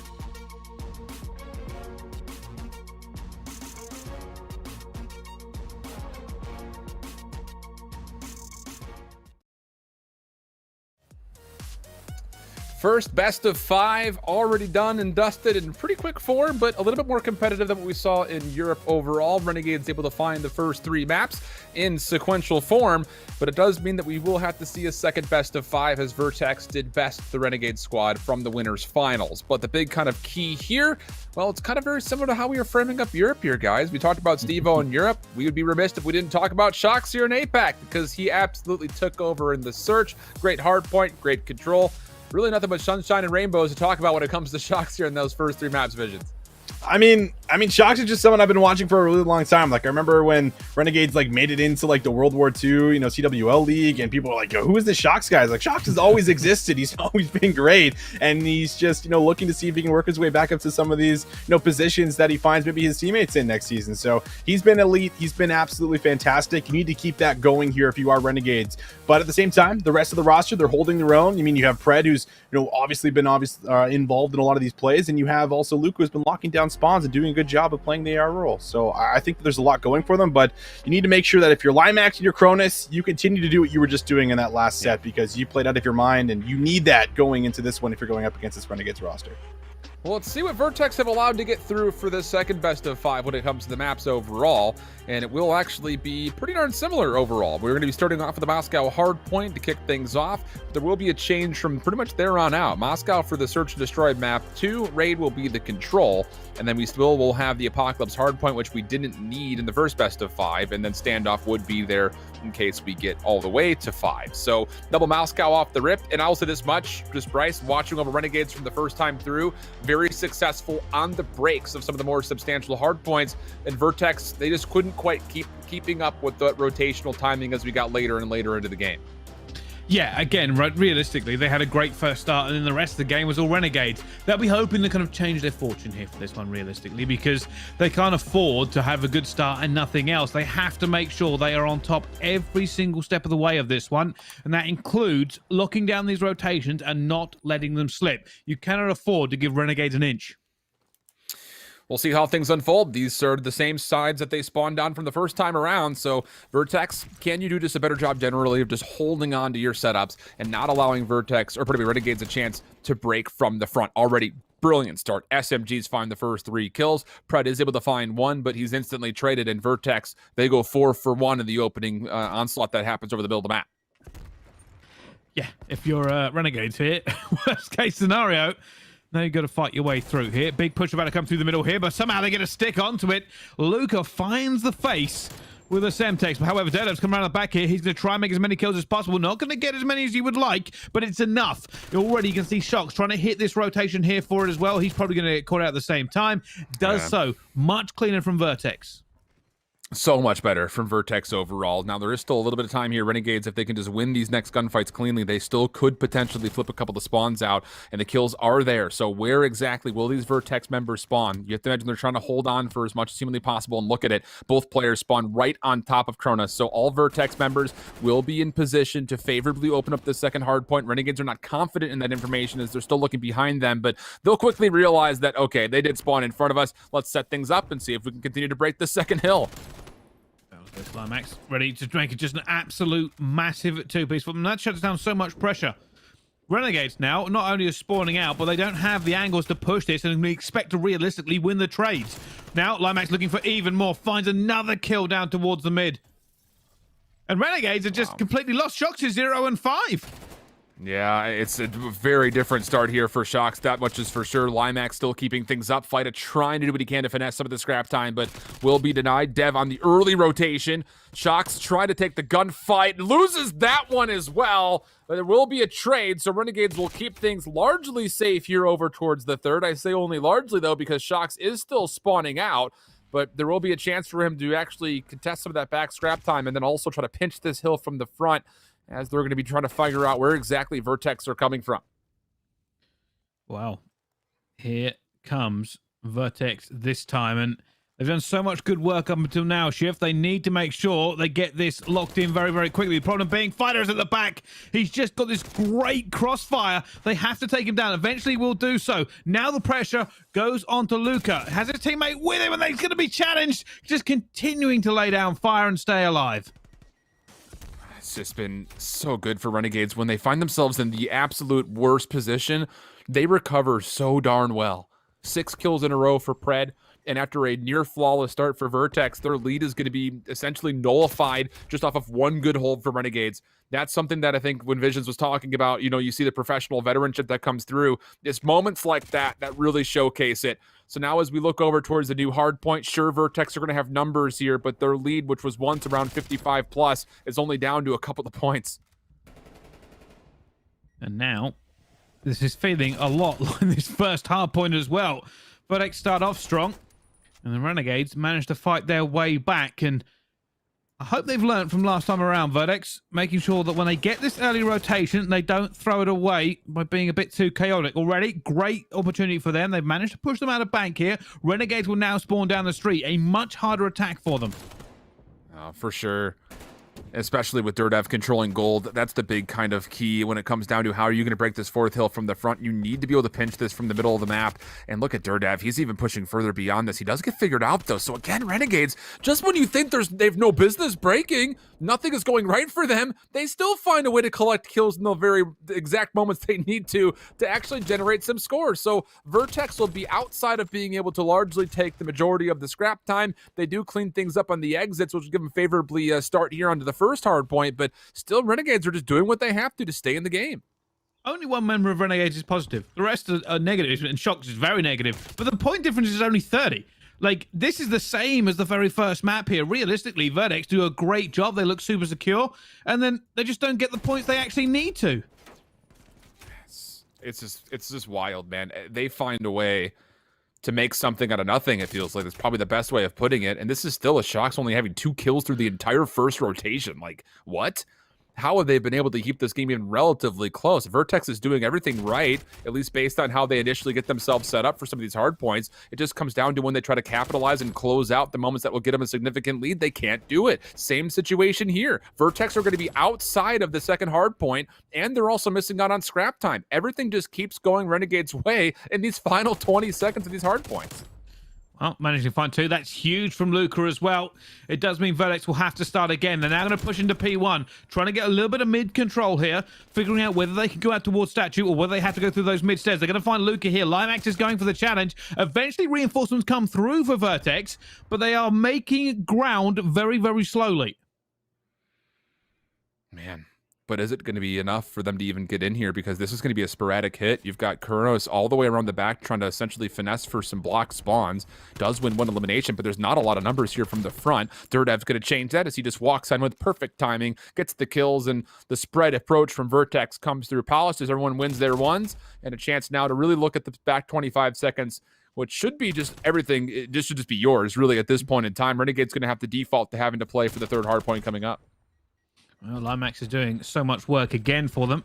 The slaying come in here, but he needs reinforcements and he needs the position. This is what I'm saying. You can win a kill and break through, but if nobody's there for your trade, you've gained nothing. Look at where Vertex now are. This is the hardest break. They have to go down escalators and try and reevaluate this one. It's going to have to be from front. Pred spawning a little bit further out than he'd like, but he's going to be able to watch over the middle. So every single Renegades member inside the hill just has to focus on the front. It's Pred's responsibility here just to make sure things are going to be locked in over towards mid. Streaks will be called in. That's going to give an opening here for Vertex to get through this opening staircase, but it's not with a lot of numbers. The kills are absolutely perfect. And again, Renegades, just when you think that things are about to go wrong, they give you the exact opposite. They give you clean kills. They survive through the streaks. They lock down a full 60. They're not just back in this game. They could take the lead. I understand the theory behind that push, the streaks and everything to get through and break through the front, but they burnt so much time doing it. Yeah. And then when it didn't come off because they weren't able to get anything with streaks and push through the front, they lost an absolute ton of time. And then they do the hard break anyway after the streaks have gone. It makes no sense to me. Vertex now getting position for the streak here. Big fight going down in the back, and that'll be Limax again winning a crucial gunfight. Surely this time Vertex have to lock down street. You would have to feel it. I mean, look how far out Renegades are. It just, do you get these kills over through Green Bank? That's the big key here. Pred's going to be the first one to try to challenge. Shock's mid-map not going to win his first. Chronos able to pick up one, but Pred stays alive. Luca now here to assist, but it's just too many places they have to focus. Crimson and Limax will lock things up. So Vertex, as requested, they do cleanly hold, at least initially, but Fida has other things in mind as Renegades try to stack up to break. Oh, look at this, all going this way. Only going to be that bus player left. Our position. And Shox is hunting him down. That should be an easy kill for him, actually. Gets another hit marker at the same time. Coming through here again, and Shox loses another gunfight. Doesn't really matter, though. Vertex are taking their sweet time getting to it, and Fighter will be there for this scrap time. Oh. Now, we go for the next set of rotations. I don't understand this game. And look at the spawns for Vertex. They had one player spawn P3. Everybody else spawned over by the second hardpoint. I don't think Renegades were going to expect this whatsoever. And for Vertex, that's obviously the worst case scenario for you. I think they're probably sharing the same sentiments that you just kind of shared with us right there. Just, wait, what? Why are we all the way out here? And that's going to leave for an opportunity for Renegades to get back in and contest this first hill pretty quick. Oh, here comes the contest. And considering we're going through this rotation again, how tight the teams are. We'll see whether or not, realistically, any team can pull ahead. Vertex looking to just make sure they don't lose P1 and P2 here. Renegades with a harder fight on their hands. Shox trying to stay alive. Doesn't take some amount of time in the hill, but just not a lot of kills. Getting less than one per hardpoint at this point. And this is as tight as it gets. Dev really stepping things up, though. He's on 6 in a row, trying to work for a free 7th, but is he going to actually be able to find it? Lots of damage into one. Cannot slide away. And ooh, the opportunity for Streaks now taken off the board. How important is that going to be as Renegades just clean their way through the back? And now an opportunity for them to actually contest this second hardpoint. It's just Kronos who's back here trying to play his life. And Renegades, they should know that someone has snuck through. Pred trying to find him. He's able to lock it down. And Renegades, they're able to find more kills from the front. Up by 3 points, but they very well still have a really good look at the second hardpoint pending they can clean up this hit from Vertex. This is kind of crazy. Neither team actually able to lock it down in the end here. Renegades somehow not quite able to get enough bodies where they need them. Limax punching through again with that slaying power. Shox trying to do some work. It's just an absolute melee here on the hill, and eventually it looks like Vertex will get the first amount of points from it. Somehow that has played out to be one of the most scrappiest P2s I've ever seen, as both teams trading back and forth for it. But now it will be Vertex eventually who get this rotation, but they don't have the bodies. It's only Limax. Yeah, this is such a good pull-up from our reserving team just to show where the spawns are for Renegades. They spawn mid-map, so like you mentioned, Limax is on his own. You have to try to hold library as much as you possibly can, but it's not going to be allowed to just simply overwhelm too many numbers for Renegades. A marginal lead for Vertex, but once more, they're going to have to break from the front, although this is a brilliant read from Crimza. I don't know how he's been able to manage that. And Kronos around the back, if he can maybe find a kill, there might be a chance to start to influence spawns, but he's denied. And now for Vertex, you've got to find your way in through elbow or from the front, and well, if you can't take by the tone of my voice, you don't feel very optimistic about your chances to do that, and Renegades can absolutely still win here if they lock up this setup. I'm not entirely sure what Vertex is setting up for here. They're looking like they've got one player holding front trying to go through. The rest of them are going to try and stack here, but they have to stack. They have to get through at some point. You've only got 15 seconds to play with. There comes in a team kill as well. You have to hit this. You're not going to be able to wait for your fourth anymore. And they've just got into that so slowly and still just doing it. I've actually never been more annoyed at a hard point in my life. I think that's probably fair, although I will say that your frustrations are probably met, if not surpassed, by Vertex, because that's 2 separate Moscow hardpoints that they're doing everything right for about 40 seconds straight. But then in the back 20 of some of these hardpoints, Renegades just blow up the setups, walk away with some decent contest time, and then force Vertex to spawn in the exact worst position they possibly could. And once again, the game comes to a close on a third hardpoint where Renegades, when they get a setup, they're not allowing any sort of a chance for Vertex to break. And we can't say the same thing on the opposite side. Vertex were broken again just too many times. I'm irritated. I'm actually irritated watching Call of Duty. It doesn't happen very often. Vertex did so much work, and I've said time and time again, going into the gunfights very confident. Dirtev, they're doing the work they need to. They're actually getting into the positions they need to do and making crazy kills. And then there's no structure or there's no communication or coordination. I don't understand. Shox did nothing for the first set of rotations. It was just dying. And somehow the point difference was 20. Like, what? How are you losing every hold you need to make? And then when, Take P3 for instance, right? They waited, they were stacking for it. It took them an absolute age. I don't know what they were slow rolling to get in a position for the hard break. Then they went for the hard break, failed the hard break with it, right? Can happen. And then somehow made it for one person doing it again. It made no sense, any of their Call of Duty. And it's irritating to watch a team that talented mess up the same map again. In the same exact spot. And talk about two other instances that could have played a factor. Number one, you pull out the artillery strike to try to break that third hard point the first time around, and then you come away with no kills after you drop in the streak.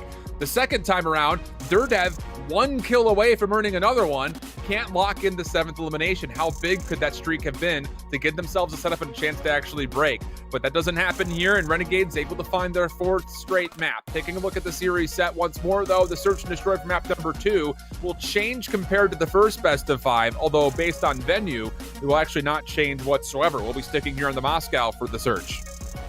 Yeah, got to be a full regain here from Vertex. I mean, they've just lost their 4th map in a row, right? They've lost their 4th map in a row.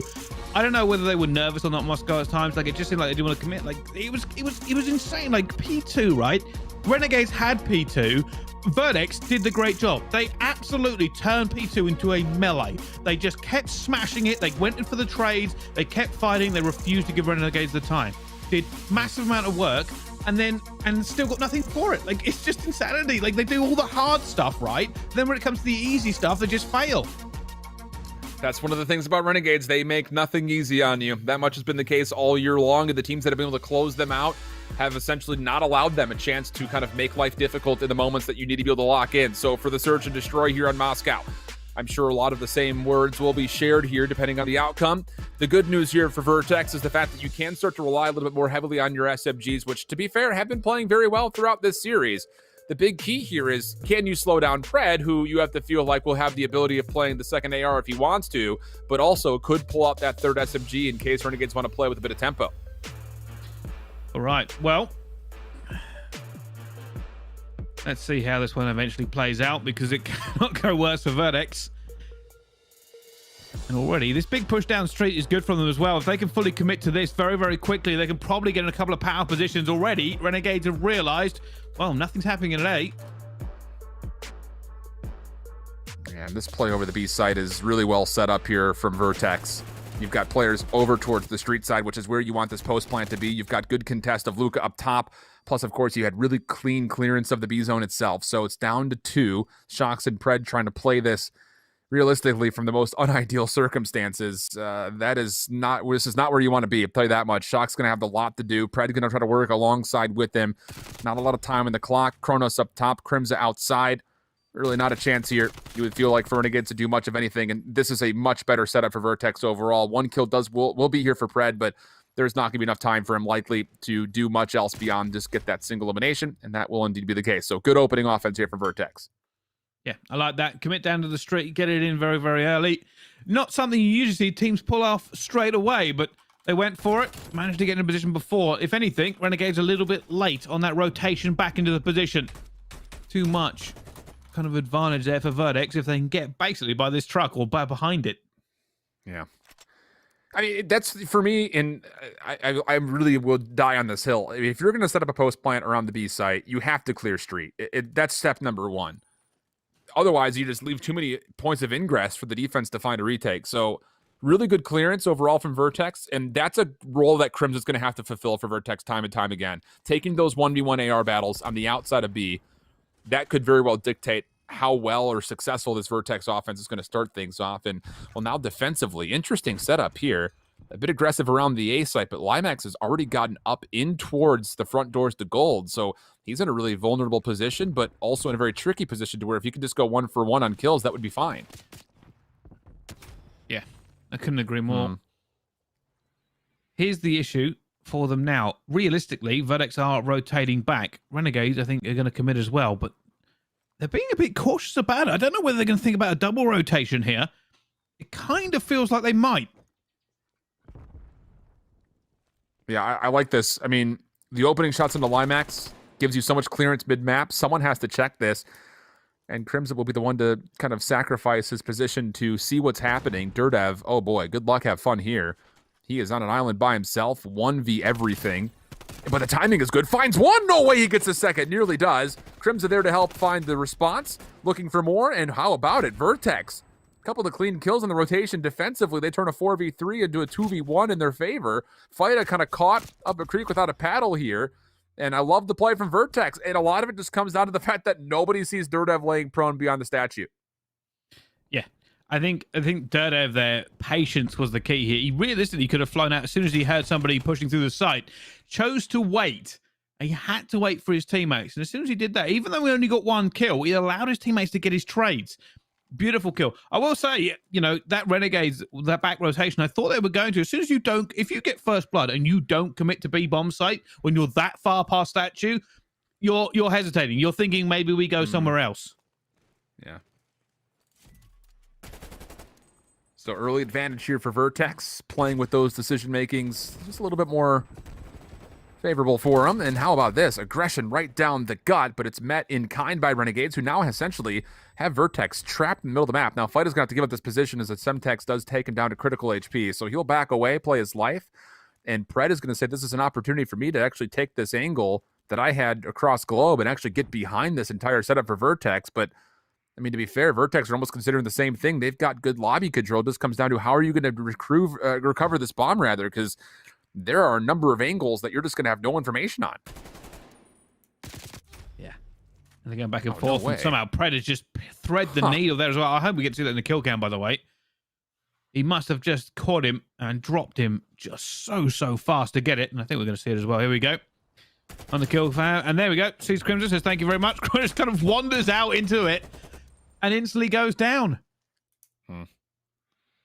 Yeah, time was going to be a problem there, I have to feel like, for Kronos, just generally speaking, for the 1v2 needing to recover the bomb. But that angle from Pred does pan out nicely for him, just kind of pushing through the street side after he wins his initial trades mid-map. And it kind of catches Vertex a bit aghast there, saying, wait a second, Pred's over here now? Okay, well, I know that I got one player tagged up low. Maybe I can take the 1v1. It could be the possible consideration for Kronos. Regardless of it, though, Renegade's on the board, and they're going to try some mid-map aggression of their own. All four members right through the gut. Yeah, they're going to try and go through here. There's one player watching it. Are they going to be able to make this? Surely. Don't know. He's found somebody on the back steps. He's going to see a tiny sliver there. Kronos definitely has the advantage. A big fight coming through. Limax gets one as well. And now this push through the middle has come to nothing. And Fighters all alone will eventually get one, but surely not the 1v4. Yeah, no way. So this is interesting. We've seen a number of teams across both the challenger scene and, of course, also in the CDL that will make a couple of adaptations as far as what you do once you get the middle of the map here on this offensive hit. One of the rare moves is to take all four members and just keep pushing through mid. I mean, you have to feel like at a certain point the defense is watching over the middle in some form, whether that's from the cutout window, top police department, or maybe even just kind of sitting on top that yellow hut outside the second hard point. And for Renegade just to kind of full send it almost shows maybe a bit of overconfidence, saying that, yeah, we could take these very difficult gunfights and still win them. So maybe a bit of a folly as far as what they did once they recovered the middle of the map in their favor. But regardless, Vertex still enjoying a 2-round lead, and now they're looking to set up a bit of a bait and switch possibly as the bomb is heading over towards B while the other three members are making a lot of noise here at A. You see this so rarely, so rarely, but it's working out as well. The teams don't know what to do at this point. Limax versus Luca around B bomb site, and realistically, Limax can go wherever he fancies. He says, oh, actually, you've cleaned out the other bomb site? I'll take a trip over. Yeah, it's a risky play because Limax is the one carrying the bomb, and he's the solo player over towards Globe. If he gets taken down, that's a difficult recovery from Vertex, but that doesn't happen here, so no need to kind of live in the hypothetical here because Vertex is going to clean up this fourth round, no problem. And I will say this much, Vertex, after coming off of the standoff search and destroy where they had very little to no map control at any point in time for the 10 rounds that we saw, that has dramatically changed here in the Moscow. They've done very well trying to keep up, kind of going tit for tat with what Renegades have thrown at them so far. Yeah, I got to say, right, this is the perfect map for Vertex to regain and come back into this series and this grand final. They lost 4 maps in a row before this, right? They need a big win on the cards. They need to regain. They already beat Renegades once. They can surely do it again, but this is a full regain. Renegades have barely managed to get a kill in the last 5 rounds. 3 of their players on 1 kill apiece. Yeah. It's really just been the Pred show, right? I mean, we said the same thing about Shocks kind of in the standoff, that he was leading the charge, but at least he had a supporting cast around him. This time, Pred, it feels like it's him versus the world. Durdev, again, doing very well. 3 in a row for him now as he gets to 6-2. And then Limax over the top, able to find Fida. So the bomb once again dropped mid. Pred, we've said your name a lot so far this map. Could you continue on that to find this 1v3? He's got plenty of time to work with, and honestly, a free A site if he were to want to try to use the bomb into his favor. Just comes down to, will he actually pull the trigger to do that? Because, of course, he will not have the information that we do. Yeah. I mean, you think about what the position he's actually in, right? He's sitting there. He has no idea where the enemy players are. He could think, oh, there's one P3. There could be one escalators right now. There could be one literally hiding anywhere outside these doors. For real. And he has no idea. He's sitting here going, I have no idea where any of these players are. At least, realistically, Vertex have a kind of a clue because they know where he isn't. And that's it. That's the 1v3 done. Yeah, it's one of those situations where no information is good information for Vertex. Okay, he's not here, not there, not over there. Must be in only one other spot. So, yeah, it's a brilliant round here from Vertex, and a lot of it just comes down to, again, just kind of stretching out Renegades in these opening engagements. So much of it happening over the middle of the map, and a lot of it coming on 1v1 form, where it's just the simple fact that Vertex get into good positions first. And, you know, commitment from the SMGs is one thing.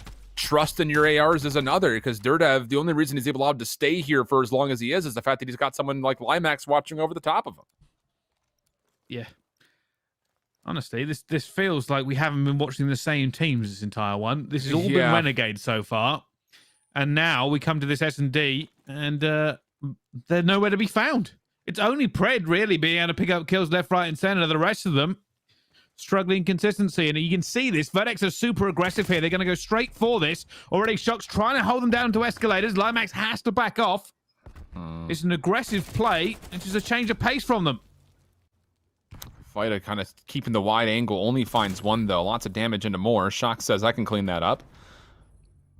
We'll be able to, but trade's still coming through, and Shock's chows out. He was trying to find the trade on a Crimza, but not going to be allowed to because help was there from Kronos.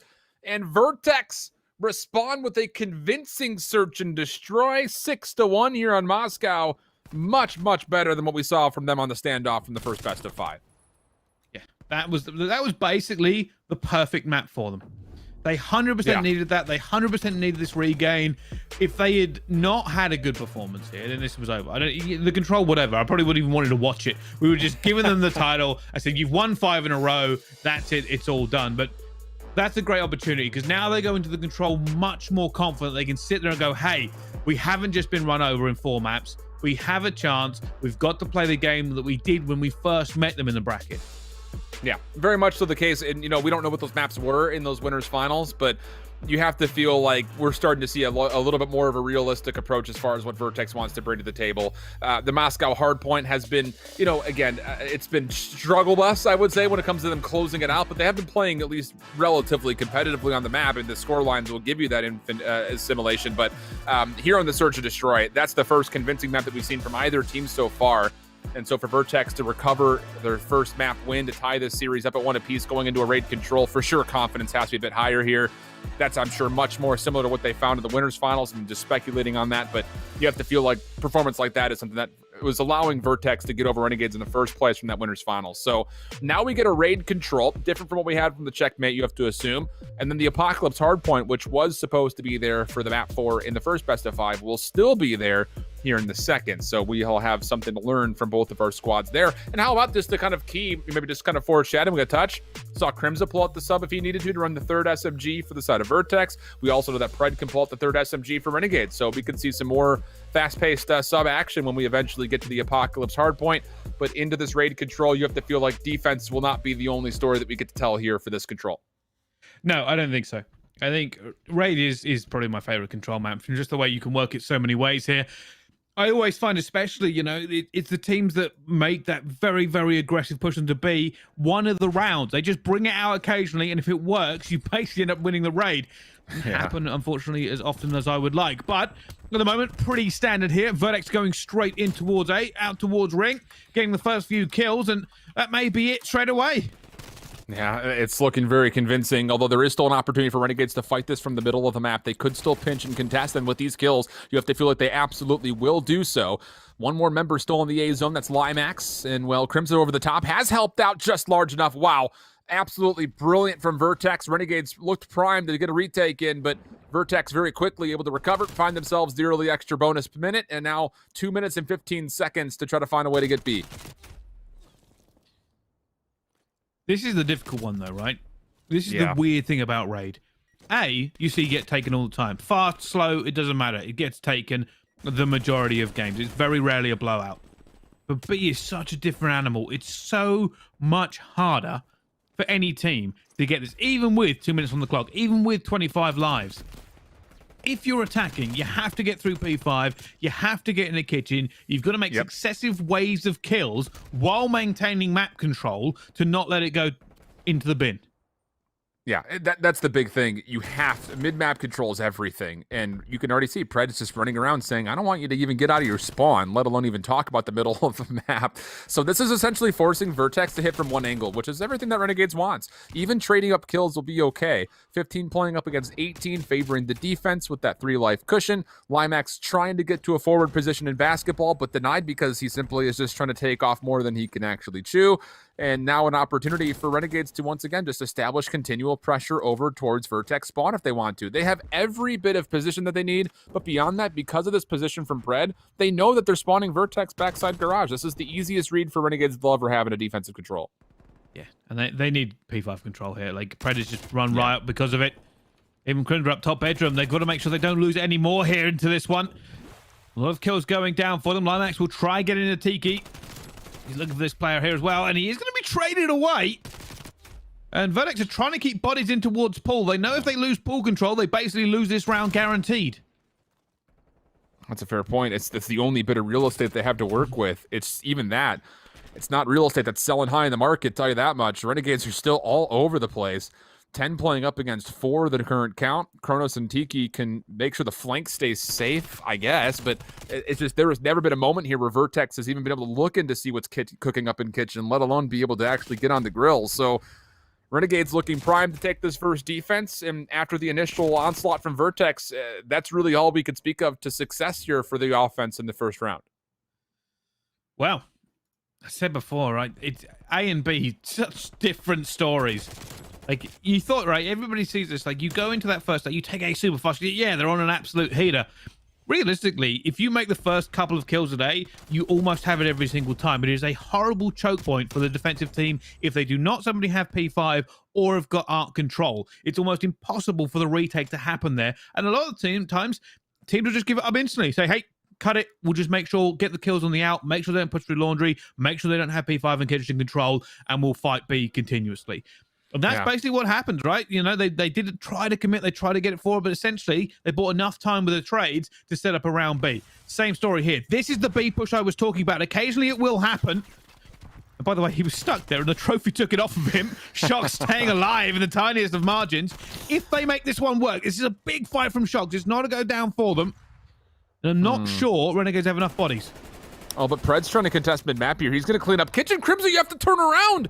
You should have gotten the call from Limax. I was about to say Pred actually spawns right on top of the A zone, but makes the call to come over and help B. If that says anything about what Renegades are trying to cognitively set up off the rip, well, you'll know that this decision-making was 100% committed to getting at least 2 ticks of progress at B, of which they've just locked in. No way! Oh, my goodness, there was help there from Luca, but Pred, I don't know if he really even needed it. He had Durdev completely locked up. Vertex have just not had any success here. You are right. That push through in the kitchen, shut it down, and that's B gone. This is now the hard fight. Very few times with 2 minutes on the clock do you see a team able to hold A consistently. It is too easy to break for the attacking team. They will split, they'll push through kitchen, and if they make one wave of kills, it's an almost impossible retake. You have to hold on to Art. That is what has to happen here. If you're Durdev and Vertex, you need to make sure you put continual pressure on this position. Keep forcing Renegades to spawn towards the top right-hand side of the garage. Durdev, for one, slips away. That's actually brilliant for him to keep his life, but Shocks from the open staircase, able to find the trade. So taking his position will be Limax, getting his hands dirty here. right around the same angles, but this is what you mean. Renegades will have the ability to use this entire northern half of the minimap to just kind of work for them. And this next setup is going to be a push through jungle. Pressure now onto Crimson. Well, actually, to hold it there at the moment. Dirtev doing a fantastic job. And you're right, they do have to hold both sides here. The problem being is they haven't done so already. Crunch is coming under serious pressure. That's the few kills. That's the wave here, and this may be all over Shift. Like, I just don't know if they're going to be able to retake. Dirtev has cleared up laundry, so that's the bit of good news. You've won the ability to spawn a bit closer. You could still pressure this from screens, and Dirtev even just going to throw his life onto the point, finds himself another, tries to chase down Shocks, and in the kill feed, he does confirm the elimination, and Crimson behind it. Okay, so there we go. Moment of breathing kind of coming through here for Vertex. Pressure was 100% on, but they stop it before a second tick of progress can come through, and they fully deplete the progress. So now a 9 playing up against 11. Renegades primed to hit this again, but now Limax, he's able to find one in response to keep the hopes of the defense alive as they try to retake. Well, Logan needs to just stay alive. Needs to give his teammates a little window to get through to reinforce him. Pred coming through pillars. He's going to be shut down as well. I will say Dirtev has been playing lights out onto this side. Luca going for that challenge again with the Krieg. Not the best gun on a lot of the time. Shocks is trying to hold down pillars as well, and they are doing this. Vertex are holding them off here. Yeah, they're doing really well. It's just down to there's still so much time. Renegades could just use the win condition of the lives if they so choose. But you have to be very cautious about that, because if you find yourself losing on these exchanges, then all of a sudden the pressure is essentially put right back into your face because you have to play for the objective overall. Crimson going to get a read that, yeah, I'm being threatened to the back. There is nobody here to help him. It's just Dirtev, who maybe could start to run back over, but he's going to instead play over through Art and just say, don't worry about it. Let them have laundry. We don't need it. They need to play for the clock. 12 seconds to go. 4v4 action. Crimson on the opposite side of the map will take one with him. Luca trying to run on over. Who's going to touch this? Luca's trying to get over to help, but not going to be able to get there. And it's just down to Shocks for the 1v3. Finds the first, but can't do much else beyond it. And Vertex bend, but don't fully break with this A setup. That was intense. Like, they knew they had to slip just a tiny bit for that to go so badly wrong. I will say this. Realistically, Renegades got into that ring several times, and Vertex kept the pressure on them so much they weren't able to lock them out. I thought a couple times. I think at one point they had 3 players punch through. Yeah. And I think Dirtev was the key. He had a 5 or 6 streak, I think, around Laundry, and just absolutely refused. And that was the difference here. He may only be 16 and 16, but the crucial keys he made shut the door on Renegades. For sure. And that's been the key, I would say, just largely for Vertex, you know, even in the losses that they've suffered in the first best of 5 and in the first Hardpoint, there are still some really big shining moments for Vertex where you do see the potential and maybe even the reason they were able to beat Renegades in that winners finals. So if they can just find a way to bring that back to the table here in the Grands, you feel like there very well could be an opportunity for them to start bringing this series back into a favorable position for them. But once again, if Vertex does not really make a decision what they want to do, they've already lost a significant amount of time, and they don't have any map positioning to speak of because of it. It's a couple of opening exchanges, but it's a 2-for-1, and that's taken 45 seconds off the clock for 4 kills.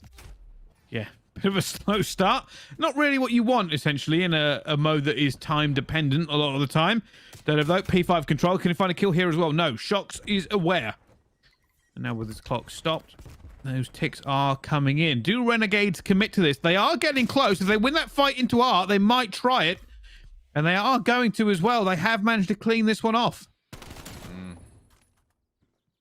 It's looking, again, just a little bit indecisive for Vertex. And we said the same thing about some of their break attempts at Moscow. And even here, it's, you know, what is the play? What are we trying to do at this moment? I mean, they're so worried about what's coming out of the back line that they're just kind of dancing in this gray area. And Renegades are just happy to keep committing and moving forward and just taking away so much of the map. I mean, there is not an inch of space for Vertex to use. Yeah, they're going to have numbers coming out, but Shocks on the pinch is going to be able to find one by way of Semtex, reads the other in pool, and that right there is the round. It's already over. This is just not the same Vertex that we came to know in previous opens. This is the most indecisive I think I've ever seen them. Yeah, I wonder if there's been some sort of miscommunication or two names speaking out. Like, it's kind of weird, right? Like the way that sometimes they play this, because you think, all right, they've got a strategy here. They're locking it in. They should be in a very, very good position. And then, all right, maybe just a hesitation or a second guessing of the way that they should be playing. And it's just like, you get the A zone, cool, but you're down 8 lives. There's 50 seconds on the clock. Outside of Dev, who's been able to push through the back of basketball, you still don't have anybody working for any progress at B. I mean, you're stuck in bedroom at the moment. And again, for Renegades, just going 50-50 kills is fine. Playing trades is okay. Tread from the top ropes able to find one, turns around, grabs a second cleanly, and Renegades just completely turn the entire map around again. Fred, that was a difficult scenario. I mean, Vertex had 3 players near the hill. They could have made that kill and just jumped it. It would have been so difficult for Renegades to regain. But here they go. Limax has to basically work a miracle here. They have no more lives to play with. And you can see Shox can just play his life here as long as he likes. Eventually will go down, though. That clock has stopped, but it is now a 1v10. And that'll be it. Renegades take the round. So, I mean, okay. For Vertex, opening first round of your offense, good commitment to A. You get it on your, we'll say, second attempt, right? I mean, Renegades do a nice job kind of fighting back in the initial. But here in the second offense, it's kind of the same problems they had from their opening attack, where it's, what are we going to do around this B zone? There's no good pressure inside the middle of the map. They never get into kitchen. And outside of Dev, who slips around the back to get into basketball, there is really, if you were to put a heat map over the B zone, nobody got within like 50 meters of the actual point itself. So a bit confusing and something that will definitely have to change. Renegades looking to put this map away, though, coming up with this 4th round as they approach their second attack, and it's all over towards A. Opening first blood is good. Limax trying to get a read. Shock says, try me if you'd like. Pushes him back, and first tick of progress is good, and the kills will definitely lead to a second, if not the full third. Appreciate that Renegades break, by the way. Not only do they commit heavily to A, but I think they double or even triple naded pillars, which cause so many problems for Vertex when they try to punch through. But there we go. That is A taken very, very rapidly. 2 minutes 20 on the clock. Advantage Renegades in lives, but now is the difficult B push. But they're already making a play around the back, which will potentially put a lot of pressure on the Vertex spawns. They'll spawn basketball here for a time. At least you would think so, but no. Luca actually able to find a second elimination, forces these spawns to go back towards Laundry. So now Renegades can keep putting on some damage to the life count, as you've got kitchen control, you've got reinforcements coming from basketball, or pardon me, from bedroom rather. Dirdev isn't able to do anything inside of Tiki, and you're looking at a 5-life lead and so much time. Beyond that, the clock could be stalled as Renegades have members in and around the B zone already. Wow. This is it's just so difficult. Every time I see B, I feel like you basically have to completely dominate the other team. It's one of these ones like when you spoke about, all right, how do you break this? Well, yeah, you get in the kitchen, but the problem is you got to get through P5. You got to try and make sure you don't lose bedroom control. You've got to try and get around the back. They spawn closer than you do. You got to make sure nobody managed to hit the flank either. It's a nightmare. The breaking B here is a nightmare, and it's so difficult to do if you don't have some of the positions. You can see here at the moment, they are pushing through their spawn. They have a player kitchen. They don't have bedroom, which cuts off so much of the angles they can do. Look at Crimson. Crimson's just like, yeah, it's fine. You can get all the kitchen control you want. You can't push out without taking me down. The problem is he's going to get pressured here and taken out. So now all of a sudden, as quickly as Vertex were in a commanding spot, Renegades have turned that essentially just right back into their favor. Here they come to the B zone. 5-life lead still in effect, and time is stopped at 57 seconds. Limax trying to recover, take back over money, turns his attention down low, can't finish the kill into Shox, eventually will win the gunfight. Knows that he's got a player kind of deep, lingering over towards basketball. Fighter says, ooh, maybe there's a chance for me to find the kill, but instead opts to play his life. 14 up against 9. There is a recovery here for Vertex, but still, you have to be clean in these next couple of hits because you're still suffering at a 5-life diff advantage. Oh, that was a big gunfight. Shock's taking him down. Look at the bodies now onto B. Dirdev has to come through, but Fighter again taking the big gunfight. And this might be a stack. I wonder if Vertex are going to try and throw bodies at this one. They know they don't have long left. That second tick is coming. They have 4 versus 11. Already they are losing gunfights all over the place. All down they go. 1 versus 11. Renegades are going to win their attack. There's nothing Kronos can do. And now they're 2-1 up in the series. It just comes down to, and I think just to, put a bow on top of this this package that we've had here with this control, it's the simple fact that in that last offense, Renegades did everything what we were asking of Vertex to do from their offense. Get into the middle of the map, find a way to get into kitchen. There wasn't a single moment that Vertex in either of their 2 offenses tried to set up anything around the back through Laundry. Everything was from the front or through Zig. Nothing came through what the previously captured A zone was located. Renegades 2 separate times able to work their way around the deep back. Yes, like you mentioned, you have to give something to get something. You give up bedroom in order to play for that player on the back. But if you trust that you're going to come out of spawn and be able to double chow that one player up top bedroom and cleanly win it, then all of a sudden you've got bedroom, you've got kitchen, and the chance of you getting onto that B zone to stall the clock and just keep playing out for lives will be available for you. And that really became win condition for Renegades in the end, in my mind. Yeah, I would also say, Vertex did a great job holding down there. Like, when they had to hold it on the defense, like, it was so difficult. I honestly thought the game was going to be done there. The fact they managed to hold them off and not allow them to take it a few times. Dirtiv, massive kill streak to make sure they didn't get that complete collapse. But unfortunately, you can end up winning your defense by the tiniest of margins. If you go and lose the attack straight after, it doesn't really matter for you. But I am impressed with Renegade. It just seems like time and time again, they seem a little bit more practiced, a little bit more able to execute these strategies that go through. I've just got this feeling, I feel like Vertex is a team that quite happy to take big gunfights and will jump in. Like, I think I've seen Dirtiv do it 1,000 times. He just wins a gunfight. Like, oh, wow, that's a 50-50 gunfight. He's won again. Problem being is it's not always in the most impactful position. Sometimes Agreed. It is, and that's why they held that defense, but not all the time. Yeah, it's one of those things, and we kind of saw it in a number of instances, even in Europe, where if you're winning out in the slaying battle, that's great, and it's going to give you an advantage in one place. But the thing is, kills do not determine what necessarily wins the objective, especially in the respawn modes at large, outside of the fact that the life count plays a role in control. But time and time again, we keep seeing Renegades make the right moves, the right strategic decisions when the time calls for it. In those moments where it's do or die, we've seen Renegades be more successful than Vertex, which is why they find themselves up not just from the first best of 5, but especially here in the second. So looking over our map set, it leads us to an Apocalypse Hardpoint. And you want to talk about the importance of being able to hold setups and also know the proper timings of when you need to rotate from exit into initial. No better venue to do it than Apocalypse. Yeah. Well, let's see. Let's see now, obviously. I mean, here's the thing. When this map first came out, it just seemed to me so chaotic, so close quarters, so insane. But if anything, right, this map is so rotation-based now, especially with some of the power positions the players have found and the ability to hold down entire lanes inside of this map. Here's the thing. I don't know whether to bet, right, on the fact that I like Vertex in those tight coordinations. I think they're better when it's chaos. They enjoy taking the gunfights. So we've seen the ego channels come out time and time again and winning those challenges. Or if I like the fact that Renegades, every time I've watched them, they just seem a little bit more able to click into place and be in the right place at the right time. It's, for me, really a lot of it does boil down to what happens on this second hard point. Not just for the initial, time of who gets the spawns, but beyond that, you learn a lot about a team in those final moments.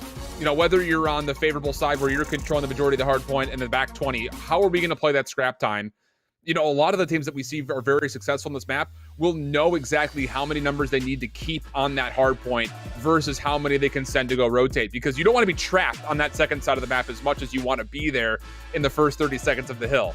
On the other hand, though, if you're the team trying to break, kind of the same situation. How many numbers are you going to keep throwing at that hard point before you decide to give it up and play for exit kills? Because you can spawn trap a team behind that second hard point as they try to break their way in for the third and eventually the fourth hills, which could essentially negate and maybe even nullify the second hill in completion. So a lot of decision making is going to have to be, I think, key here for Vertex in specific, being down in this series, needing to win this map to keep it into a map 5. Opening exchange happening underneath and towards barrels will essentially not give too much favor one way or the other. Sure, Shox is the last player left alive, but he's got some clearance to do before Renegades can really even soak up any time on this hill. Apocalypse is always a kind of a crazy map for me, especially when it came in, because I feel like you can sacrifice so much for P2 onto this one and give away so many points on the P1, but neither team overcommitting realistically at the moment. Trying to punch through here. Shock's desperately trying to make a little bit of a gap for his team. You can already see, I think it's Pred, is trying to make a big gunfight. Not going to happen for him either, though. And now for Renegades, since they don't have position, they were hoping to probably get more scrap time on P1. Yeah, that hope is obviously a part of the equation, but I think the bigger thing is, and after that initial play from Shox, you can see that Renegades were trying to essentially do the exact same thing they did on Moscow, where the point doesn't really matter as much as just trying to get over towards this right side of the map and see if you can flip spawns. But when you don't get the scrap time nor the spawn influence, then you start to look down the smoking barrel here of this weapon that is Vertex at the moment, because Limax is on a spree, able to get to 8 and 3, 6 straight opening kills for him. Not going to quite be able to pull up streaks, but he has cleared up so much space, and Vertex should be essentially guaranteed a full 60 here in the second. Yeah, and it's just horrible. I just remember hitting my head against this time and time again. Unless you can make a kill around the back or try and get some sort of good trade. Somehow they've broken through. They are in a great position. They might get a few here, but I'm surprised that has happened. Immediately, scrap time will go in their favor. And the fact that Pred is still out here and causing them issues means they're not able to fully set up for the next.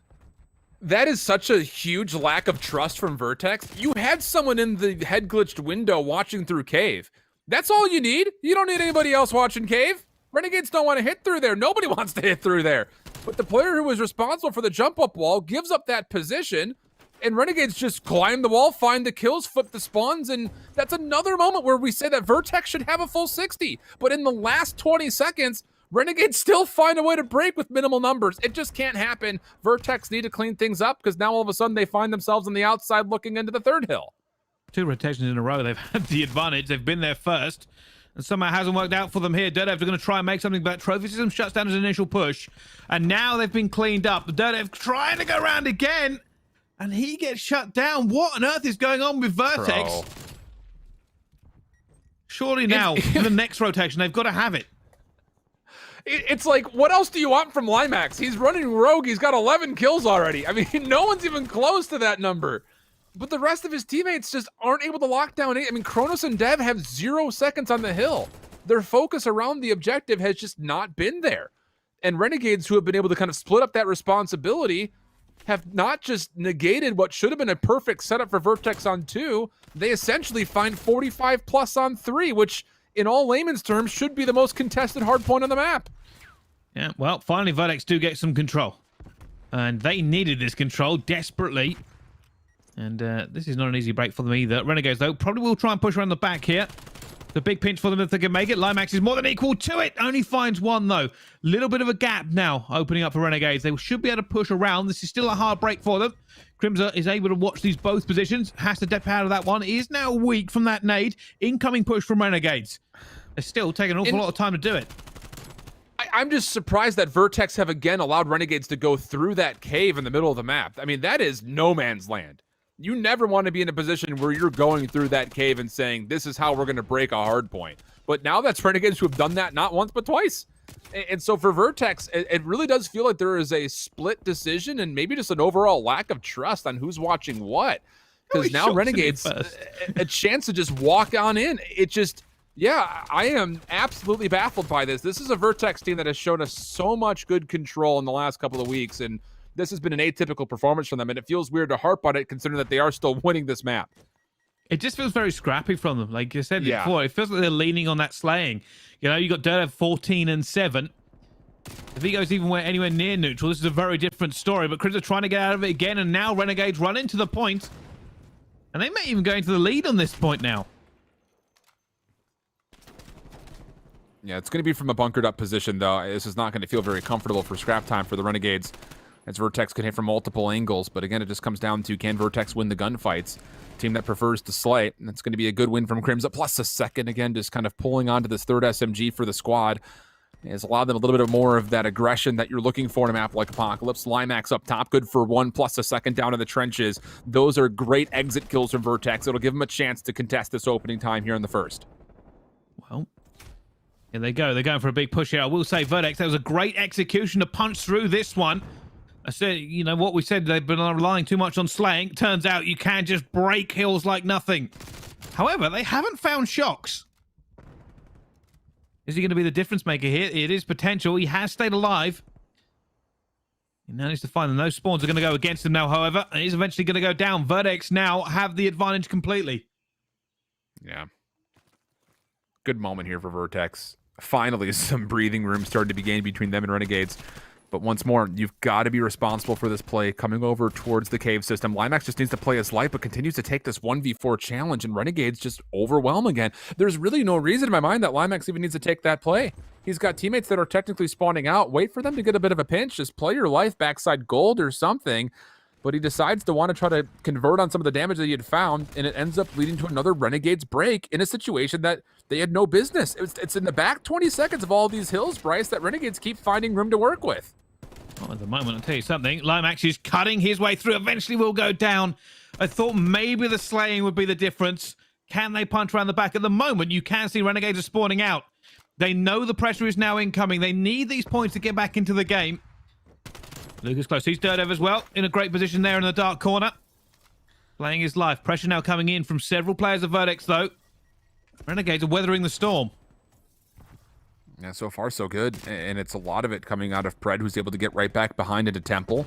Clears up a little bit of space, but yeah, like you had mentioned, there's just so many angles that Vertex can hit from that it eventually will be too much for Renegades to stay alive through. So scrap time looks good. Vertex able to grow their lead back to around the 40-point threshold.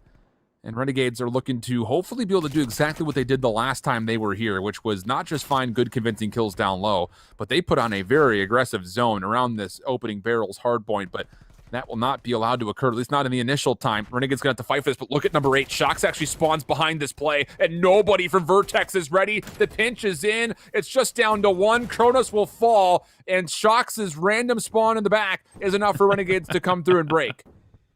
Yeah, and that's horrible for Vertex, right? There, you felt they managed to get a kind of a bounce there and get that rotation locked in and could have put this game to bed. Now, do they go for a bit more of a commit here? Realistically, no. Predator's shutting them down. They've been completely wiped twice. They have no map control now. They're basically fighting for any kind of presence. Man. How long can this continue to occur? You just feel like at a certain point, Vertex just has to be able to win one of these maps. They're trying to put together the exact right moves, and so many moments they are. It's just Renegades keep finding a way, one opening, to get them right back into the game, and so they are able to contest the back 25 seconds on the third hill and open up the fourth with a very significant setup. You've got Luca watching one side. He'll recognize that Pred spawning on that same side of the map, so he'll turn his attention forward. Fight is trying to hold on to Useless. Not able to find the first elimination. Looking to follow up his Shox. He also gets cut down. So now Vertex starting to put together a bit of a break. But Pred denying. Able to find one, and then the help comes through. Nearly gets the turnaround snapper. But Limax able to win the gunfight. Still, though, Renegades spawning close. Able to work their way back in and keep this contested. Yeah, and now the reinforcements are here as well. Renegades have bodies in the area. So Vertex again in the position for this rotation. They know where the players are. They know where they have to come. Surely they do not let this slip one more time. And Renegades looks like they're going to set up to try to overwhelm this top right-hand side, try to win the spawns before they go for a break. Pred's going to watch the cross to make sure nobody can help as he watches through Chicken. Fight up. Sees the feet of Crimza, but can't find an angle. So now here comes Pred, making his way over. Good isolation. This nade's coming through.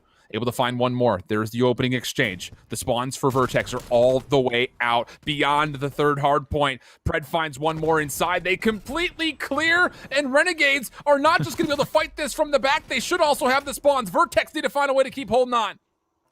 Oh, Luca's here. Luca's weak. Actually only has 5 rounds in the AKU.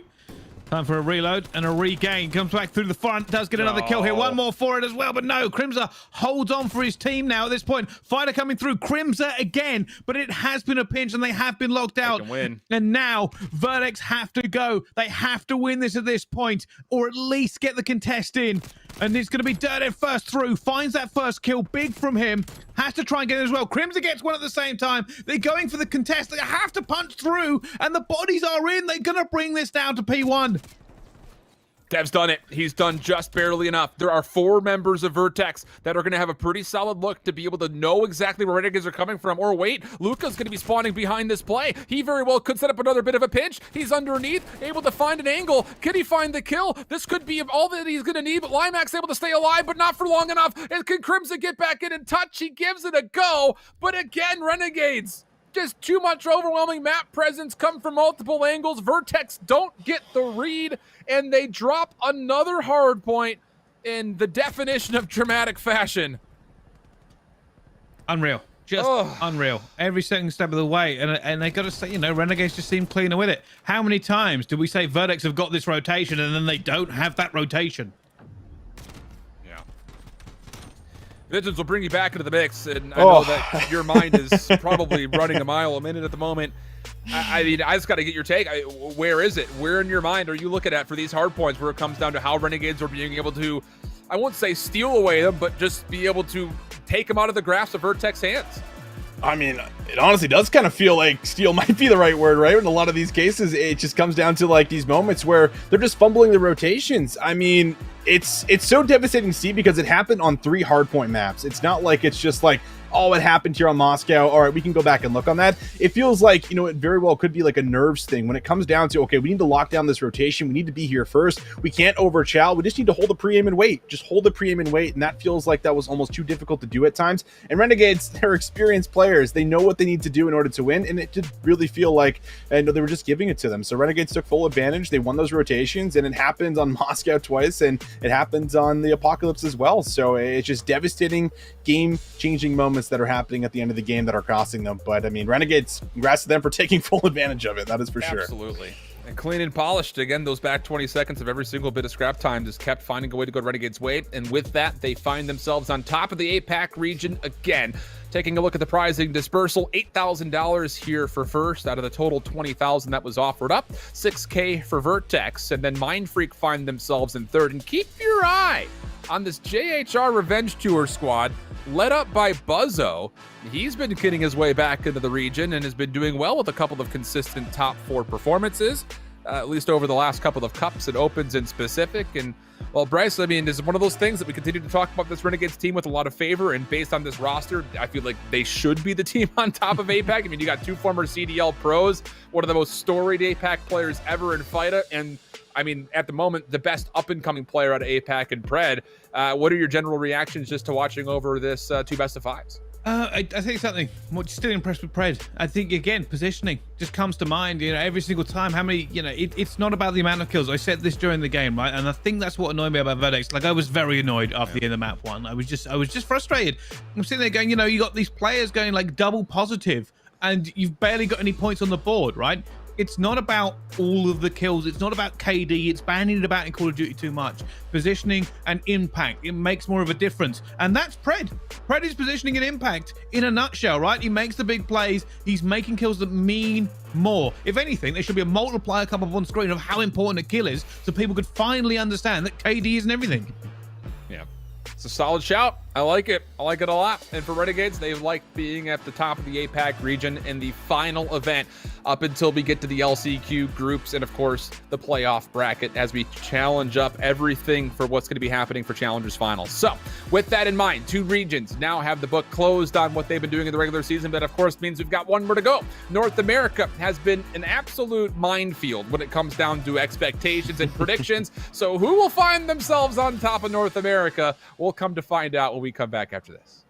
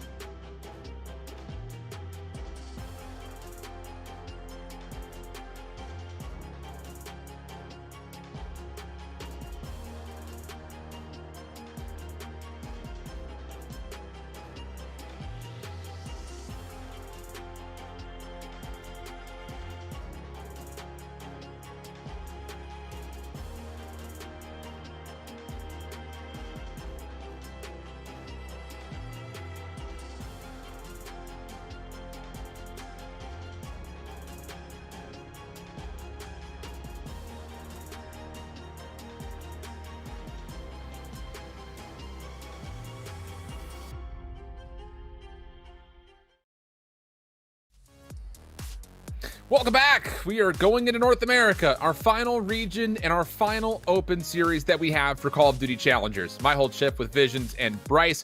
And while we've been treated to 2 recoveries really throughout the opening 2 regions that we had, lower round teams coming out of the lower finals, able to take the first best of 5s in each of them. With different results to kind of capitalize off on EU and APAC. But here in North America, it's Team Canada who find themselves out of the winners finals with a 3-0 over Trash Bros. Bit of a surprise there. They make their way into the grand finals, and now they square up versus Built by Gamers, who, at least based on reports through Twitter, had to stave off a reverse sweep attempt from Trash Bros. So I don't know how to tell you this, Visions, but we're going to need you to rein in your inner Canadian here and at least be somewhat impartial as we go to this grand finals. But I think that, the cool key thing about both of these squads is that, hey, these are 2 of our top 3 teams from stage 5, and beyond that, also our defending Opian champion from Team Canada, who won the open number 4 that we had previously. Yeah, they did win open number 4. Now, it is important to note that that was with Diamondcon, not with Fellow. Diamondcon, of course, have been brought up to the New York Subliners roster. So this has been fairly new with them. But, I mean, Fellow is very familiar with the likes of a lot of these players, with Dave, Patty, and Royalty. They teamed very early on and in the beginning of the season as well as last year. So there's a lot of chemistry, I think, already built in. It's just, figuring out the little strategies and little play calls to put him in place to fill Diamondcon's shoes, which he's not going to have a problem of. But we talk about Built by Gamers, a team that has just really been through it all and has made essentially no switch ups through this entire year. And I think this brings us into one heck of a grand final because, as you just said, they pulled off a reverse sweep. I think Kismet iced up earlier in a Game 5 S&D as well to pull out the semifinal win. So these guys have been through it all, and it's going to be a lot for Team Canada to kind of stop right here in this very first set. Yeah, perfect segue there, because Bryce, we kept talking about how North America is essentially just a rotisserie of just roster changes that we see over and over again, but not the case for Built by Gamers. And the results, I think, kind of speak for themselves in a way. Anytime that there's a major event, whether it's an open or any of the stage elites that we've had, outside of the first stage number 1, they finished in the top 4 all the way throughout everything else. So consistency in the roster has also provided consistency in the results. Yeah, it's an interesting one. It's the only kind of really island of calm amongst the storm that is the North American region. And you are right. Here's the thing, right? They are consistent, but they're also not consistently the best. That's the issue they're going for. Built by Gamers have always been in discussion for the top. They've just never really been the top. They never lived up to what we think could happen. This win here for them would be a fantastic cherry before the end of the postseason, right? They need this. They take this win here in the grand final. They get ready for it, and all this journey, all this going through it, coming 2nd, 3rd, 4th, whatever they've done, becomes worth it in the end. But they still need to find that X factor. They need to make sure that all this sticking together and all this teamwork they've built out actually means something. That's a very fair point. I mean, outside of Cup number 19 that we had from just last week, you're absolutely right. They've made a handful of grand finals, but very rarely do they find themselves on top of the prize pool. So that is something to keep in mind. On the opposite front, though, hey, for Team Canada, I think a lot of just commiserations to not being able to play with Diamondcon, but maybe I can't even go that far because the fellow has been subbing in absolutely wonderfully, at least based on the results that we've seen thus far. And something we really, let's be honest here, we come to expect that, I think, overall, Visions, and that we can at least carry that conversation through as we also take a look at our map set here in this first best of 5. Absolutely, we can. And as we take a look at this map pool, I feel like this is something that's going to be actually be really good for Team Canada. The simple reason is you have to bring up Royalty and Exotic. I mean, these guys have been the duo for such a long time. You go back to Black Ops 4 EG when they were playing with like Gunjar, and these guys have just been the sub duo for a very long time. And you come into a map like Garrison where you can really set the pace, set some of that tempo in your favor, and the submachine guns play a very important role in that. And I mean, the same thing could be said for something like Apocalypse if we end up getting to a map 4 here. So overall, I am liking what I'm seeing, but you have to say the same for Built by Gamers. I mean, they've been hot on the day, so you can't sleep on Kismet. You can't sleep on Pentagram. These are players that can very well match Exotic and Royalty tit for tat in a lot of these respawns. Yeah, this is, I mean, like most of North American challengers has been throughout this year, this is going to be a lobby that actually touts a lot of former pro players. There's actually only 2 that have not technically seen official professional league play in any form, and that would be Pentagram on one side for BBG, and then you've got Dave Patty on the other for Team Canada. Both players have been obviously within consideration. Pentagram obviously had a really nice run in the BO4 world, so he's seen at least that stage in some form. But any kind of kind of maybe thoughts overall when it comes down to looking at players that had previously been not just in the professional scene of Call of Duty, but I think for a lot of people's arguments, maybe even deservedly to still be there in some forms as we look at some of these players like Kismet, Royalty, Exotic, you already kind of mentioned. I mean, any thoughts as far as, former players in the Pro League trying to come back into a favorable light here, Bryce, as we get through this grand finals?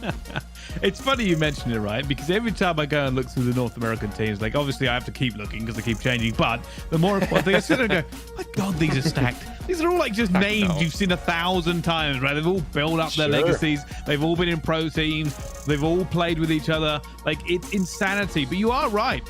Here's the issue, right? And it's probably not talking about, if you go down from the Pro League into Challengers, it is a fight to get back in. If you're not already on somebody's ticket, like a sub for a team, or ready to go back up, like Diamond Com, for instance, it is a nightmare. It is very, very difficult. You basically have to cut yourself apart in a very competitive league to actually make a difference, because you're not just fighting to stay alive in this with all the team changes that go on and your reputation changes from week to week. You also got to think of the wider picture here. Every single one of these players will sell their grand for a chance to get back into a franchise, because that's where the big name is, that's where the big money is, and they've got to fight for it. Not only can you not be selfish because you have to win, but at the same time, you kind of want your stats to look pretty good to try and get somebody to pick you up. It's really weird because and I think that your historical background will really speak to this. We've kind of had this discussion a couple of different times over these open streams of, in the CDL at the current moment, it almost feels like you're there, and if you get dropped out of it, there's really a slim chance of even getting back, because it does feel like for a lot of players that are continuing to stay at the CDL level, they would be more willing to take a risk on somebody who has just recently turned 18, or more specifically just in general has not been at that level, versus somebody who has been there before and fallen out of the spotlight in a way. So, I mean, is there something in your mind that would tell you, like, this is the condition you have to meet to get back in? Or is it just too much of a friends league, in which case, if you're there and you get out, it's just, you're, exiled from the circle, essentially? Well, you're opening up a question that is a big can of worms, but I suppose I'll answer it regardless. Here's the issue, right?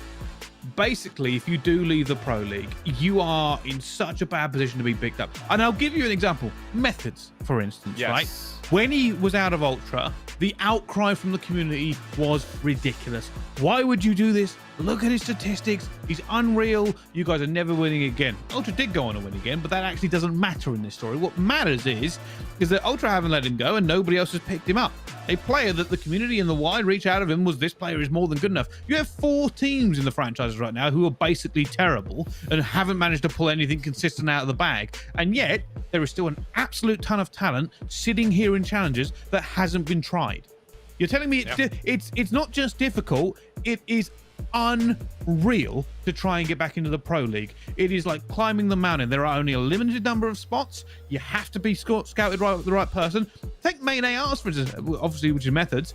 Getting into there's so limited spots to get into this league, and also there seems to be a bias towards players who have played at that level before. They want the new stuff. They want the new player. They want the insight. They want the Hydra. They want this new magical player who's going to elevate their team up. If you are somebody who's been up and down on the cusp, then I'm sorry, but at the moment, nobody wants you.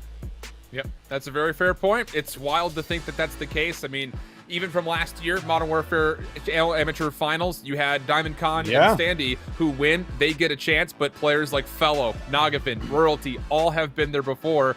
And, I mean, to be honest, we have barely even been able to say Nagafin's name at all throughout this year. So things kind of come and go, Visions, and it's just one of those things that you really do feel like there has to be some individual shine, but this is not a game where one individual can win a series. That's the big kind of problematic point, is you have to be able to do this inside of a system that can actually generate results.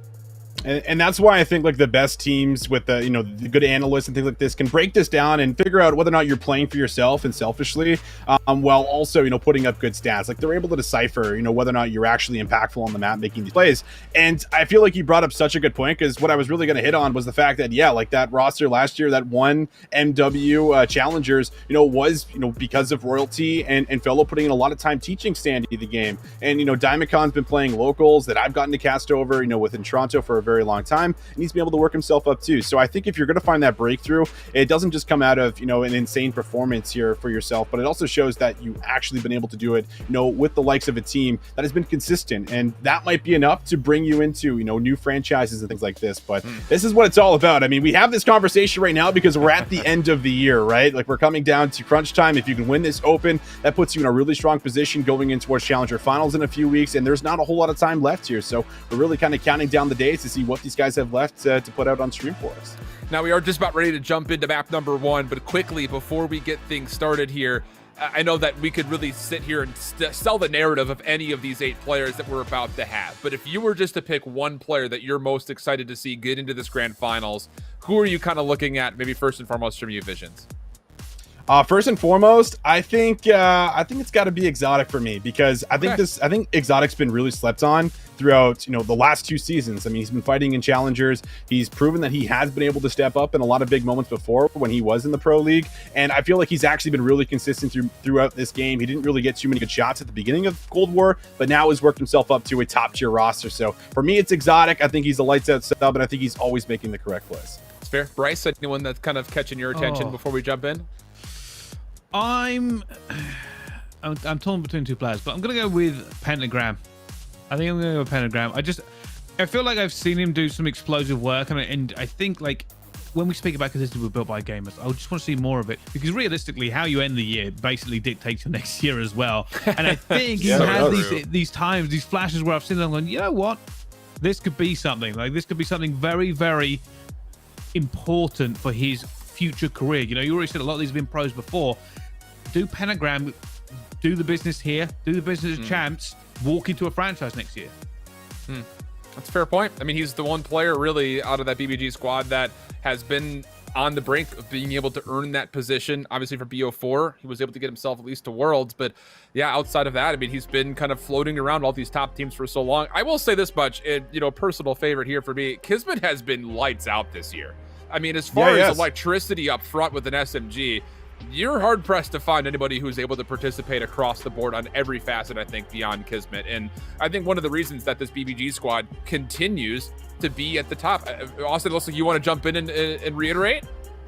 I do want to jump in, just because, like, last year when we looked at Paris Legion, when did they find success? Like, when were they finding success? Good. It was when Kismet was going off. So I just wanted to piggyback off your point and really enforce it after you were done. I didn't mean to interrupt it, but I agree. I think Kismet is absolutely a great call out. I mean, his situation, I think, is a bit existential beyond just, the favoritism of the league because of the situations that happened with Paris in the offseason. So he might find himself in a different situation than most. But regardless of that, looks like we do have everybody now joined into the lobby. So we will be hopefully getting things started here for Garrison map number 1, a spot that I think, hey, we did highlight nothing but SMGs all the way throughout. What a venue to give ourselves our first look. Then a map like Garrison for the Hardpoint. So, I mean, that puts us to where we are right now. I don't know if we have actually a second to kind of maybe just look back over how this bracket has gone at large, because I know that everyone's really interested to see what has kind of unfolded. But to get to this point, Built by Gamers has put together a little bit of a longer run through the lower bracket, most recently not just taking over Trash Bros, but they also got through that LAG Academy team that has also been doing really, really well over the last couple of weeks, even with the loss of Mental and substitution now of Chino. We're kind of, I mean, just again, we're still waiting for the lobby to start. That felt like a really weird motion, I think, between the CDL and the Academy team. Bryce, I don't know what your reaction was to that kind of exchange between the Academy and main roster for LA. You know what? It's actually a really great point you bring up. And I'm going to kind of hijack the conversation a bit, because I think it's something we need to talk about, right? Go for it. Because right, before we started, and during this, I have kind of made fun of the North American region for the roster swapping, the jumping up and down. And we don't really talk about the impact that the franchises have on this, because let's face it, if a franchise comes knocking with a good offer, you're out of there. All that hard work you've built up throughout the year, it's gone. And that has been the catalyst for some of this roster mania in the North American region, right? Like, it's not in a vacuum. It's not just happening because they're all terrible people. It's happening because, realistically, not only are the franchises coming knocking if someone overperforms, but you also want to be the team that's constantly winning. Because if you're the team that's winning, well, then the franchises notice. They go, oh, well, actually, they've won a lot of these challenges here. Who's doing well out of all of these? Oh, he as well. We're actually struggling at the moment, or we need a replacement, or we need a sub. Maybe we pull them up. And then, of course, that team goes, well, we need somebody here, and we're the best team in challenges. Who do we want to take? And a domino effect happens, right? And Yeah, as much as we say European players probably don't get pulled up as much as because of the issues that are going across the northern pond, the backside of it, the bad side of being pulled up in the franchises, there is this absolute pit of passion in North American challenges where you're doing well one week and doing well is actually a bad thing because your player might get stolen. Like it's saddening for some of these players, and I do make fun of it, and I do say every single week I have to go and research the 25 roster moves that have been made, but it's not always the player's fault. And I was kind of curious how you two see it as well, because it's one of these things, like it's bad to see these roster changes this much, but it's also something that has to happen. Yeah, I'll say this much in all efficiency. I'll let you get in on this conversation because I know you have a lot of words for it. But for me, the trickle-down effect is a lot of the key. But I think for a lot of the connotation that we assume with roster mania, it is like, can we just find the right formula? And a lot of it is just kind of this plug-and-play, hoping we find the magic. At least that's kind of been my anticipation, especially for teams that are continuing to finish like outside of the top 8. Yeah, I mean, it's just such an interesting conversation because like we've been seeing it for so long, and I think it really started out last year when it never really used to be like this, right? Like when we go back to what was the amateur scene beforehand, like teams would build up and try to actually get chemistry before going into an open event. Sure. Like you would very rarely see top teams just have like a pickup squad that they would go in with. It was always, okay, practice for a couple months, we played the event, let's see how we place. If we don't place well, we'll look at a change. But that atmosphere completely got shaken up going in towards Modern Warfare, where it was even worse last year, where there was like roster changes like every 24 hours, man. Like you were not safe whatsoever. So it feels like this year there has at least been some rosters that have stuck together either as a little bit of a core. There is obviously a lot of changes that do end up happening, I think, with the middle of pack teams, but for as far as what you can get, it's hard to build off of it. And if you were to have some kind of a showdown between like North America and EU, I think you would see EU simply do better just because like they've had so much more time to work on multiple maps. They don't have limited vetoes that they have to work with. It's like, well, we can't play this map on this game mode. It's like, well,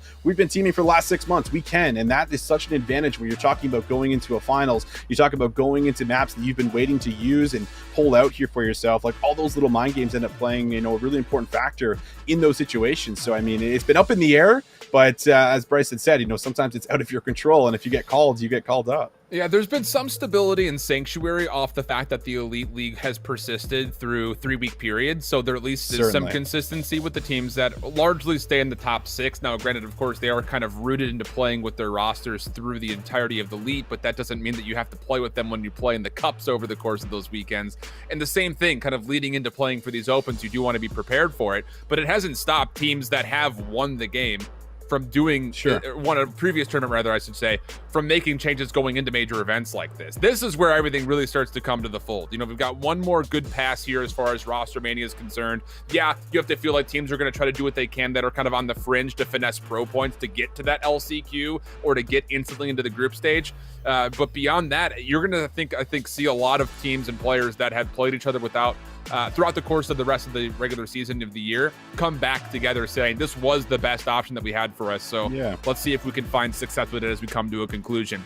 Speaking of coming to a conclusion, that ends our podcast on North American Challengers, and we're ready to go on into the Garrison Hardpoint. Visions and myself coming into this one. So Bryce, thanks for the thoughts, and well, for Visions and I, let's get into it, brother. I mean, we're going to be seeing a lot of SMG presence, we have to feel like, and I'll be curious to see if BBG are going to try to go to this 3 SMG setup that they've kind of done across the course of the last couple of weeks. Yeah, I am too. I mean, this Built by Gamer squad, they're coming in really hot here for us. They just came off of, an insane heater in the map number 5 to pull off a reverse sweep. So we'll see what they can do up against Team Canada now. Of course, without Diamondcon and with Fellow, we'll be keeping a close eye on him to see how he's going to be able to do. But so far, Exotic doesn't realize that GodRX is also in the corner right across from him. And that means that GodRX is going to come out with a nice little 3-kill spree. And Built by Gamers now can throw themselves on the top. Yeah, love the position from GodRX. I don't know if he saw Exotic earlier than he actually got the kill or not, but regardless, just good pressure to keep that top green position. Gives you a really good setup, not just for this opening hard point, but of course, especially as you do eventually look to rotate over towards the SAT truck for the second hill, and clean kills beyond that as BBG eliminate Team Canada from right in front of this danger caution area. And that's going to mean for Canada, you don't just need to break on in for the scrap time. You're going to be going through a handful of hurdles just to get over to the second hill. Yeah, and they're not finding any kills, so that makes it that much more difficult here for you. The spawns are still going to be out. I like that play from Kismet. Just going to add in a little additional pinch there underneath the vent system, and that's going to play for some crucial information. And now look at the minimap. Like, Team Canada, they're just getting to green, and there's already been 10 seconds that it's gone over. So we'll have to see how they decide to break it. It looks like they're going to keep Royalty top green while the rest of them start to work in the back. I love this little duality play between Panda and Kismet, kind of helping one another out. Kismet comes forward, tosses stuns and Semtex, says, all right, I'm good. Breach and clear. Panda throws a stun of his own. Kismet clears top green. Absolutely flawless to foil the initial setup for Team Canada's break. And then beyond that, I mean, GodRx is still on a spree. 3 in a row, 6 in 1. Yeah. Just watching the middle of the map. I mean, Team Canada have had no point of ingress whatsoever, and they're going to have to chalk this time and just default to playing for the rotation. And you need to win this rotation. You can't afford to go down here whatsoever. And we talked about the submachine guns being a factor right now, but look at Royalty, you know, 2 and 5. Exotic just got his first kill there. So it certainly has been a bit of a struggle for as far as actually getting involved in the objective so far for Team Canada, but this is their chance to turn it around. Royalty able to pick up 1 on the rotation, and Exotic with the trigger discipline will find Kismet. So this is a much better start. They're going to open up with a couple of the first initial kills, and that's going to guarantee them at least the first 15 seconds. Yeah, Fellow's going to be in a really anchoring position here. He needs to make sure that nobody can get over towards Tools. That's probably the weakest spot in this defensive setup at the moment. But when you've got Royalty and Exotic continuing to find kills forward, that just zones out this BBG spawn so much. I mean, look where number 6, Pentagram just spawns all the way back by tank. Not at all where you want to be. Even beyond that, look how far forward Exotic is. I mean, he is forcing them to spawn in the next map. I mean, this map is taking place in East Germany. They're spawning in West Germany at the moment. I mean, this has been aggressive as far as how far you can push the envelope in Team Canada. They're going to find essentially a full 60 of their own. And how about the timing? They're going to force BBG now to spawn behind them as they look to make a play over to 4. Well, Exotic was 0-4, and then he just went on a 6 spree. So that pretty much sums up getting involved and getting back into this game here for you. And that's exactly what Team Canada need. And it looks like it's going to be Dave Patty who works for some streaks next for us. He is on a 5. So we'll see if he can get this going, but now he will be spotted out, so likely will meet his demise very soon. He doesn't have any additional support. He is surrounded by Built by Gamers, and that spree will also end. So no streaks have come into play, but so far, Built by Gamers, they've been able to zone a little bit around this hill, and Exotic needs to come through with a break. He will be denied, and Pander will hold strong for 2, and that is Built by Gamers just locking down this P4 hill. Yeah, this entire hill from the perspective of BBG can just be the fact that they're surviving through moments that you just would not expect them to survive through. The value of the individual lives, while Team Canada are still swarming with these SMGs from all over the place, has been instrumental in getting back in not just to the game, but growing the lead back to about 45 plus seconds. So now as the 4th hill will come to a conclusion, Team Canada, of course, will recognize that BBG are going to be coming from one side of the map. Clear out the middle is going to be the goal here for Team Canada. Royalty good for the first, but Kismet opening up space through Light has actually gained an opportunity to actually get onto the hill very quickly. Good job for Exotic to respond to it very rapidly, but still beyond it, BBG are in a position to really kind of create chaos for Team Canada.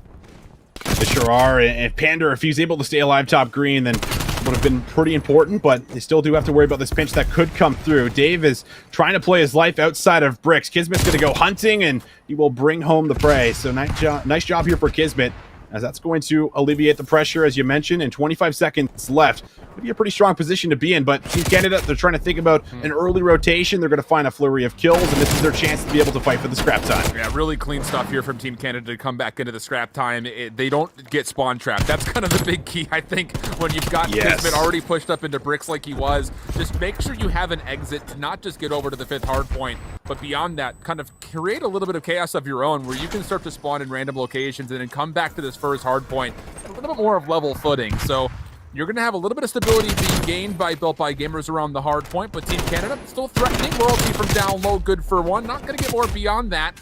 And as Fellow will drop, BBG once more established control over the hard point.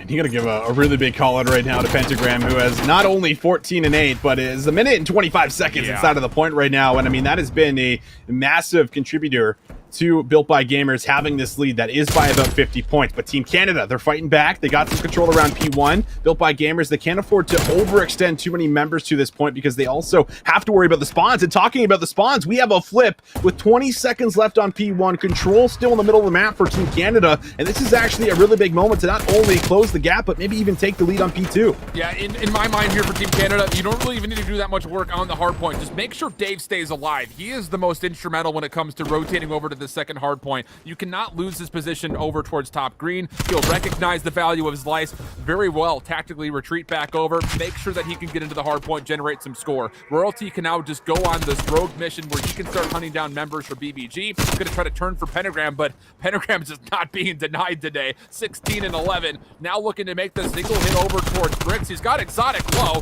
goes for the pistol shell, not going to be able to find the kill, but does gain space for Kismet to challenge. 1v1 with Exotic. Kismet coming around, but Royalty there just in the nick of time to assist, and Team Canada able to hold.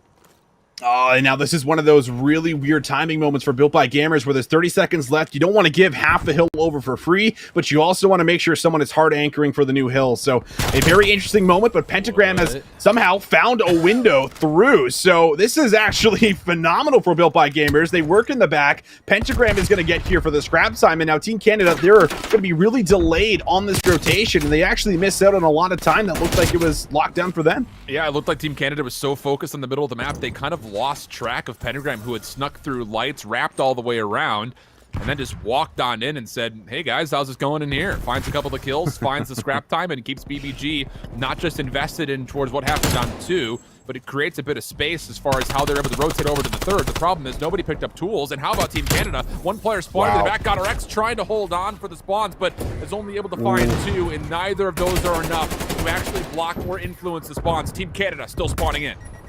This was one of those hills where Team Canada really got a full 60. This time around, Built by Gamers have done a little bit of a better job of actually getting into the back and slipping through the defense line for Team Canada overall, as Dave Patty is going to get some great assistance from his machine gun player. Royalty, who started off with a really slow start, has now got him on 22 kills, and this scrap time would be great, but Panther is ripping heads off of Team Canada right now. He's not letting it happen easy, and somehow Built by Gamers have found a couple of windows to move through for the scrap time, and Kismet is beaming people across the map, and this is really putting a lot of pressure on Team Canada because they are just not letting them have any free time. That is just a two-man effort for Built by Gamers. That is even a play that you sit there and think, oh yeah, we'll be able to win the scrap time, but Panther is able to line up 2, gets the double headshot, Kismet has freedom to move forward, and then they both combine for 3 more kills after that. So talk about an important moment in the map overall. That very well could spell a disparity between a win and a loss just off the play right there. But Team Canada, oh man, the exits coming off of 3 going into 4 are flawless. 6 straight kills for him. Pentagram trying to change that. Got RX also working their way in, but a well-placed Semtex from Exotic doubles up, and Team Canada can keep this hardpoint neutral for a time. Well, that Semtex doesn't come through, and I mean, there's a chance we get a flip in the spawns potentially, but Dave, he answers back. He'll find himself on a couple of kills, and we'll just try and keep Built by Gamers pushed back as far as they can. I mean, the scrap time here doesn't actually mean a whole lot. It's just about finding some of these kills for Team Canada and stopping Built by Gamers from working out on the map. And look at the shots from Exotic right now. He is finding 2 pieces like it's nothing. Gets behind Pander, is going to give that call out and that read to Dave, and Dave picks up that kill. That is beautiful teamwork, and then the pinch and the collapse. And it's going to be a flip of the spawns that comes through now as Team Canada will try and see if they can get as much time as possible. Still 40 seconds left up for grabs. Yeah, great moments from Exotic and Dave overall, but they were the only 2 that could actually influence the play, so they're not really able to trap Built by Gamers into the back, nor could they really secure a lot of time here on the early setup for this 5th hill.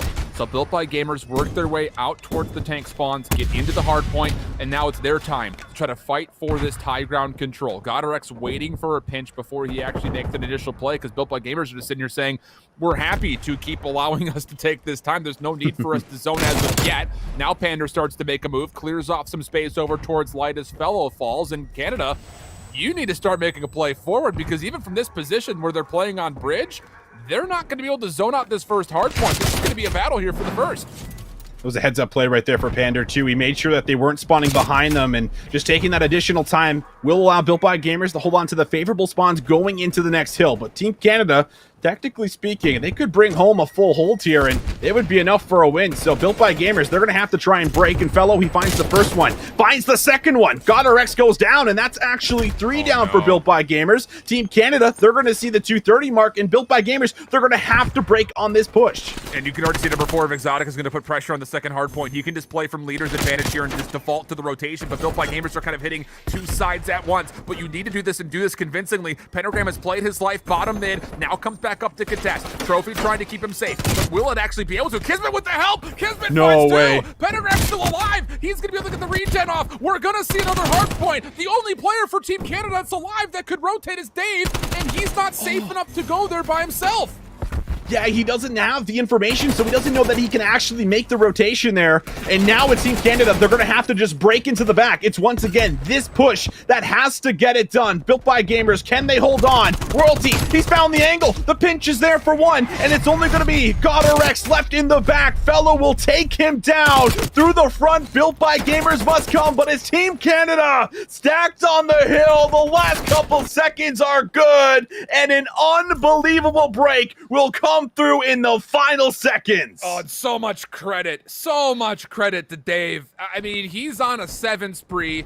He's the last member for Team Canada alive. You can rotate.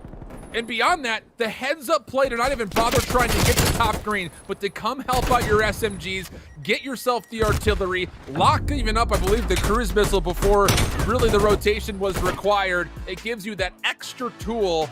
And Dave, just such a heads-up play to play his life there at the end. I feel like a lot of people would say, I've got clearance to get up top. I can get top green. I'm going to go for it. But waits it out, knows that he's got win condition built in the form of streaks. And that indeed would be the situation and factor required to get that late break. But my goodness, what an opening hard point between these two squads.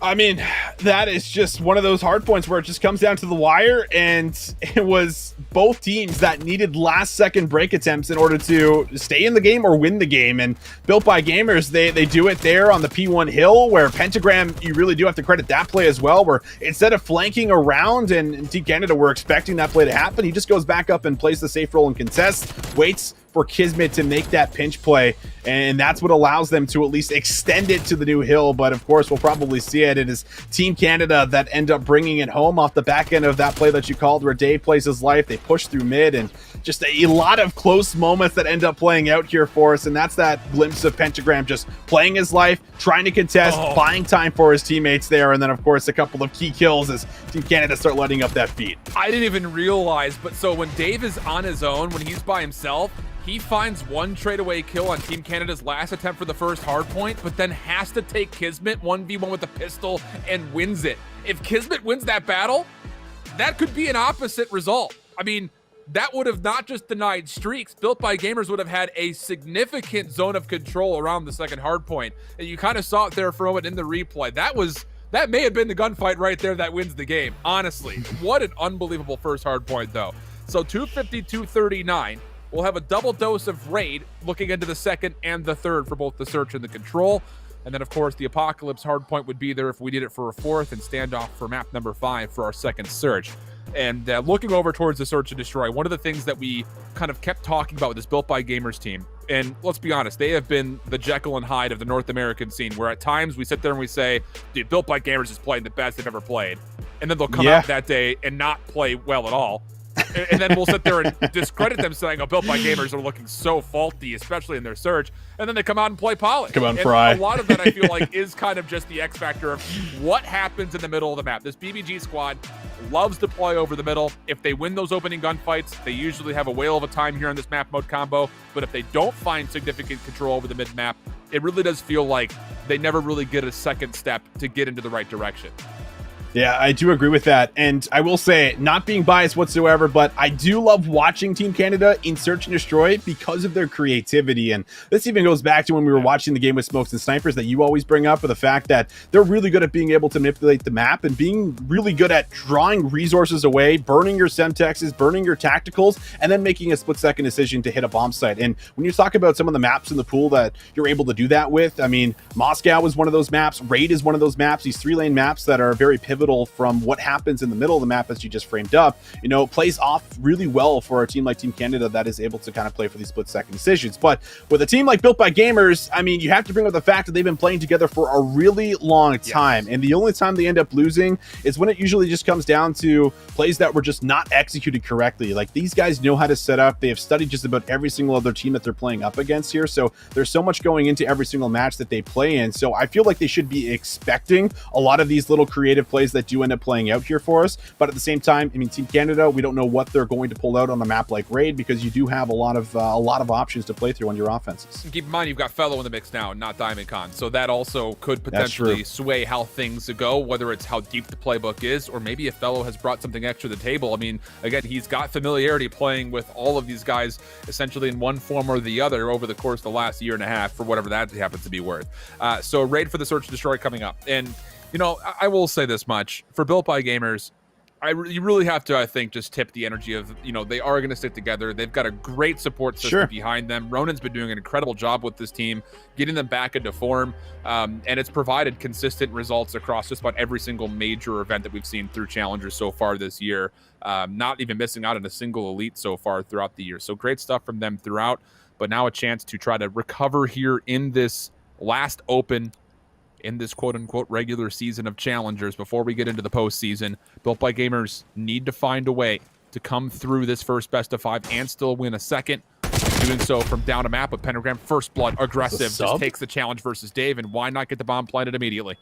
Oh, but look how fast Team Canada gets here. They just cut through the middle of the map, and Fellow can't find that second, but the flank is in. Exotic just can't line up the shot, and well, that was a really unfortunate round, because I thought that Team Canada actually had all the correct positions, and they did. It's just one of those moments where no one actually won all of the gunfights, and we go back to this. I mean, Pentagram just beams Dave here with the sub and against the Krieg, and just flies on through, is watching that push, but just not enough, and not enough gunfights come through there for Team Canada. I will say, though, that opening setup for Built by Gamers is brilliantly put together to allow the SMGs a chance for that opening plant, because what you saw is one of the ARs went up top, broke the glass. They're responsible for outer Tiki. So both your SMGs are just hard focused on inner Tiki, so you get team shots against an AR. That is a brilliant setup. Absolutely love that by design. So Built by Gamers take that, find First Blood, respond to the flank, and also find themselves their opening offense. But now Team Canada on the approach. Exotic, who thought he was safer than he actually was, as Pander finds the free kill, but coming quickly around the backside of Laundry. Pander finesse the free fire! Oh my goodness, Pander, what have you just done to royalty? I mean, he just broke some ankles. That's what just happened, but Dave can't get it done. I mean, I hope we see that play again, because Pander literally just broke ankles there, and we're not going to see it, but holy, I mean, talk about the finesse and coming on through with just a little sliver of HP too. He was tagged up heavily jumping back through that window. Like, that is not an easy gunfight up close with a Krieg. Bro, that was something different. We haven't seen Pander move that fast in a minute with that Krieg, but my goodness. Unbelievable. And Built by Gamers use that as a moment to help them secure their second round. Now quickly, over towards A. Built by Gamers really want to come out the gates saying it's going to be all gas pedal, Team Canada. Hope you're ready to keep up. But how about it? Fellow Exotic mid-map have cut off a lot of this rotation. Got a wreck with the bomb. Nice he was trying to help out mid-map. Royalty says, I can also finesse around the staircase of Laundry. Finds himself a double, and Team Canada find themselves in a 4v1. Yeah, Royalty, he watched that kill cam back. He was like, what did he just do? Oh, this is what he did? All right, let me pull out some of that as well. And he finds the 2K. And we'll get to see it again here from Royalty's POV. I mean, the first shot was tough because the nade blew up in his face, and he has a sub from top launcher. And then to find Kismet here, as soon as he's jumping up, very well done. And these have been fast rounds. Like, we are just barely getting a pass, like a minute in the round, if that, the past 3. So we'll have to see what team does actually slow things down first. Built by Gamers have been playing at a pretty fast pace, so if Team Canada come into this round number 4 and just set up some pre-aims, try and just grab some power positions, they might be able to work for a pick. Opening pressure coming through. It's not just the First Blood, but there is going to be a forced team kill in the mix, so we go to a very early 3v3, but Team Canada have won the middle of the map, at least technically speaking for now. Kismet, let's say, is in a position to read this, and boy, goodness, I mean, the SMGs are Built by Gamers don't know what an ill-advised challenge are. I mean, they're finding these wins versus the AR line of Team Canada over and over again. Yeah, it's a confidence differential right now, and It's certainly showing. Built by Gamers, man advantage. Team Canada, they're going to be able to grab some of the control back laundry, but the difficulty is dropping the bomb in this situation because there's too much for one player to watch, and Exotic now realizing the push is actually in. Is he going to be able to slip away? He cannot. Now it's all up to Fellow. The collapse is there, and Built by Gamers, they are just working together incredibly well at the moment. Man, this has been fast and furious. Oh, this is actually just through that's how Zig. we died. Okay. I was gonna say I didn't All think right, Kiz Kiz. fully peaked, and I was gonna make that would make an even more impressive challenge, but Kismet just VAC much right there. Goodness. That's unreal. I mean, this is a bullet, dude. Like, Yeah, you didn't. You hit everyone. All right, Kismet, we see you. We see you for sure. And Godarex is also trying out that wall bang. Realizes there's maybe too many red dots firing at him, so he'll back down for a quick moment. And Team Canada, they push right through Zig. Godarex, I don't think he reads the push coming from behind him, but the tags will, of course, give him the information, so he slips away to the top of Art. So everything will reset for a moment. No first bloods, but Royalty, you see someone slide by, and that should be a kill, but Godarex will deny him, but Exotic, he trades it back. the thing is, Pentagram was playing from bedroom. He's trying to come behind this play, but Team Canada keeps just moving around, and they slip and slide away. So Exotic able to find one more, able to dodge through. Kismet chasing. Very wisely backs down. So 1v2 situation, still a lot of time on the clock. My goodness, these two teams are really just having a slap fight with one another. Dave and Exotic, the last two left for Team Canada, and Kismet just reeking of confidence says, I'm gonna plant, no big deal. It's just such high-level Call of Duty being played right now, and Kismet, is he gonna have it? Oh, Exotic smokes him! Listen, Belt Fiber does be hitting a little different, you know? That was just insane right there. He imploded, and there was no chance at winning that gunfight, but Exotic, you just gotta tip it to him. That was a massive round. He found a couple of big kills, but not only that, he played his life that round to make sure that they still held on to that numbers advantage. Unreal, dude. Whew. This has been, oh, what a first map and a half. But through 5, it's a 3-2 advantage.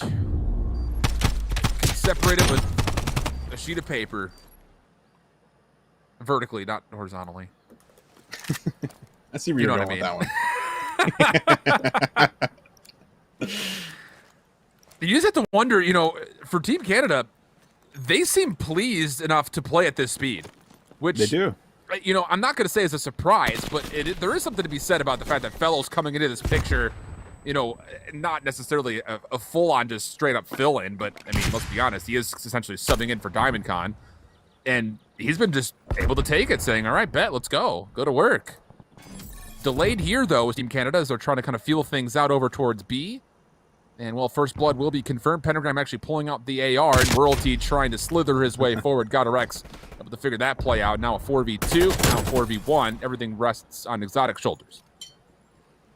And Exotic's on a 3 spree. If you can maybe just get a kill, 2, play your life, I mean, you can maybe draw that into the next round, but, well, watch those arrows on the mini-map. They're about to come flooding on through, and Exotic only able to get one more before falling. Built by Gamers playing a much cleaner round this time around, and it was off the back end of just winning a couple of key gunfights and not letting Team Canada really get in position with this fan-out setup that they have here on offense.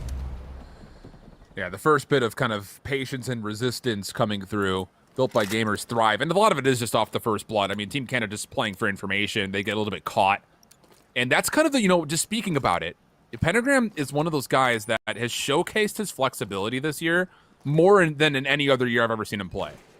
I mean, when we used to watch him back when he was playing for hire, I had a lot of questions. I was like, man, Pentagram keeps forcing this SMG. The only time we saw him pick up a Krieg is when he was in a position where it's like, dude, I'm just not finding any kills. But now, being able to go back and forth between the two helps out good team shots. Kismet capitalizes, attributing an assist to Pentagram, and now it's Dave for a 1v3. And this is kind of the problem. I mean, like, this is going to be so difficult to pull off this 1v3, but it's the fact that we're just not even getting 30 seconds in the round, and Team Canada are finding themselves in situations where they have to clutch. And it's so much to ask for when you're talking about the A site, because look at how much Dave has to clear here. And now his position's known.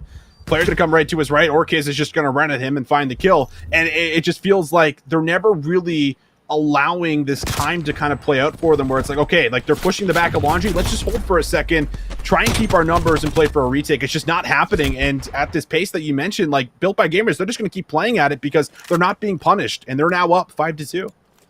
Man. What an affair this has been. Both teams just really going at each other. But Built by Gamers, I think they have officially dictated how the tempo and pacing of this map is going to go. It feels like Team Canada are responding at this moment. The proactivity has definitely been simmered just a touch. This time, though, getting a little bit proactive. Pentagram up top. He just keeps changing his position, and you can just see the frustrations from Team Canada. Got our X coming right through the middle of the map, and the tempo and pace will be dominated by BBG. 6-2 after, realistically, the opening 6 rounds were a back-and-forth affair. Built by Gamers just never let up, and Team Canada weren't able to fully respond in the end. Listen, this felt like football, and it felt like every single Team Canada member had the football in their hands, and Built by Gamers were coming to tackle them and lay them out because it just was constantly running at them on a lot of these defensive rounds. They went mid-map. They're doing a good job of being able to find that pick, play the numbers advantage, and then just use their numbers to collapse on a site if the bomb went down, or as soon as they got a little bit of information, they made their numbers count and they would play for the trade. So, I mean, that was just textbook search and destroy. That was really high-level search and destroy reads from Built by Gamers. Offense, defense, it did not matter. And once they found those X amount of rounds in a row, they just rolled with it. And it just felt like Team Canada were unable to slow the game down, or at least find some kind of picks and find these trades to be able to even up the odds in a lot of the rounds. Bro, my appreciation for Built by Gamers' variability on who's where, it really cannot be understated. I mean, in that particular round we just saw on screen, Pander finesses a double up top. But then there are rounds where it's Pentagram who's over in that position with an AR. Other rounds where it's a triple hit up the middle with SMGs that are able to control over towards A. I mean, there are so many different varied looks from Built by Gamers that you have to kind of feel for Team Canada. It was just, you never knew who was where. How do you predict a setup when you've got someone like Pentagram who's able to watch outside Tiki defensively with an AR, or potentially playing up by Laundry, or wait, he's actually got a sub playing mid-map. You just never know where they're going to be. And then beyond that, just the offensive setups that we saw from Built by Gamers, in particular, the one where you've got our X watching up top, I believe, and then Pentagram running down towards B with Kismet, knowing exactly what lands are being covered. I mean, these setups for their aggressive plays are flawless by design. The execution, if there was ever a word to be beyond flawless, you would have to find it and then attribute it to what we just saw, because their execution was perfect. Yeah, it was. There's no other way to put it. And I feel like that was a must win for Built by Gamers, and they deliver. They tied the series 1-1. You have to remember, Built by Gamers, they're fighting from the lower bracket here. They have to win 2 best of 5s. And well, this first best of 5 is what you have to get through first, and going down 0-2 is never how you want to start it. So the fact that they tie us up going into a raid control, especially with how the map number 1 went, where there was certainly moments where they could have won it there for us. Now they have a bit of redemption going in towards a bit of a different game mode here for themselves. But I mean, everyone is holding true and playing lights out here. And, Team Canada, I'm sure, probably a little bit shaken up a bit, because I think based off of what I've seen from their search and destroy, like, these guys have actually been, very consistent here. Now you have to bring up the mix. It's Fellow in for Diamondcon. Sure, some things are going to be altered, but I mean, you have to hit the big regain going in towards this raid control, because the one thing that I think we've learned about this Built by Gamers roster is that if you do end up giving them a couple maps in a row, like, these guys get fired up. And when they get fired up, it becomes very scary to play against them, because their confidence is just on a totally different level. And these two teams have squared off against each other a lot in the recent couple of tournaments that we've had, whether they are Opens, Cups, the Elite Series. So, I mean, there's been a lot of feeling out. And, I'll say this much, for Team Canada, a lot of the core of this, you mentioned it, the duo, the kind of sub-duo has been sticking together all year long, but they've always found really good ARs to back them up. I mean, to get Dave and Diamondcon onto this team is as good as it's going to get when it comes to North American AR players. But then to sit there and say, oh, darn, we lost Diamondcon. Who are we going to find? Why not Fellow? Okay, cool. Seems good. Like, they've always been in a position to play at the highest level, but getting themselves learned and I think just familiarized with the other top teams in North America on a consistent basis has really allowed their growth. So that tangent aside, getting into it, Built by Gamers on the offense have already triple stacked over towards B. Team Canada are set up to try to push this, to pressure it, but they're not going to get here in time, and that's going to leave them a little bit shorthanded over the middle of the map.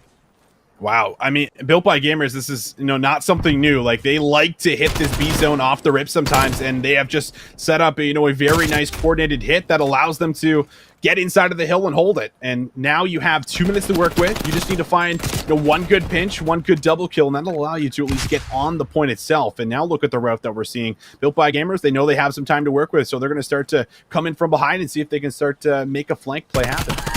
What? Dude, that's such a cheeky angle. Dave's just playing kind of a...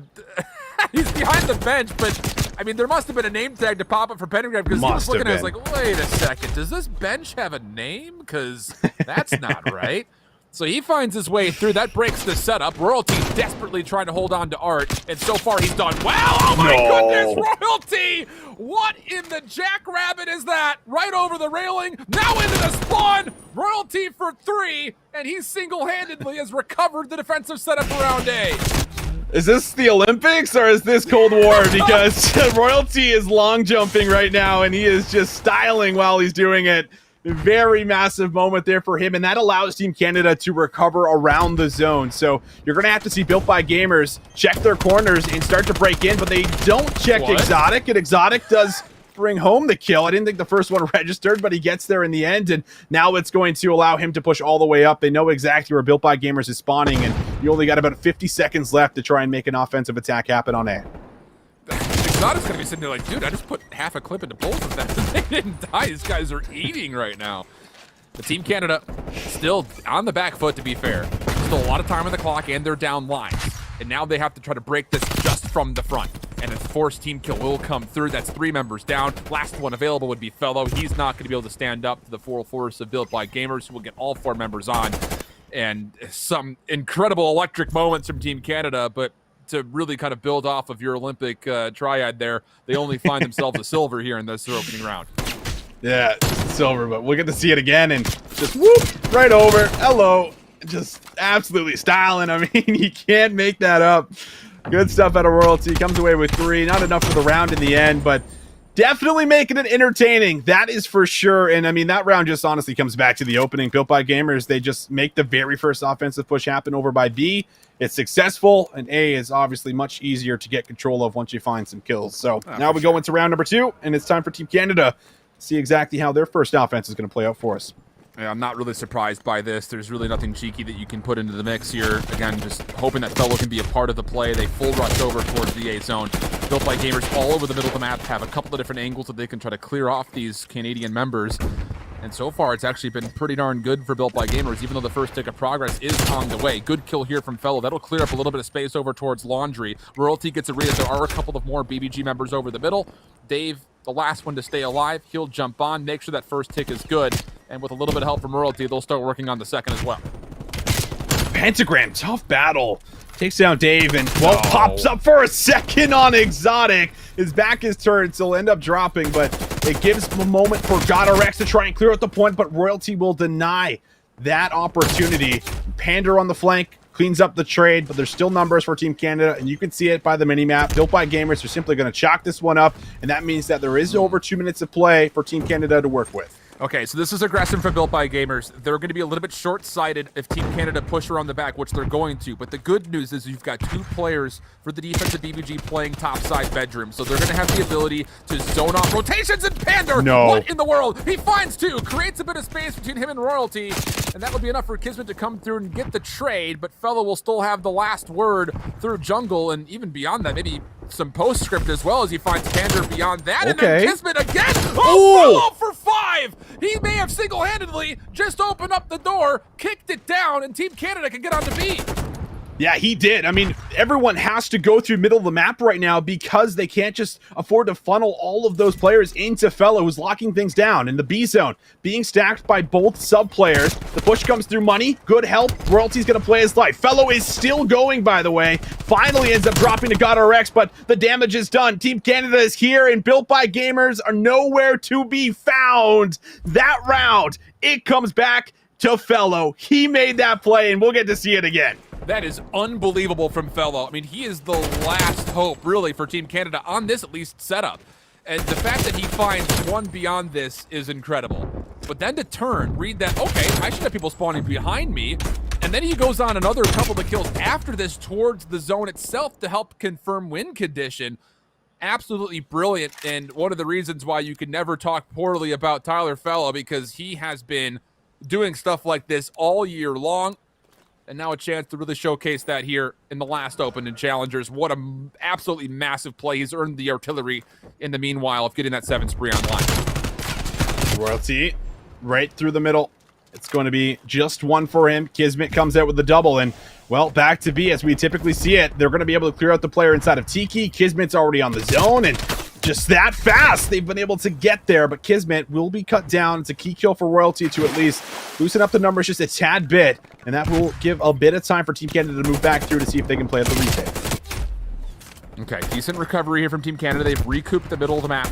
Pander is keeping things interesting through the open stairs. That will allow them a chance to recontest mid. Fellow will fall, so Built by Gamers, an opportunity to deny rotation through the middle of the map.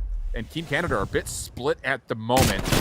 That's a nice kill from Exotic that opens up space, not just through money, but also into kitchen and beyond that towards the mid. And Fellow, what a win.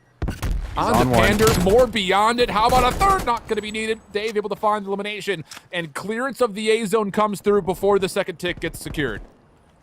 Kismet, big one-on-one battle here versus Fellow. He's the only one pushed up right now when he does bring it home. Royalty right behind his AR will find the trade, but it's got RX with a patient play in the middle of the map. Comes away with 1, waits for the challenge onto 2, and will find Exotic as well. The nade gets him weak, but not enough to finish him off for the elimination. It will have to be down to Fellow again, and Fellow looks like he maybe wants to invest the streaks onto A, but I think that zone gets capped before they drop. I don't enjoy that call. Now, the good news here is that he does find an elimination, and there is a life lead for Team Canada, but even saying that, I feel like I'm stretching to find value out of why that artillery gets called. I mean, there really wasn't even a Team Canada member there to recontest, even if he were to have found a kill or two. So maybe a bit of short-sightedness there as far as how the artillery is spent. Built by Gamers, working around the back, still positions in kitchen. Royalty up top of bedroom, has to win a gunfight, he gets 1, but GodRX able to exchange. First tick of progress now on the way. Exotic has to wait for help. Knows that GodRX is playing on the opposite side, he sees the gun. Trophy denies the Semtex, but you got to get through. Someone's got to help touch this, and as Pentagram finds 1 kill, it's going to have to be Royalty. He's got to play this from behind, but he's tagged up, and have gotten the second tick of progress, working on the third. Oh, it just comes down to player 6 here with back, and Dave ends up dropping, and the push through money is stopped. It is a lockdown on the zone. All offensive rounds here thus far on the raid control, and it feels like Built by Gamers, once you give them a little bit of room, you get some players on this B zone, they are so good at executing, bringing it home, and making sure that they get the full capture. And man, just wonder if you were going to use the streaks in this round, why not save them for when it matters and your defense can actually recollect a zone? I mean, yeah, I agree. Even just in the moment where we're watching Exotic stay prone, waiting for help could have been just the artillery strike. That could have given him some space to get on, maybe challenge inside of Tiki, and then he's got teammates around him to eventually follow up. But maybe a bit of misguidance there. Regardless, kind of keep that in the back of your mind, and we'll figure out if that would be maybe win condition lost for Team Canada. They have to win this next offense, and it's once again all 4 members moving on their way over towards A. BBG defensively, same situation. 2 players up the middle of the map trying to contest from screens, and so far kill for kill we go, but the 2-man stack for Team Canada has allowed them a quick capture of the first hit. Yeah, this looks like it might just be done and dusted here in the first zone unless we can see something happen from the laundry side of things for Built by Gamers, and that's not looking likely, but hey, look who has picked up a streak. That's going to be Kismet. Play your life for the second. Just calm down, Kiz. Just take a breather here, get in a corner, post up, wait for some information to come through, because those cruise missiles, they can play the factor for us here on Raid, and we'll see if it does come on through. But either way, it's got RX and Pander. They find a couple of kills. That A zone has not completely been captured just yet either, so they still have to come back through and recover it and try and get that last tick in. You need to communicate strongly here if you're Team Canada. What is the goal? Are we going to be to help out Fellow, or are we just going to let him play his life and then come back over to A? Well, the decision is essentially made for them with the exchange of kills that comes through. So the spawns will allow them to stack, get the 3rd tick of progress here at A. 21 playing up against 20. Favorable situation by a life for Team Canada, and a minute 55 on the clock. A need to win here to send this to a 5th round. Exotic trying to work around the back with Dave. They get figured out and essentially just eliminated before the play can even unfold. Dave's trying to play his life, seeing if maybe he could tally up a kill or 2. Does well to find 1. But again, from him holding this position, he knows for a fact that Built by Gamers are just going to be spawning right on top of B. So you got to change things up. Yeah, it's a pretty thin spread right now for Team Canada. A lot of individual gunfights need to be won, and the first one starts with Exotic because he's the only one mid-map. Back to members here for Team Canada, going to start to work through jungle, and now you're going to lose your player inside of Pool House. So this is looking like a bit of a scattered push for Team Canada. They don't exactly have all the numbers where they want them, and now they have to worry about Kismet being posted up in the Pool House in the power position. So there is a lot to clear out. You still got time to play with, and it looks like Team Canada, they're going to take the avenue right through the mid-map. And there's nobody watching this for Built by Gamers. I mean, Godorex is trying to respond to it from on the zone itself, but Pander, who really could not go in and recontest money from his spawn, is actually kind of doing the same thing. So both ARs or BBG trying to hold on to any inch of ground that they can find, and so far they've done pretty darn well. Kismet moving forward to recollect bedroom, finds one, turns around, finds Fellow sitting in the middle of the map on the wide open. As if to figure maybe he was sunbathing himself just a touch outside the jacuzzi. 40 seconds on the clock and still a 1-life lead, but it's been flipped this time. BBG holds a small advantage. An Exotic, big one-on-one versus Pander. Let's see if he can find it here, trying to play his life. Pander wins it with the Krig. Another tough gunfight here for Built by Gamers. Fellow gets info onto one, but loses the second gunfight. Royalty, he's got to put in some work right now. He's got no one with him. He's got to find some long-range shots, and not going to happen. The streak's going to come raining on through. Built by Gamers, they have just played control too damn well. And it looks like it should be done. No touches, no one in position. Streaks too much. Built by Gamers just playing on another level right now as they're going to pull ahead in this series. Yeah, a really tough control from start to finish. It almost kind of feels like we never got off the tempo from the search and destroy. Built by Gamers just moving so darn quickly across the map. And, you know, there were a couple of troubling moments to where Team Canada just weren't quite able to fully recover what they wanted to do, right? A couple of decision-making moments that just felt like there was a bit of gray area, not a full-on good of, all right, this is what we're doing. Everyone subconsciously knows it. Maybe that communication was a bit slow to come across and be transmitted, but regardless of that, I think you still look at some kind of shaky moments, like what is the timing of the artillery strike coming through? Are we just only, is our playbook as deep as 4-man hit A on the offense? Like, it just felt like there was just a little bit of a deeper sense to what BBG were trying to do throughout the map, and it does allow them a chance to go up now 2-1 in the map series overall. But then still, it's just impressive performances from the SMGs really on both sides. This has been a treat to watch if you're a 74U player. It really has been. I mean, just like really tough battles, elite Call of Duty, a lot of, you know, split-second decisions that have been coming through for a lot of the sub-players here for Built by Gamers, and just making it pay off. So it has been very entertaining to watch here thus far for us. And I mean, just even thinking back throughout multiple stages and this Built by Gamers roster being together for a long time, like, it just feels like they are really well-rounded on raid control, and they are one of the best teams right now at being able to play the B zone offensively. And it comes down to these moments where I think you said it really well in the beginning of the match, where it's like, listen, everyone just knows where everyone is. Like, they just are really aware, and the comms are just always flowing. You'd love to be able to do some of these listen-ins just to see how it's going, because it just feels like they're so in sync, and they're always reacting to just split-second calls, split-second decisions. Everything is just playing out for them so well, and now they find themselves ahead in the first best of 5 here. So Team Canada on the back foot heading into the hard point now. And how about it? It's Apocalypse. Are you kidding me? Built by Gamers on Apocalypse? Scared. It's scary. It's really scary. This is one of the maps that they have found a lot of success on over the course of the last couple of elite seasons that we've had a chance to watch them. And for Team Canada, the question here is, are you going to be forced to play this 2-2, weapon composition? Right. Because, in the past, you may have had an opportunity to flex Diamond Con over to a sub if you would like to.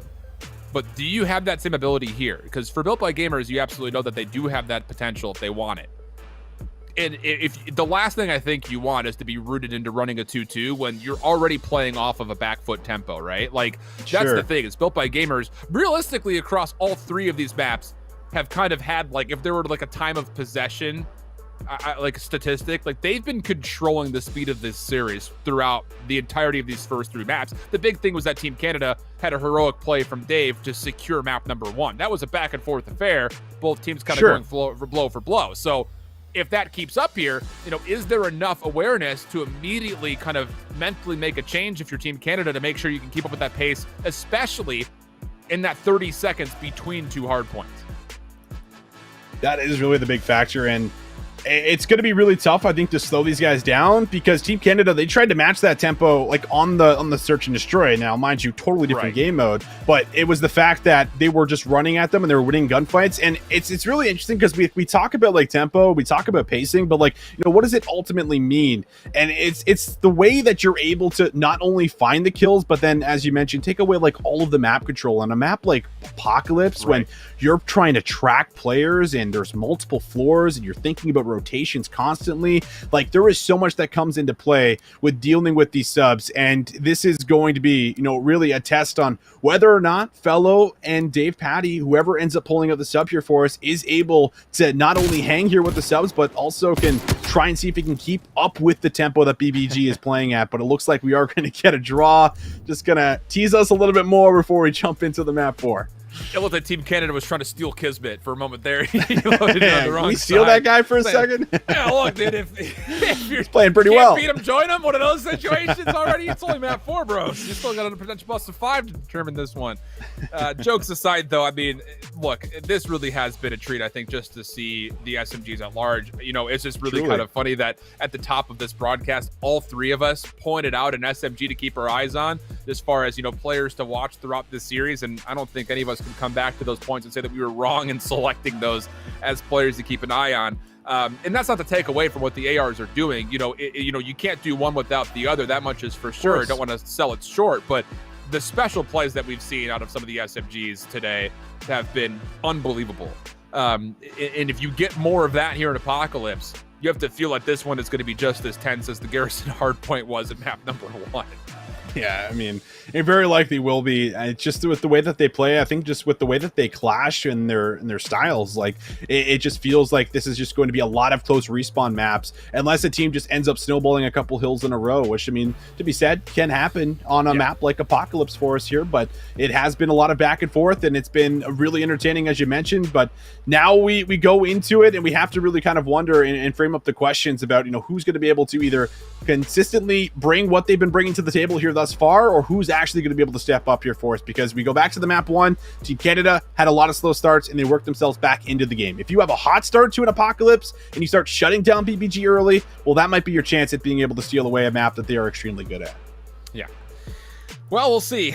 Man, this has been a fun affair, and it only makes you wonder, like, what was the rest of this bracket looking like? Because BBG, they've been in the lower bracket for a couple of rounds. I think they lost their winners round 2 matchup and had to get forced down to make this little bit of an extended lower bracket run, and the opponents that they had to go up against were no slouches, that much is for sure, playing up against teams like LAG Academy, the Brick Boys squad, which is another very formidable team consisting of Mind and General and Mayhem, who once was a part of this team that was essentially like Team Canada. So I mean, that was an extended run, to be sure. Team Canada out of the upper bracket, they'll find themselves down a map. It really comes down to what happens here on the Apocalypse Hardpoint. BBG spawning on the favored side in the first 2 kills.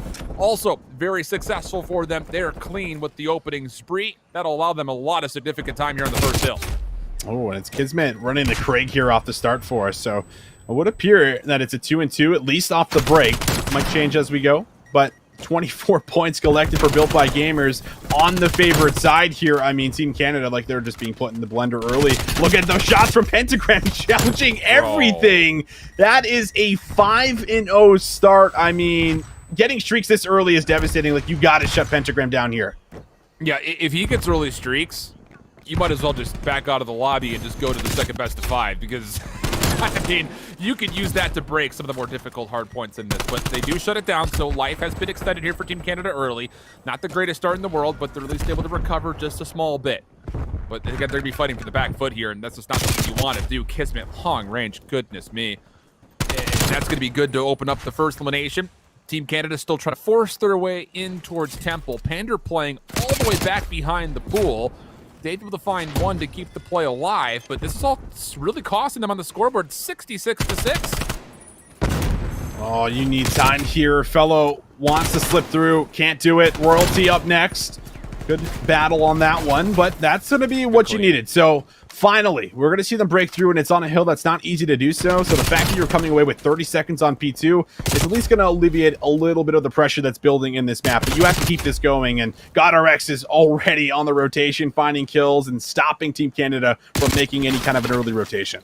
And also, just to kind of answer some of the prequel, it is Fellow pulling out a third sub, by the way. So Team Canada is going 3-1. You'd mentioned at the top of the this hardpoint, Kismet had pulled out what is actually a third AR. They were just playing AR lockdown spots along Pentagram and Finesse. So it's kind of speaking to some of the mentality of the opening setups for both of these squads. Not a lot of success thus far for the recent SFG of Fellow. 3-6, but he at least is playing a pretty important role, making sure he can watch this long cross. And now it's Team Canada in the hill. I mean, that was, a game that could have actually just gotten completely out of control. Has been very well done here for Team Canada to work back in, and now they find a flurry of kills that will pan out in their favor for a very quick moment. Dave, he's on 4 kills in a row. He's got the Diamante to work with, and as he hops up, he will eat the bullets of Kismet, and that will ultimately meet his demise. So we go towards the new hill. 15 seconds of scrap time might still be up for grabs, but this is one of those hills that you can look to collect a lot of time on, and Pentagram is here early. Yeah, and look at the setup. It's not just the fact that Pentagram is here early. You've got Kismet, who's just going to be responsible for what comes through Cave. And beyond that, GodRx is deep, watching this long play around the back, which, to be fair, Team Canada is going to try to test. They're going to try to flip around the spawns on this initial approach. Pander has read this. GodRx able to assist, just kind of playing behind some of these tools, if you want to call them that. I don't really know. Like a rake and a shovel that he was trying to use as cover. Seemed to work out pretty nicely as he finds a couple of kills. And now an opportunity for Kismet to kind of feast as Team Canada are forced to hit from the front. I mean, they just can't break through the ARs in the back, and now you have to come through the front, or at least come through the side of the hut. And I mean, the ARs are just getting in position, and then they're just not moving, right? Like Pander finds 2, has a 74U in his back pocket. You still got GodRx, who's working the back of the spawns for you in case someone comes to contest, and they're counting names while they're doing this, so they know if someone's missing or not. And I mean, Team Canada, they haven't even been able to move into that area whatsoever on that zone. That is a full 60 that comes out for BBG, and you have to now worry about another money hill that's in possession of Built by Gamers. Yeah, this has not been an ideal rotation from Team Canada. Beyond that, you've got GodRx who can play for streaks. He's on 6 in a row. There's the 7th. Oh boy, this is starting to get a little bit out of hand. He's earned the artillery strike. Team Canada in pieces right now. 2 players from the front trying to contest, trying to find fights, but any trade is a good trade here for Built by Gamers. Now here comes the flood. GodRx has read this, finds himself an SMG, but the kills, oh my goodness, those are absolutely clean from Team Canada. So once again, they find a way to break, but still, the spawns favorable for Built by Gamers allows them a chance to try to recontest for the back 30. All right, Fellow up close. He finds himself on 2. Can't find any more with that 74U. And now Dave left all alone in the point. He's going to jump up top. Maybe fight for the last 20 seconds, but they sniff him out. They'll take him down. GodRx pushes out now the side. And this is looking like a very dominating lead in favor of Built by Gamer. It's going to be tough for Team Canada to work back in it. But if you're going to do it, it starts with P1 and then chaining that time into P2. And you could still close the lead. There has to be a moment where someone pops off, though. I mean, you're going to need tools here if you're Team Canada to recover this near 90-point gap in the late stages of this hard point. And it has to start here. And, well, would it ever? A couple of the kills will come through. Pander up top, playing through TV. An opportunity maybe to try to find a way to pitch from above. Looks like Team Canada are trying to hit this and just respond to it by playing French and maps. Decent recovery as far as how you're zoning out the map, Dave. We'll have to go off the hard point for a moment, though. Not liking the setup that Team Canada has, waiting for help. 30 seconds. You still need to contest this, though. And here comes the play forward. Good kills from Exotic and Royalty. Dave has the last laugh. One more player inside a chicken is Pander, but he really can't do much with the Krieg, and Team Canada have done well to keep themselves in the game. Yeah, this was the start, right? You just needed to get away with the majority of the time on P1. They have done that. There's 15 seconds up for grabs. Even if they lose the last 10, they'll have the early setup for the money hill here on P2. But it's also the question of being able to hold this setup. We'll see if they can do it. And Built by Gamers, they held it last time, so we'll see how they set up this break attempt on the new hill. And who's watching what? That's the thing that Team Canada may not have fully figured out because you don't have Diamond Con. You essentially have to tell Fellow where do you want to go, and this is going to be a bit bunkered. You've got nobody watching the jump wall from on top of it. Streaks are actually going to get called in. GodRx finds not just one, but 2. Built by Gamers work their way through the back. It flips the spawns, and now it's just down to Exotic on the hard point. He finds one, but that's it. Royalty trying to keep the play stay alive through the cave system. Team Canada need to find a way to break back through. Kill for kill they go, but at a certain point, Team Canada need to win some convincing gunfights and get back on this dive. Oh, if you could at least keep them off the time, then that would be a solid win, but the numbers are just ever so in favor of Built by Gamers. The close spawn is there. Dave needs to go big, and Dave delivers. That's going to keep them off the time. Those are crucial seconds not being collected for Built by Gamers, and through the front of the hill, Team Canada, somehow, some way, they will fight for that time. They'll make sure it's not over to Built by Gamers. And Fellow, he's already made the fast track towards P3. He needs to win one more, though. He's going to find Pandora down low. Finds the kill, gets thrown Teamwork. underneath the sandbags, and Royalty saves his life. Oh my goodness, Team Canada can do this. The streak is already out of play. Now an opportunity to actually set up a pretty aggressive zone around this third hill. Kismet's trying to find an angle to break, but doesn't expect Exotic right above him. Built by Gamers. Looking a bit in pieces now all of a sudden, as Team Canada's teamwork is starting to come through. And now all the aggressive slide shell from Exotic, you can really feel they're picking up the momentum right here. Oh, are they ever? I mean, they're just chaining hills and hills and hills together right now. The last three hills have just been ever in their favor. Built by Gamers, they might get in for the scrap time. And I mean, this would still be a big 15 seconds. At this point in time, when you have a lead like this, you can play for the scrap time over and over and over again. As long as you're not giving over 40, 50 seconds every hill, then you're going to be in a decent position. But Team Canada, they got some work to do in the back right now. A big battle up against GodRx, and it's going to be up to Fellow to deal with just about every single member. He's going to be overwhelmed with Semtexes, with grenades. It's up to Exotic maybe to try and salvage the play, but he's unable to lock onto the second. So Built by Gamers, they work successfully into the back, and now we'll see them start to work for the hill. Split spawn situation here. Team Canada are going to have a really tough time reading this. And yeah, you even just saw for Royalty, he's looking behind him at Cave. Yeah, he would have been able to read one. It was Kismet who spawned out, but Team Canada could not get there to help in time.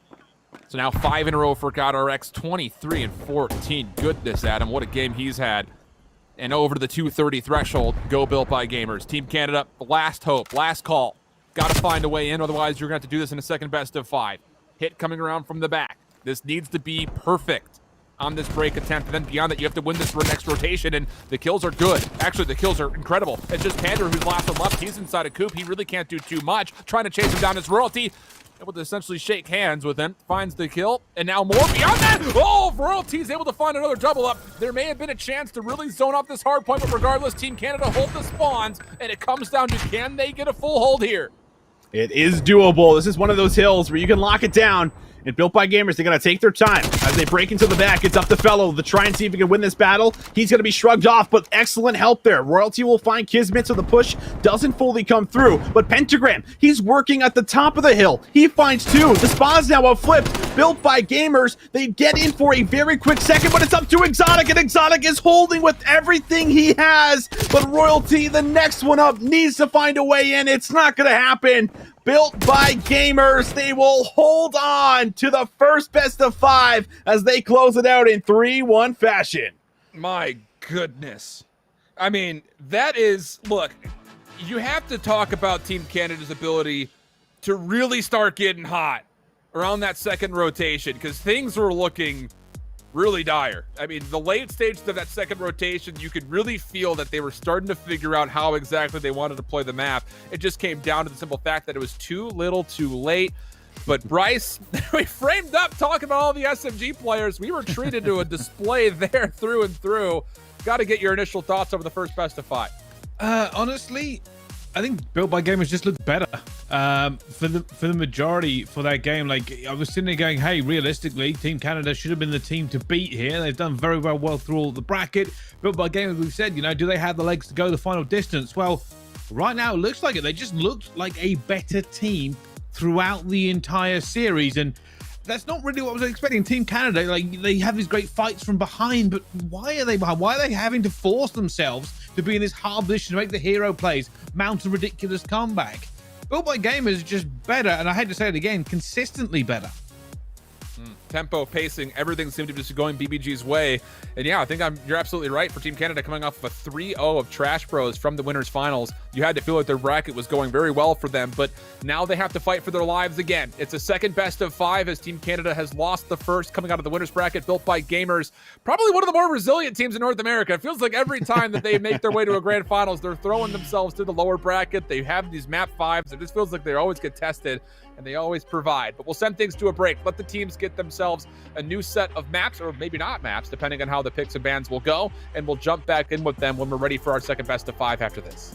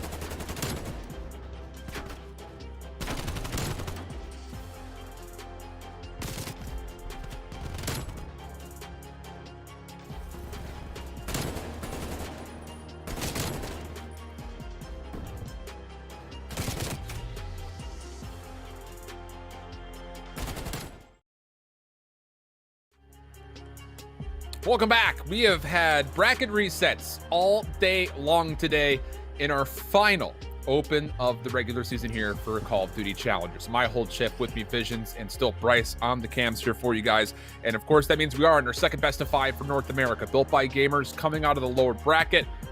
Come out with electric fashion, tell you that much. I mean, they were not slow out the gates, that much for sure. They take a 3-1 to the opening versus Team Canada, but still a second best of 5 needs to be played. And one of the big highlights throughout was the simple fact that we had SMG heaven throughout the opening maps. But that said, Bryce, take a look at it. A brand new and completely unique map set. Save the map 5, which would be standoff again.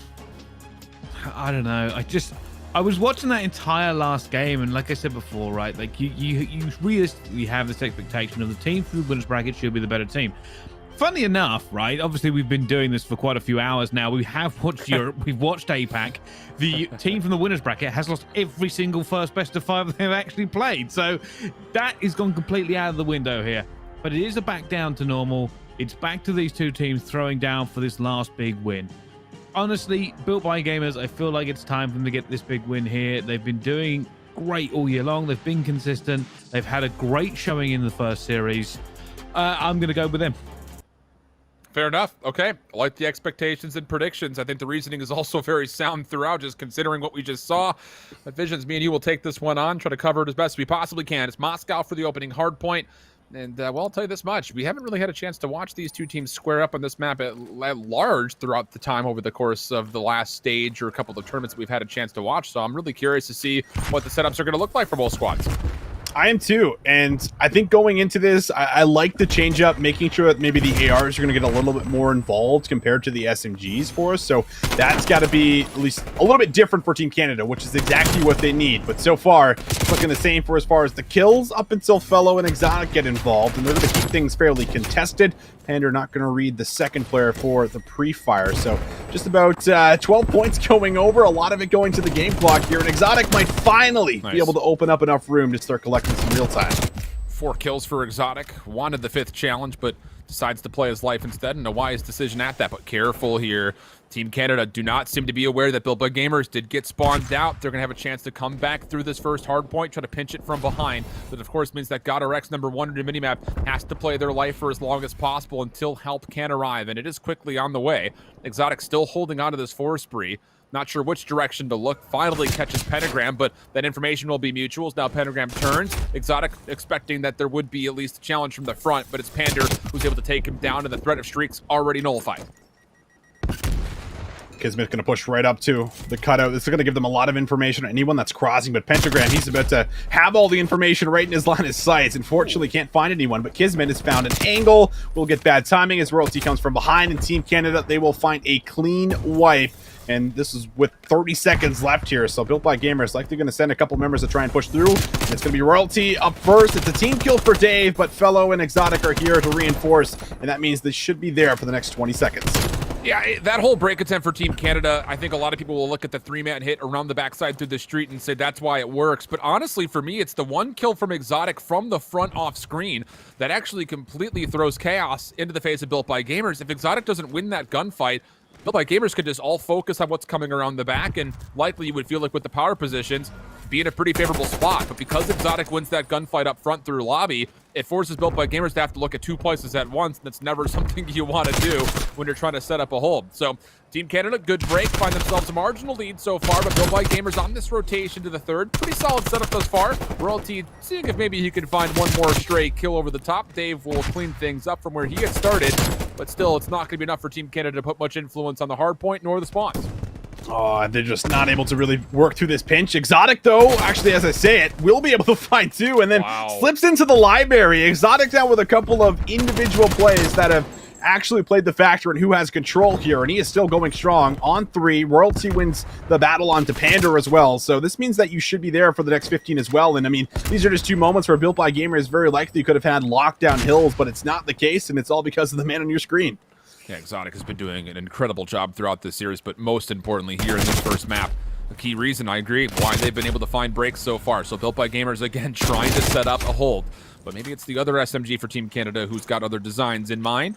Able to find one at a God RX. Built by Gamers going on the hunt, but Royalty just holds his position, finds one more off screen. From the front, though, Exotic able to find himself a 1v1 that he takes. And now Built by Gamers, they're starting to spawn a bit all over the place. And Team Canada, again, find a way to break up the setup and get in for some significant time here in the fourth. Ooh, Pander finding a couple of kills. Royalty needs to get there for a kill, and Kismet reads it just ever so nicely. And now it's Built by Gamers back on the time here with a chance to be able to even it up. But Exotic, he's going to give this another go, of course. Why wouldn't he? Team Canada right behind him to ignite the push here. Need to find that first one, and Fellow does. They'll find the second, and Team Canada will make sure that they're going to be right on top of the scrap time, and Exotic finds a +1 to bring it home. Now take a look at number 5 and number 6. Royalty and Dave already on the rotation to try to surround this opening hard point. Exotic quick to follow up. And Royalty's going to find GodRx. That's Eski's completely cleared up. The hit from the front, it can only be stopped by one man. Pentagram's the only player who's actually here for Built by Gamers, and he has to play his life. Pander able to get a bit of an off spawn. Comes from behind to set up a natural pinch. Semtex connects. Good help from behind. Keeps Team Canada not just on the hard point, but also have numbers to continue to contest a little bit further beyond that. Built by Gamers trying to reinforce, but they don't have any angles to really clear the hard point up. Pentagram wants to go, able to find one, but just one. That's it. And GodRx up top gets deleted through the wall. That will be enough for Team Canada to again start generating score here on the first.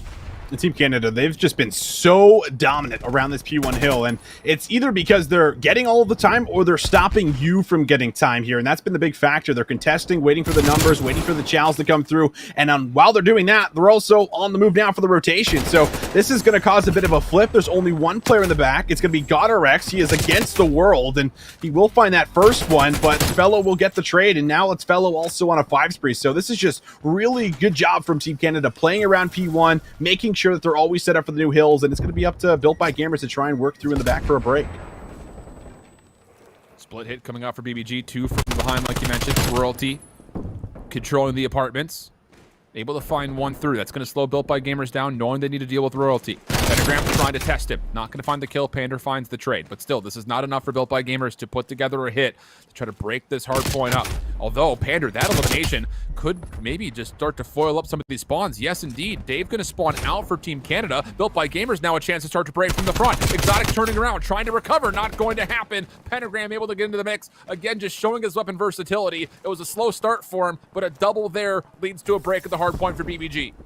And that was one of those calls where it's like, listen, I'm GodRx. I'm just rotating right now. I'm rotating, and you guys got to lock down scrap time. And look what ends up happening. They spawn at the old hill. They're trying to hold their kill cams, but there is unfortunately going to be too much time on that last hill for them to get any kind of a favorable spawn or to get closer than they would like to. So this was just a really big heads-up play from GodRx to put himself in a winning position, finding 2. And Team Canada, they're in the back, and they got to win some big gunfights.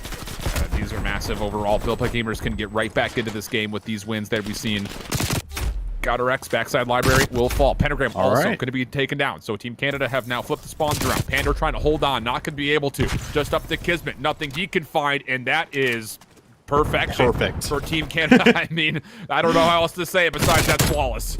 Yeah, that literally was flawless. I mean, even while they won all those gunfights in the back, Royalty had actually turned around for a 180 to come back through and pinch the hill here to make sure that they had the resources and had the numbers hitting from a couple different angles. We'll see BBG just try and shave a couple more points off of that, but the real big problem this map has been Built by Gamers not being able to hold the setup for, a good 40 seconds or so here. It's not necessarily going to have to be a full 60 that you need in some of those hills, but now you are calling for full 60s to come through, and it starts on P4, and the rotations, they're just on top of it every time, Alan. Like, Team Canada, they are playing so well. They're so in sync. This is what we were missing a lot of in the last respawns, and they are just delivering right now here on this map.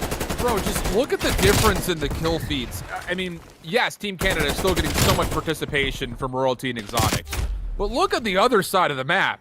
You've got Pentagram at 9 and 19 and Kismet at 11 and 18. They were, I won't say the sole reasons that BBG were so successful in the opening best of 5, but they were instrumental in the success story. That much is for sure. So you've eliminated that. I mean, you called it perfectly, Vision. Put them on a map where SMGs are difficult to work with, and we've seen Pentagram at times collapse in situations like this. I mean, he's put away the sub to pull out a third AR. If that doesn't tell you everything, I don't know. I don't know what to tell you. And then because of it, you're going to lack a lot more objective control because you have an AR that's going to be posting up a little bit more and taking his time. So it is allowed for, players like Royalty and Exotic just to go flying through and play at this tempo that we've seen them play at in the last series. But we're just doing it just at a little bit of a level below Built by Gamers. But this time around, it has just been all Team Canada. And now we're going back to a P1 hill where they have gotten just about every single second. So this is looking very good. Might just be wrapped up in a bow right here unless Built by Gamers can do something exceptional. And well, it is GodRx who manages to find himself on a 5 spree, but Exotic lines them all up. Give him the 4, give him the 4. Not going to happen. Pentagram breaks his way through, and he'll try and keep this one going just a little bit longer. It almost feels like delaying the inevitable, though. Team Canada in a significant position to where they can win it in multiple different ways. Specifically right here, Royalty, 3 kills. Go ahead and clean things up. Built by Gamer is going to have to really stretch to get here. And it does not look like there's going to be a play coming through the opening in the statue area, but there is at least a break attempt coming from the front. 6 seconds. Second hardpoint will open. All 4 Team Kent members here and waiting. And, well, the kills are there. So that will be the game. 250, 145 the score. And, well, change of venue led to a change of pace, and Team Canada, very fortuitous to have that go their way here for map number 1. Oh, man, that was just so beautifully done. I mean, it's not too often that we see, like, a break come through on P2 and then a break happen on P3 as well. And if those breaks do happen, then it's usually for, like, the scrap time, the last 10 or 15 seconds or so. But, like, these breaks were coming through halfway in the hill. And you have to think, like, it takes you, like, 20 seconds to rotate from P2 to P3 as it is. So they're doing it on the first attempt. And that is just not easy to do whatsoever when you know the opposition is waiting for you with a pre-aim. So the fact that they do that multiple times, the multiple money hills, that just honestly tells the entire story there for us. And that was really, I think, the bounce back that they needed starting off this second best of 5. I mean, this is going to be an Exotic montage, the first set of Might hills. be. I mean, and honestly, it should be, right? I mean, look, here's the thing. This map puts, I hate that we're having this conversation in July, but this map puts a lot of stress on the SMGs because realistically, you have one of 2 choices. Either number 1, you have to run in as an entry to break a hard point through a choke point. Or number 2, you've got to go off on your own with no help anywhere near you and try to influence how the map is working. Built by Gamers had no success doing either of those 2 things. Exotic and Royalty had a field day doing both of those 2 things. I mean, and just go back to that particular moment that we kind of called out specifically on that break attempt for Team Canada over towards the second hard point. Yeah, the 3 players that are coming around the backside of street and through apartments, that's what you expect. But the key kill is when Exotic wins the 1v1 on the hard point from the front through lobby. Built by Gamers now have to all of a sudden respond to both things at once, and it makes life so much more easy for Team Canada to get on in. So it's little moments like that, those key 1v1s that you don't get a lot of love for, that is really the difference maker for when it comes to getting breaks on hills like the second and the third. So well done for Team Canada, 250, 145. Moving forward, another change of scenery, though, for the Search and Destroy. And for Built by Gamers, they smoked the raid Search, but can they do it again here in the Miami? Well, the good news is your ARs were just frying Allen, so you're going onto a map like Miami, and the ARs typically get pretty involved on a map like this with a lot of long-range lines of sight. So this very well could be, a performance that you can carry right into this one if you're Dave or if you're Fellow on Team Canada. But that being said, I thought that GodRx did also hold his own, and this is a map that I think Built by Gamers has always been willing to fall back on, and I've actually seen them play it quite a few times in the map 5s that they've either clutched up or just barely fell short in a lot of these moments throughout this entire Challenger season. However, this is one that they've always been willing to at least let into the rotation, so they're comfortable on it, and I would say the same is probably for Team Canada. I mean, a lot of these players have been playing out through Miami a lot of the times here. It's just, how big of a difference is having Fellow in for DiamondCon going to be on a map like this? I think in a lot of other traditional S&D maps like Raid and maybe even Moscow, I think it's pretty easy to fit into a setup and play around your teammates. Miami's a bit of a different beast because it takes a lot of rotating and it takes a lot of bouncing between each site. Should I send an extra number over here? Should I just hold my position? And Fellow has played with these guys throughout the season, so I'm sure he has a good idea, but we'll get a real good test of it and a really good look at whether or not he is fitting in kind of being able to pick up what DiamondCon was, of course, doing here on them previously on this roster. Yeah, the creativity that you really categorize Team Canada Search and Destroy in the first best of 5 is going to have to be showcased in a map like Miami. It's going to be tested, Yes. I would say, maybe even beyond that, just because if your initial play does not pan out for you, you're going to be required to try to find a rotate. How about this? Team Canada, aggressive. Nobody from Built by Gamers even looked to top piano. Surprising to say the least, and first blood is confirmed. Pentagram's just trying to open up space, though. I mean, the bomb is not a part of this play, by the way, so this is chaos for BBG, and honestly, it's going to work. Team Canada's rotated to A. Yeah, I mean, they're going to fall for it. Why wouldn't you? I mean, you're just like Pentagram's up close with a sub. They're clearly trying to do something, and Pentagram just cuts through mid, almost picks up the second, but now Pander's position is going to be given away. But Team Canada is still probably puzzled on whether or not the bomb is going to A or B. And now that they found Pentagram, that's going to make things a lot easier. They get info onto GodRx. They just knew where Pander was. So now with the last 2 ARs remaining for Built by Gamers, it's not going to be easy to set up a plan around B. The thing is, Team Canada know that they've taken care of both SMGs, and who regularly carries the bomb beyond the 2 SMGs? So they might think bomb is down mid-map. That's not the case. Oh, tough gunfight mid-map, it seemed. Exotic able to win versus GodRx, and now Pander needs to win this one here. Not going to happen, so Team Canada do collect. And man, that is a very interesting opening first setup for Built by Gamers. For both SMGs to just sprint through bottom piano, you saw what the play was supposed to be, right? Like, Pentagram cuts mid-map, tries to take Fellow off guard, which technically he does. But you gamble on Team Canada not stacking top piano. That's the only way that plan gets foiled, and, well, wouldn't you know it, Team Canada double stack top piano. Exactly. It's just one of those moments, right, where you're just 50-50 and it doesn't exactly go your way. No one watches, and the punish comes through, and, well, now that we see that gunfight for Exotic, I mean, that was not an easy one. I think he went for the wallbang, realized, all right, I can't shoot through this, but I can just peek out the side, and finds GodRx laying down prone. So that is still, nonetheless, probably, around that Team Canada's a little bit puzzled about, a little bit confused about, but I'm sure they're happy about coming out with it. And now they go into their first offense, and Royalty, who's 3-0 for us, will be trying to get involved. We'll see what he really has planned, as it's going to be just all the players here with the ARs kind of moving over to this A side, working for some picks. Team Canada's read that Built by Gamers are through beach, though. I mean, Fellow saw both GodRx and Kismet streak across. So, I mean, this is going to have to be a commitment over towards B. The thing is, do you have the ability to catch Kismet isolated? Because he's got some room to work with here. Team Canada not in a position to find his trade, but Kismet tries to run away. Dave vacates the balcony, comes on down, finds the kill. But Pander from the front, able to respond with the kill of his own. That's actually on the bomb carrier who was trying to plant. Dave able to sneak away another elimination, but for Built by Gamers, they know the bomb is down for sure on the B side. So this is a 2v3 that's very doable for them.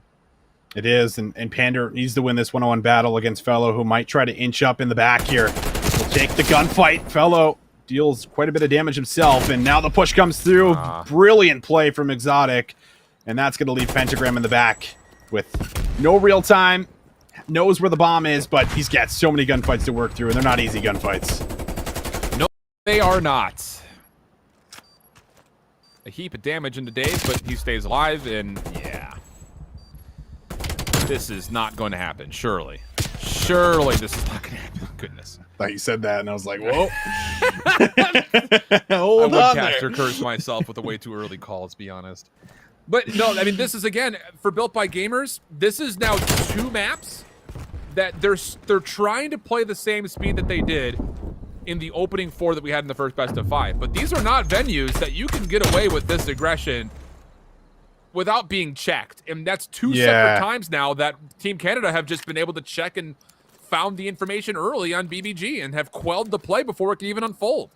Yeah, that's a really strong point right now. And now that you've experienced 2 rounds so far in this map number 2, where it's like, okay, like our aggression has not worked, like, do you start to default to just simply waiting? But that's also another problem when we talk about Miami. You wait too long and it feels like you make a last second push, and sometimes it's just too hard to pull off and execute with limited time on the clock, not knowing where everyone is. But Pentagram, he'll get information onto 1 on Team Canada, and you can see it, the bomb has already been able to inch up pretty close to the A site. And player 6 Fellow, he actually wraps all the way behind to reposition to get some high ground here, but it gives room and timing for Kismet to come through and drop the rock. Yeah, I think Fellow got tagged up pretty heavy. There were shots that were coming through, and yeah, I think Fellow just had to give up the spot. So now Team Canada, with their aggression coming through top piano, are going to try to make their way around the backside of the flank for their retake. It's not going to be successful, though, as Royalty is the first one to fall. Exotic trying to follow up. He needs to clear out curve. There's the shots on the pentagram. That'll do well. Reads the second. Battle versus Scott RX. We've seen this before. Oh, goodness. Wow. Exotic able to find the kill. It's 5 in a row for him. But he is by himself, and in a 1v2, trying to play for streaks, he's just going to give up this round and allow BBG to get on the board. Yeah, if you can... I wonder if he's going to take this gunfight here. It looked No like chance. maybe he wanted to take it versus Kismet, and I was like, listen, buddy, play your life. You got a 5 spree going for yourself, but you gave up a round, and now you really want to work for these streaks going into this second, or rather these next 2. This is where you really want to get it. And it's the fact that if you can get streaks on a map like Miami, man, it makes it so difficult to play through the beach side, whether that's offense or defense. And it's just about getting them here. But we go back to that play that Kismet just found the timing to get the bomb down, repositions, finds that second kill, and only had a sub here with it too. Just make that aggression pay off. Once again, finding that window of timing. So built by gamers, they find themselves on the board, and Team Canada, it's all about working for these streaks now for Exotic. And to categorize these first 3 rounds, it's just been counters, is all it's been. There have been no adaptations from either squad so far, mostly because for BBG in the first 2 rounds, there was not a chance to because they lost too many members too early. But for Team Canada, if you're trying to get to top piano on your defense and fellows pushed away from top visitor center, you have to give up that spot or push through it aggressively. You can't just sit up there. So I guess this is kind of a questionable start here as well. Team Canada trying to make their way through the parking garage, and well, they don't even get into the entrance. Couldn't even buy themselves a parking ticket. Dave, swim it. Just gonna essentially just eliminate himself. Oh no, not gonna drown. Wants to still play. And well, okay. I don't know what that call was, but regardless, we're 2-2. No, that was just unfortunate. It goes back to the start of the round, and I'm a little bit confused because if I'm a player playing for streaks the round previous, I'm like, okay, I'm going to give this round up. I need 2 more kills, or I need a defuse, or rather, a plant and a kill. I'm probably not running into garage first, right? Exactly. Like, I'm going to probably play my life just a little bit more, bait out royalty, figure out where they are, and then move in. So I think it was just, a little bit too fast there for Exotic. It is going to end up costing him his life, which means that no streaks come in, and Built by Gamers now tie us up at 2-2. So we go into the round 5, and last time around, Built by Gamers, they did work a plant for A, but Fellow, he's got a bit of a different position to try and watch this if it happens again. This is a lot of trust, by the way, from Team Canada on Fellow. I mean, I don't mean to overharp Really because obviously Fellow is a very talented player, but he is the new guy up with DiamondCon getting picked up by New York. So to have him be solo guarding A with no potential trade really says a lot about how much Team Canada trusts Fellow to at least find one. And well, there it is. Finds Kismet. He's not going to know, but that's also the bomb carrier. So Built by Gamers in 3v4 need to recover, and Fellow's going to sit there and say, maybe I can get a little bit more aggressive, actually. I don't need to give up this space yet. Semtex will tag Pentagram down to critical health, and with that, Dave is going to say, okay, it looks like they're still committed to the beach. I'll go ahead and lean on over, and then Royalty behind has snuck his way over towards the curve, and I just don't know how you recuperate from this if you're BBG, and the answer is simply you don't. Nope, you don't. Fellow finds the last one, opens up with the first one, and it was one of those spots, too, where Kismet ends up dying, but there's no one watching over Kismet, so there's no trade coming immediately after in case someone were to be there playing that off angle. And, I mean, when your bomb carrier is pushing up, someone's got to be right behind you or at least watching over you with an AR so that he has a chance at being able to catch Fellow, maybe cross back from the umbrella that's sitting there, or even shoot through it, because it doesn't take much to find that kill in that situation. So a little bit of a mistake for Built by Gamers, but it will be a bounce back for Team Canada, and it's a heck of a start for Exotic. I mean, he's only died once across these 5 rounds and has been involved in a lot of these winning plays, and it looks like he wants to get involved over by A potentially here, or maybe just at the top of the balcony, as it's going to be a Krieg switch up for Exotic. Yeah, this is just going to be a essential fake, you'd have to imagine. Exotic is going to be here to help watch the cross. He's going to throw shots over towards A. At least that would be the intention, and then there's going to be a delayed play for Royalty trying to make his way over towards B. That's going to be the eventual setup here for Team Canada. The thing about this is Kismet up top is going to be very difficult to deal with when you're running 3 ARs. So, I mean, Kismet by himself in this position could realistically just win the round on his own. Someone's going to have to come up there and find a way to deal with him, because he's not going to get seen whatsoever unless Fellow gets blessed with some random timing, but you can't feel like Kismet's going to give him a chance for that. Well, with 35 seconds left, this is sometimes what Miami offense comes down to, making a last-second push. And it looks like Team Canada, they're going to find the opening. Pander got with his pants down, will end up dropping, but Kismet up top. He's got a chance to be able to disrupt the play, but Fellow rips his head clean off. That is 2 incredible openings. And Pentagram will go down in the back. GodRx is like, guys, what just happened on the B site? Yeah, Fellow just happened on the B side. He gets the first 3 kills. He's now 5 in a row. Go ahead and give him the 6th. Unreal. That whole setup for Built by Gamers is all based on the fact that Kismet's top piano with no real help. So look at Pander's position. He even throws a trophy down just to sit there and say, I need to help contest because he doesn't have the ability to grab a trade. But I think in that situation, if you're BBG, you just have to trust that Kismet's going to find at least one for his life. 1 for 1 on your own top piano is fine. You would then have 2 ARs to watch backside trash, and you're in a pretty solid position to still hold off the eventual hit, give time for GodRx to rotate over, but Pander plays forward, and Fellow says, thanks very much. I'll take these 3 kills and actually get the full-on ace. So now he's gone from 0-4 to 6-4. Team Canada, major advantage not just in this map, but potentially win condition if they could just get Fellow a streak.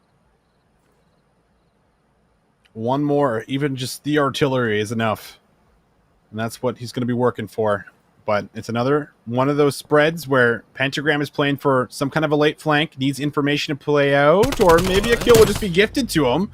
Royalty thinking the site was open, doesn't check his corner, and that's going to unravel it. Fellow actually drops, so that's 6 spree. One off from being able to bring home another streak is going to be shut down for Team Canada. That is 2 very confusing rounds with Team Canada trying to secure streaks. First for Exotic, now for Fellow. If you're going to play for Fellow to get streaks, play for Fellow to get streaks. Let him still sit over by a top visitor center. Just give him someone to play with. Royalty trying to rush out of parking garage just feels like a desperate play almost. And why? You're up 4-2. I get that you're trying to maybe catch a timing, and let's be honest, if there's nobody from BBG over towards the B site, he's going to be in hotel in a matter of time, but it just feels like a really weird blind check for him to make that call, and then Fellow's just playing over the hedges, in which he just got no information towards what's happening over the beachfront, and obviously makes himself available for a trade mid-map. It's a bit puzzling, to be sure, and it gives Built by Gamers another lifeline where they don't have to worry about streaks, and now they're just down 1. Exactly. And they've been doing a good job of at least trying to stabilize a bit. This is the defensive round where they absolutely need it. And as long as they don't break down a setup, you know, with 30 seconds left, they should be fine. And it looks like they're kind of opting in for something similar, but this time it's Dave finds a first blood, just absolutely guns GodRx by the hedges. And that is just a gunfight that is so pivotal when you win it, because an AR is off the map and it's GodRx at that. I don't understand why you're not just immediately taking this bomb over to A right now if you're Team Canada. You know that there's a player top inside of top piano. Fellow's gotten that information with the Semtex. You dealt with the AR over towards A. All you have to worry about is maybe one more that's rotated. This is a bit puzzling that Team Canada's going to just kind of hold to this hit over towards B. Pander's going to be the one up close and personal on the bomb site, just playing for information. He hasn't seen anything. And that would be enough for him to back away. And again, he just needs to find 1 kill and play his life, because with this rotation for BBG, they have an opportunity to freely rotate back over to help this eventual play. The timing on this cross, oh boy, might be horrible for Royalty. He does slip across at least, so still can get this bomb down. The wall bang, or maybe an off angle, finds the legs there of Royalty, and now everything collapses. Kismet finds 2. The patience is not there. Dave is left all alone, drops a nade, but he's got to find 2 in 5 seconds, and it does not look like it's going to happen. You called it, Allen. They tried to make the last second push. Built by Gamers get there, and they'll stop them in their tracks to tie us up at 4-4. It's just, it's so well played for Built by Gamers. I mean, and to be fair, it's really poorly played from Team Canada in my mind, because you had a free A site. I mean, it's not free. Pentagram's still there, but that is not a true dedicated AR. And if you just push him back, that's the whole site to you. The only other players on the map are top side piano and maybe back alley. They don't have an angle to stop you from planting. You could set up a post plant on curve if you really wanted to. It just feels like another missed opportunity. And then Team Canada, you know, they force it into B, but it's Pander who makes a great read. He loses his teammate in Kismet over towards A, so he checks to see, is there anybody coming? No, there's not. Let me back up safely to a position where I can just play my life. And then Kismet rotates back over, finds 3 kills. That's a big mishap for Team Canada, and all of a sudden a 4-2 lead with potential streaks has turned into 4-4. But Fellow getting aggressive here through the beachfront has not just found one. Well, maybe he didn't see Panda. I thought for a second maybe he saw him at deep through Tiki, but not the case. But not much to be said there as Dave is going to find a second over the middle of the map, and it's a 4v2. Yeah, Fellow, I must have heard something. But oh, look at the shots there. We'll pair it up with Exotic, and yeah, just a couple little bunny hops as Panda is left in the back of the map with nowhere to go, and probably will jump in the pool here. He's going to go off the diving board. Look at that. Oh, that was bad execution. What are we giving that one out of 10, Alan? Yeah, that's not going to be on the podium for the medal contention, that's for sure. Not a lot of height, big splash. Doesn't even save his own life, just drowns himself to death. Maybe. Do you even? I don't. Oh, you can. Yeah, do you absolutely do. Just it takes a lot longer than BO4. I know this for a fact because, well, I've taken my fair share of dives off that diving board. Yeah. Doesn't even give us like a 360 or anything. Like I know, like if he landed a 360, you know, 10 feet up in the air, I would have given him some points.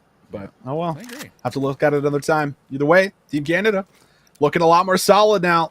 They're going to be able to bounce back after losing a couple rounds in a row, and you want to get it done here. Built by Gamers, round 11. That's not a place I want to be. Let's get it done right here, right now, and it's going to be on the attack. And this one is looking like it's going to be a little bit more directed to one site with all the numbers. They're not looking to spread out. They're not looking to play these little mind games. They want to just get their numbers inside of B, and there's the opening. Pander goes down.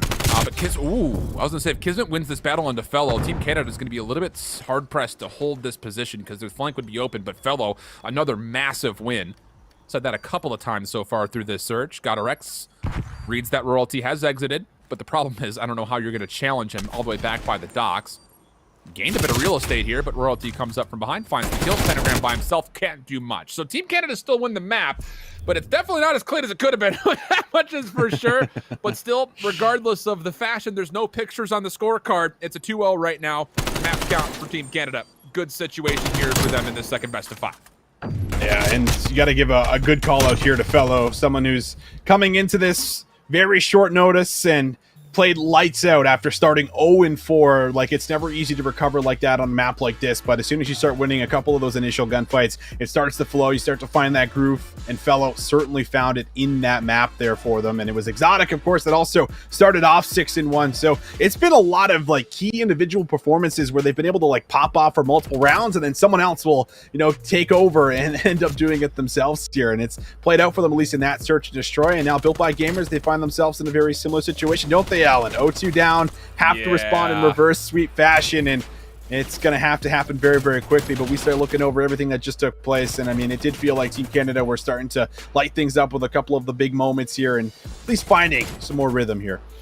Yeah, it's just one of those things, and again, I don't want to harp too much on it. It's just a couple of the key mistakes that for Team Canada, looking beyond just this moment in particular, going to need to really take a look at what we're doing here, because there were a couple of really sloppy moments, and thank goodness for Fellow at times, because he did come through as a major X factor overall in this search. And for Built by Gamers, you know, on the other foot, it's just, I get that you're trying to keep the continual tempo and pace that were so successful for you in the first best of 5, but you need to, I think, just really evaluate what are the maps like.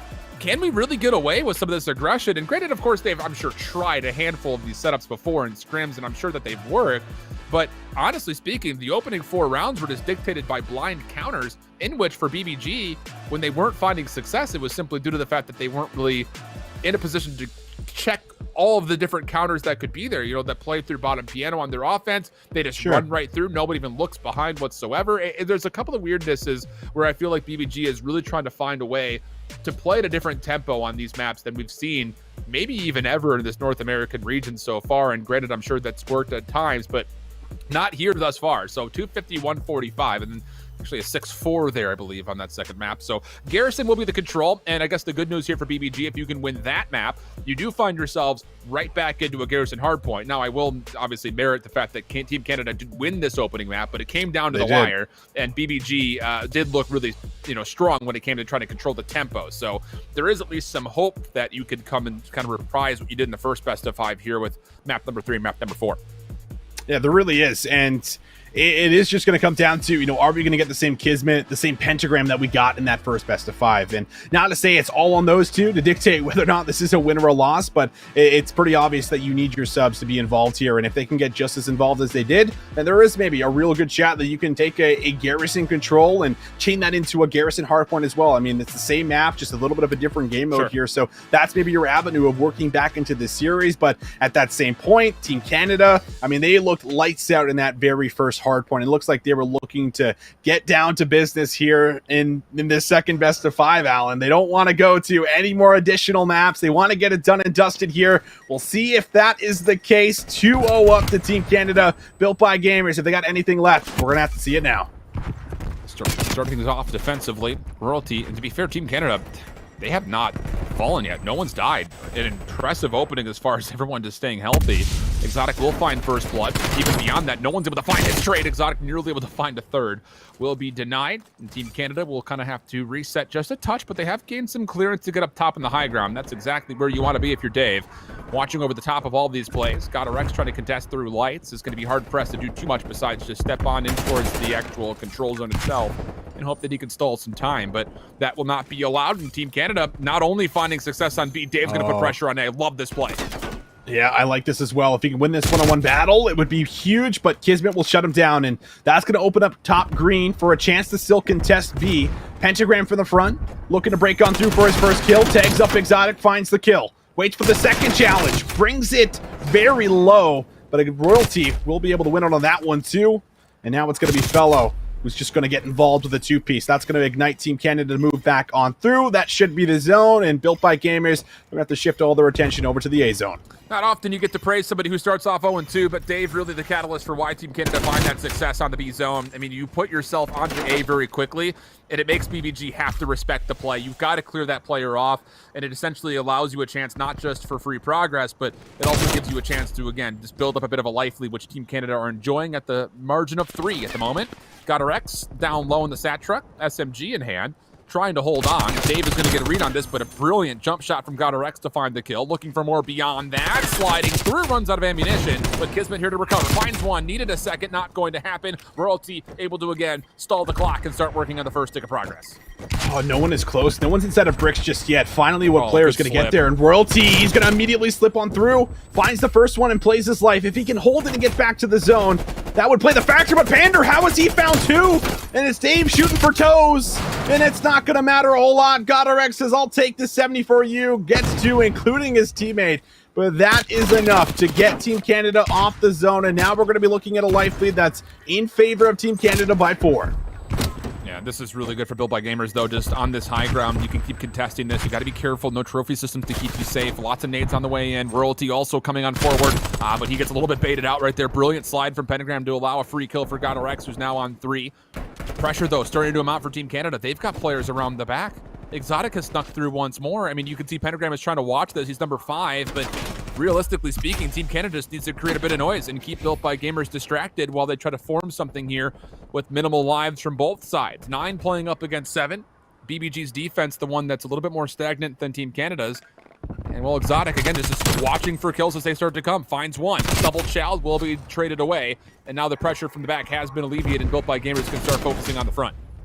Oh, Godarex, he's just been locking things down in green, and it hasn't really allowed for everyone to move on through, but only up by 2 lives at the moment. Here will be Built by Gamers. They got a massive stack on the zone, and Pander dies in the back. Will they play for one more spawn kill onto Pander will be the question here, and then you can just worry about a 4 versus 3. It looks like one player is going to do it. Royalty waiting for that challenge, and we'll be able to find Pander. So there it is. So beautifully done for Team Canada. Now they have a 4v3, a 4 versus 2. Godarex needs to get it done with Pentagram. Pentagram comes up with 2, but Team Canada, they will find all the eliminations, and that will be good for their first offensive round. Dude, Royalty and Exotic are just, I mean, they've got to be on skates, bro. They move so quick, and they get out of situations that they've got no business slipping through. I mean, Royalty sneaking into bricks when you were first calling it out feels like an impossibility. But then Exotic gets around the back as well the second time through. He's able to kind of farm a couple of the kills off spawn, and Built by Gamers can never fully recover a full-on defensive setup. They have to kind of keep scrapping it together, and that's not what you want to do when you find yourselves on minimal respawns remaining. So really good stuff from Team Canada. Fellow, again, a big key part of just capitalizing on kills. I can't say his name enough. 12-6 here in the opening round. And Exotic will find first blood defensively, make it a second. And BBG are essentially going to have to sit here and just wait for help. I mean, Godorex is the only one left alive. Yeah, Godorex, I mean, he's in his position, top green. I'm going to start naming it top Godorex at the moment because he's been up here just about every single time we go on his POV. However, the nade is going to shrug him off to 1 HP. But the important part is he keeps his life, and he still holds top green. So his teammates are allowed to press forward onto B. They're going to stop that clock, and that first tick is on its way. He can get onto A here. I mean, he's going to know that there's no one on this zone. He's going to help out for a moment. Even trades come through. Now he'll hop back on. First tick of progress could come in. Royalty's going to be the one to challenge. Godorex ready for it, but Royalty played with a little bit of elevation. Maybe gave him a slight advantage, but Pander follows up. There's a couple of decent kills. Pentagram behind that over towards the B zone. We'll also have one more to tally for BBG. But even though the play at A has been completely stifled, the play over toward very much so still alive. Royalty, he wants to give this one last good attempt, see if they can at least break on through. They don't want to give the zone over for free when it's only about halfway there. Fellow with the challenge, very aggressive. Godorex will punish, and tough gunfight for Exotic to win up against Pander there on the cover. So that will be the zone going on over. Now they have to worry about A, and they're going to be a slight life lead here for Built by Gamers. They're up by 4. Team Canada need to figure out what they want to do with this setup. They have both Exotic, or pardon me, Dave and Fellow in the same position, watching the same thing, and you can feel Exotic and Dave are like, hey, what are we going to go here? I mean, they're just kind of caught in a weird position. Fortunately, Dave's able to make a good use of it, finding a couple, but Royalty's by himself. He needs to find at least one right here. Good angle on Godorex. Wow, he wins that one absolutely flawlessly. Pentagram still in the back, going to be chased down. Exotic able to find the kill, and Team Canada have recovered. Okay, but again, just look at number 3 and number 4. Like, these are 2 of your ARs, and this is where that familiarity can maybe not necessarily be fully enforced because they're still watching the same thing, and it almost feels like they don't really know where exactly they want to go and who's watching what. All right, in the back, it looks like Built by Gamers going to start to work through. You got a couple players back here for Team Canada. They need to come away with 1 or 2 of them.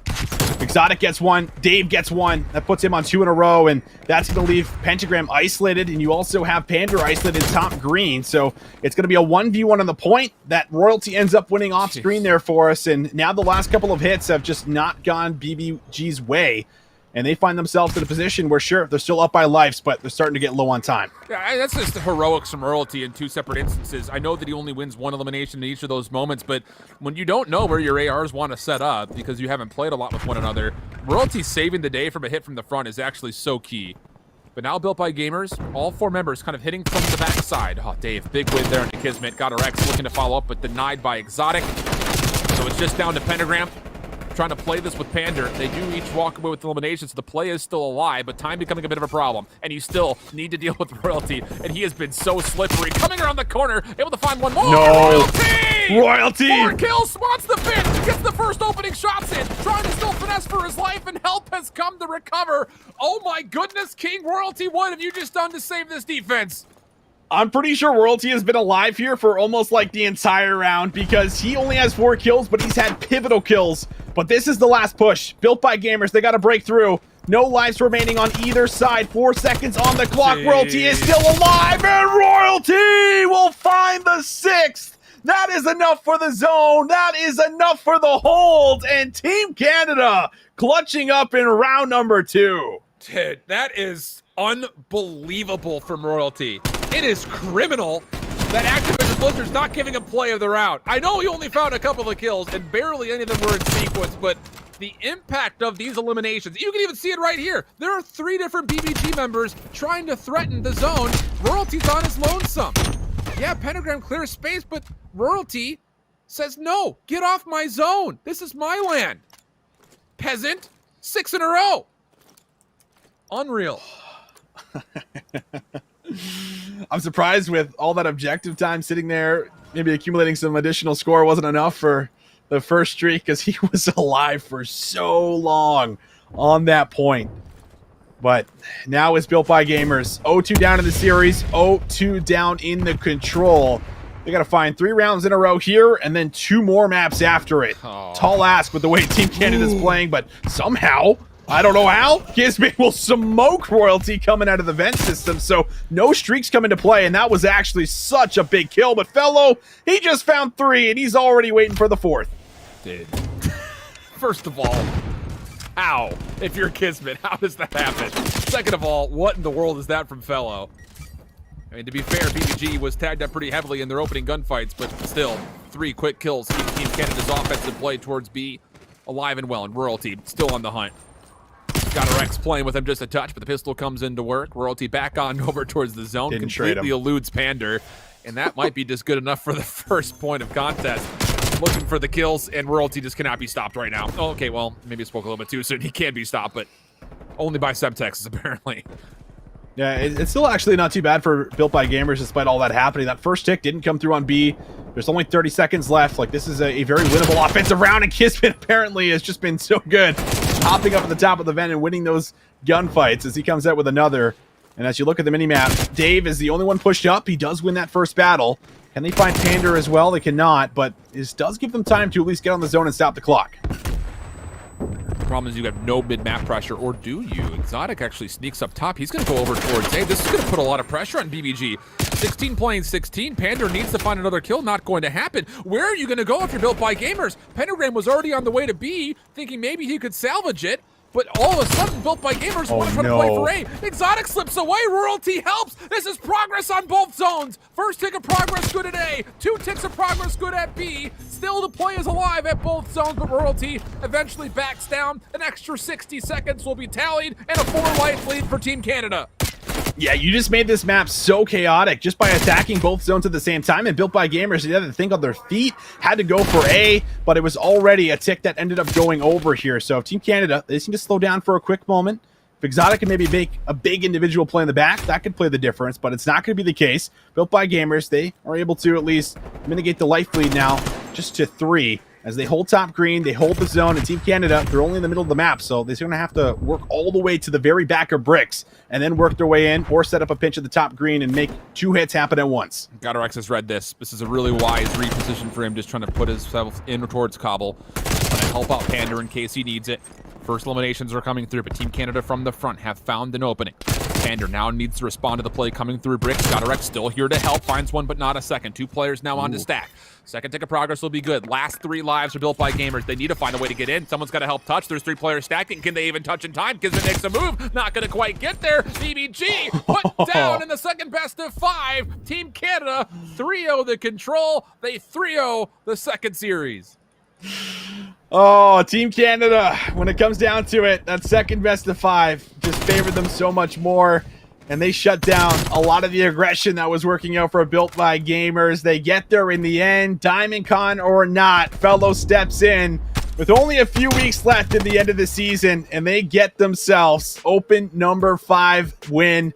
Bryce, you're watching the entire thing. That was a totally different Team Canada here in the second best of 5. It irritated me more than anything else. I was sitting there going, how is this the same 2 teams? Like, how is this the same 2 teams? We've just watched play 2 best of 5s. The first best of 5, all Built by Gamers. Second best of 5, all reversed. Like, it doesn't make any sense to me, but it was a great watch to see it all go down. But yeah, Team Canada just blew it up. They would look fantastic. Yeah, there has to be something said about how different the opening maps were in the first best of 5 versus the second. Although, to be fair, that Garrison control, you would have thought for a moment that Built by Gamers would have been able to kind of recover and kind of put on the same kind of speed and tempo that they were showcasing in that first best of 5. But I'll say this much, for Team Canada, you have to give credit where credit is due. You kind of change up how the veto process is working. You put yourself on more favorable maps. I mean, Moscow is a map that for sure Team Canada has showcased strengths in the past, but maybe not to that level. I mean, that was an absolutely clean opening Hardpoint, and then just Royalty taking over in the second respawn. Unbelievable stuff. And I mean, even beyond that, Fellow and Exotic in map number 2, possible streaks 2 separate times. So, I mean, the overall team composition looking solid for Team Canada. Like you mentioned, though, Visions, in replacement of Diamond Con, at least temporarily so for the week. That's incredible news for them to come out with a win. It really is. I mean, like, it can't be understated. Like, finding a win right before finals, like, you are the team. You're the team to beat right now. So going into that, like, you have all the confidence in the world. You just ran through the open. You ran through a tournament format. You looked solid just about through the entire thing. You slipped up maybe in the first best of 5, but you regained in the second best of 5. And I think that's more of a telling story of, this roster and really the mental fortitude of this entire team. The chemistry that they've been building up over years came together beautifully in the end there for us. And, well, Team Canada, they get it done. So Built by Gamers, they fall short. They've had a lot of these moments, and they're going to have to overcome it one more time before going into that final. Lots of grand finals, not a lot of championships, but we'll see how the prizing has been dispersed. They got a $40,000 total prize pool here in North America, 15K of that going over to Team Canada specifically. 8K for Built by Gamers. Trash Bros did finish third after nearly putting together a reverse sweep of BBG in the losers finals. There's 6K for them. LAG Academy. What is that? Academy? Funny. Fourth place for them, 4K. We're trying now. No trolls here. 5th and 6th. Brick Boys in the Nest, 7th and 8th. And again, that kind of rotating, revolving door of who gets into the top 8 continues to kind of surprise us, not just by team, but of course also by roster in North America. We're not going to have to consider that tale for long, though, friends, because roster locking for LCQ and group stage will be coming through for the postseason. But overall, gents, long day today. 2 best of 5s in each of our regions. Bryce, for you, kind of just give me some encompassing thoughts over your first Opencast here for us with us. If anything, it just kind of reinforces the fact that it's super competitive at the top. Every single grand final we had went to a double best of 5s.